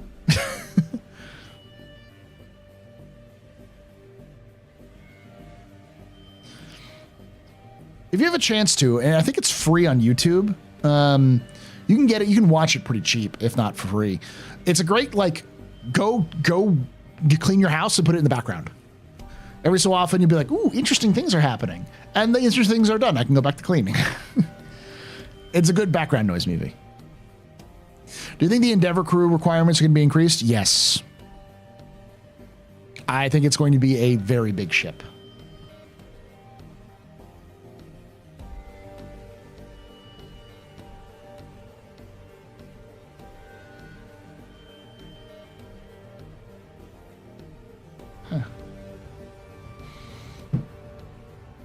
They get tiny and tiny there, Roboclaw.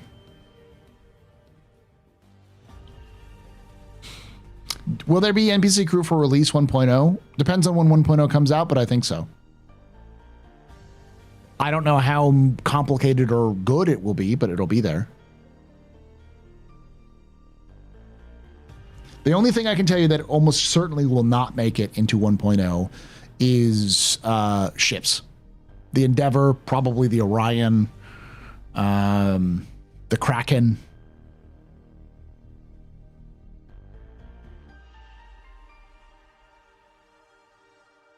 That's a popcorn movie. Sit there, stare, and be oohed and awed in amusement. Yeah. The big boys just take too long.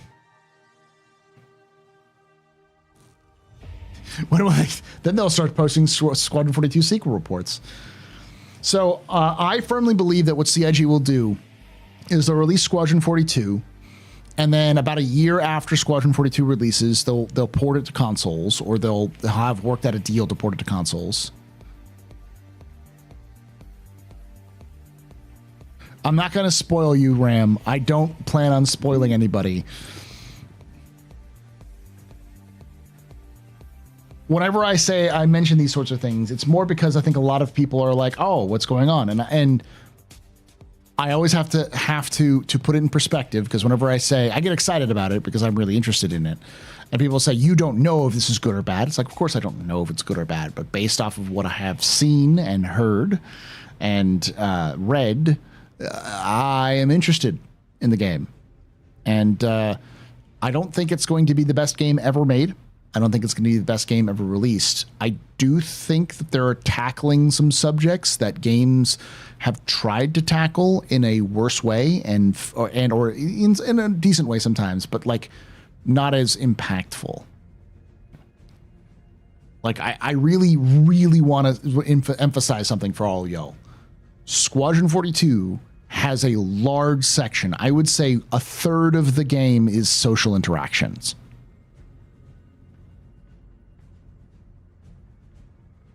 There may be entire missions that are just social interactions. Just a few NDAs. I've lost count of the number of NDAs I'm under. So just like Wing Commander. Yeah, but not everyone has played Wing Commander, Vastin. I know a lot of you are, because you're all, as old as dirt as I am, but it is very...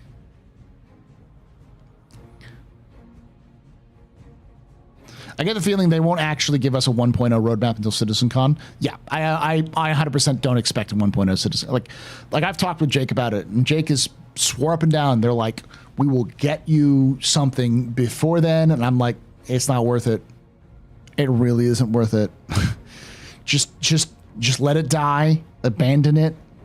The progress tracker, and just say it's gone. We're going to replace it with the roadmap when it comes out in October.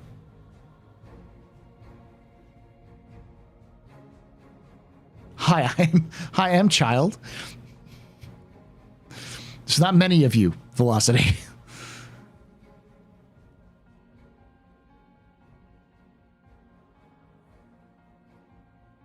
But yeah, so like I do want to emphasize that a lot of the game is going to be social interactions. So do not come in thinking it's going to be a mile-a-minute action. There's going to be a lot of talking with individual characters and figuring things out, and character development inside the game from characters that aren't just fighter pilots, which is good. Which you don't see a lot outside of indie games.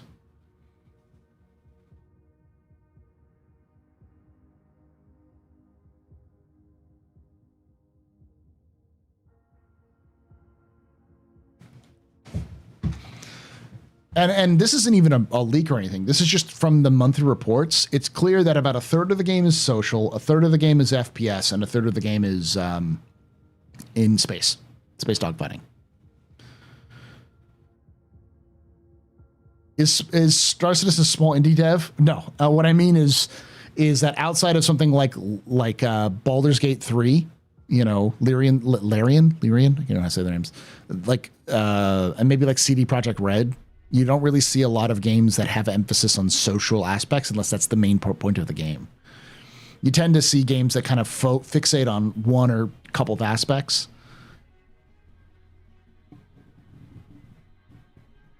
So a Fallout balance of dialogue and action, I would say no. I would say it's closer to Mass Effect.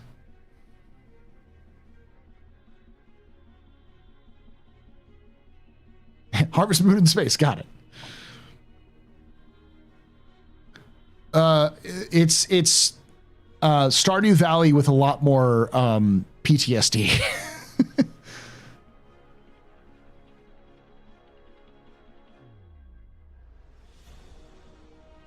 The only real question is how good or bad the Vanduul combat will be. Again, this is not a leak. This is something from the monthly reports. The joke I used to say is that Squadron 42 is the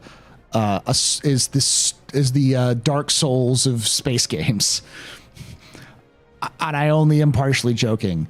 The amount of times I have heard these guys and gals and NBs discuss animation for the Vanduul and like blocking animations and attack animations and dodge roll animations for players against. They don't call it a dodge roll, but it's like a dodging out of the way of a Vanduul strike. There are Dark Souls level like interactions, melee combat stuff. I've been in the game since 1.23, but I just found your channel. Thank you for hanging out. Was there a 1.23? I mean, one. Are they 9 foot tall and armored? Naturally armored.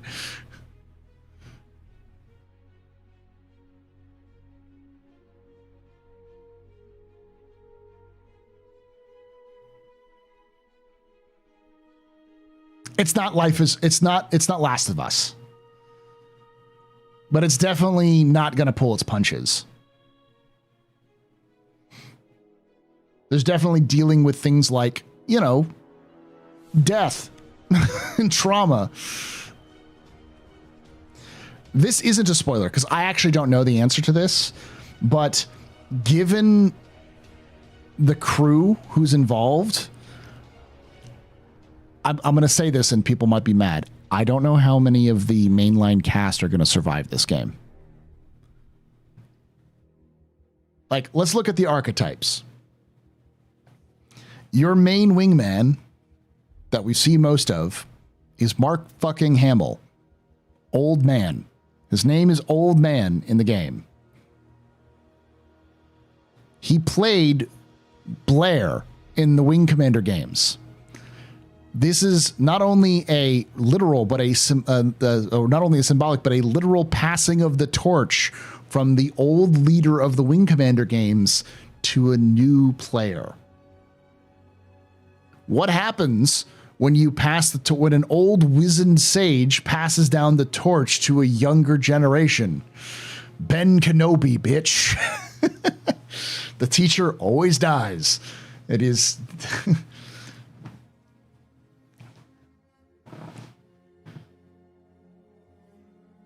And that's also a great way of bringing people into the game to have big names, talent that can come in and help you make the game.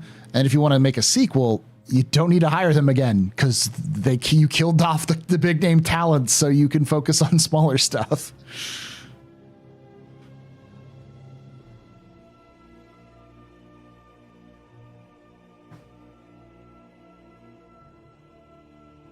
Aren't they 9 foot tall? Yeah. Vanduul are huge. And they can survive in vacuum.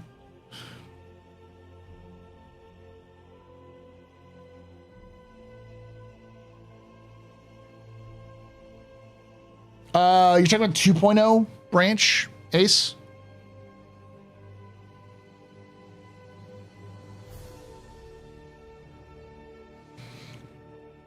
Based off of the lore of what CIG is writing, and based off of what I know about the game, you're going to fear the Vanduul. The Vanduul are going to be terrifying.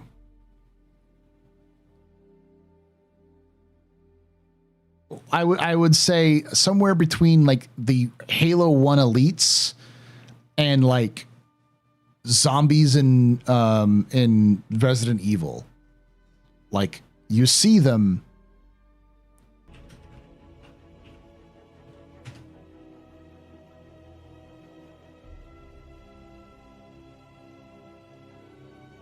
Should be back. I don't know what's going on. My connection's just been dropping. I think it's Twitch. I think Twitch is dropping.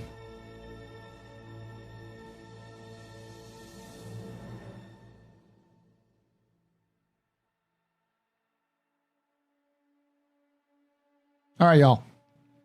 I've been streaming for 4 hours.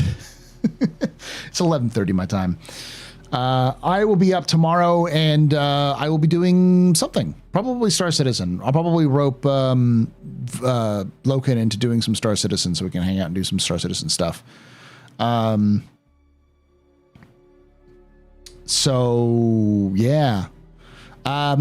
New lore video is out on the Doctrine of the UE Navy. It's doing okay.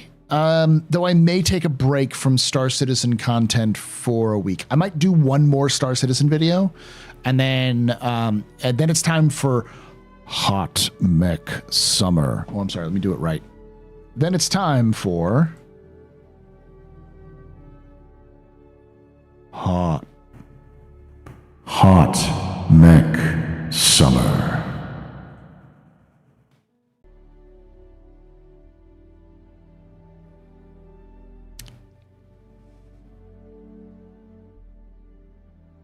Twitch is really, really trying to get me to go to bed. Okay, so we're back.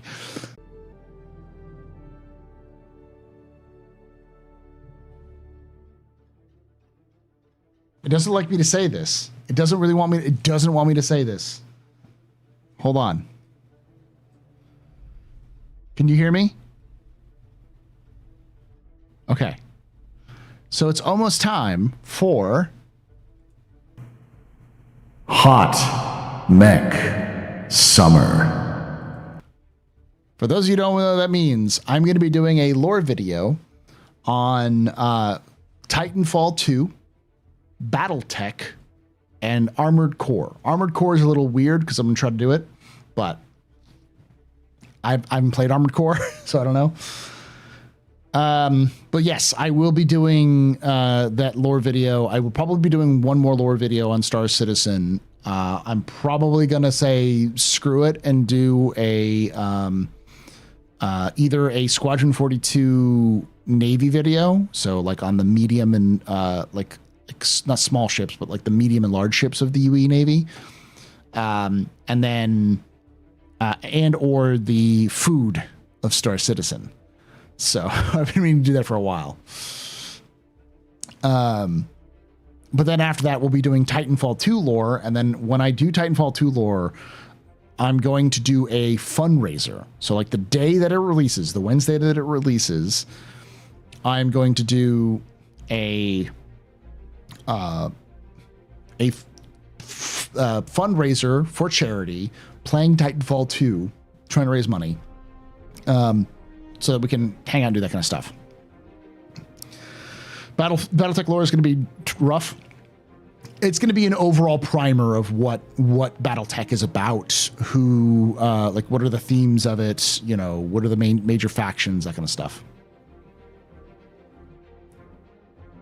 So, how close are you going to get to Tex Talk's voice? I'm not doing Tex Talk's voice. I might reach out to him and be like, hey, I'm doing a primer for my audience. Can you give me something? Just so I can get him to like burp into the microphone and be like, I don't give a fuck.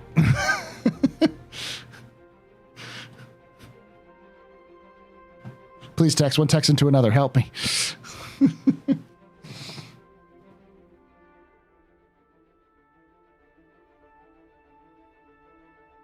But yeah, that's the plan. And when I do Battlefield, when I do BattleTech, I'm going to be doing MechWarrior 5. So I'll be doing a MechWarrior 5 playthrough, and I'm going to Shanghai Loken. I might, and Qpan, and I might like scream at Haven to be like, Haven, help.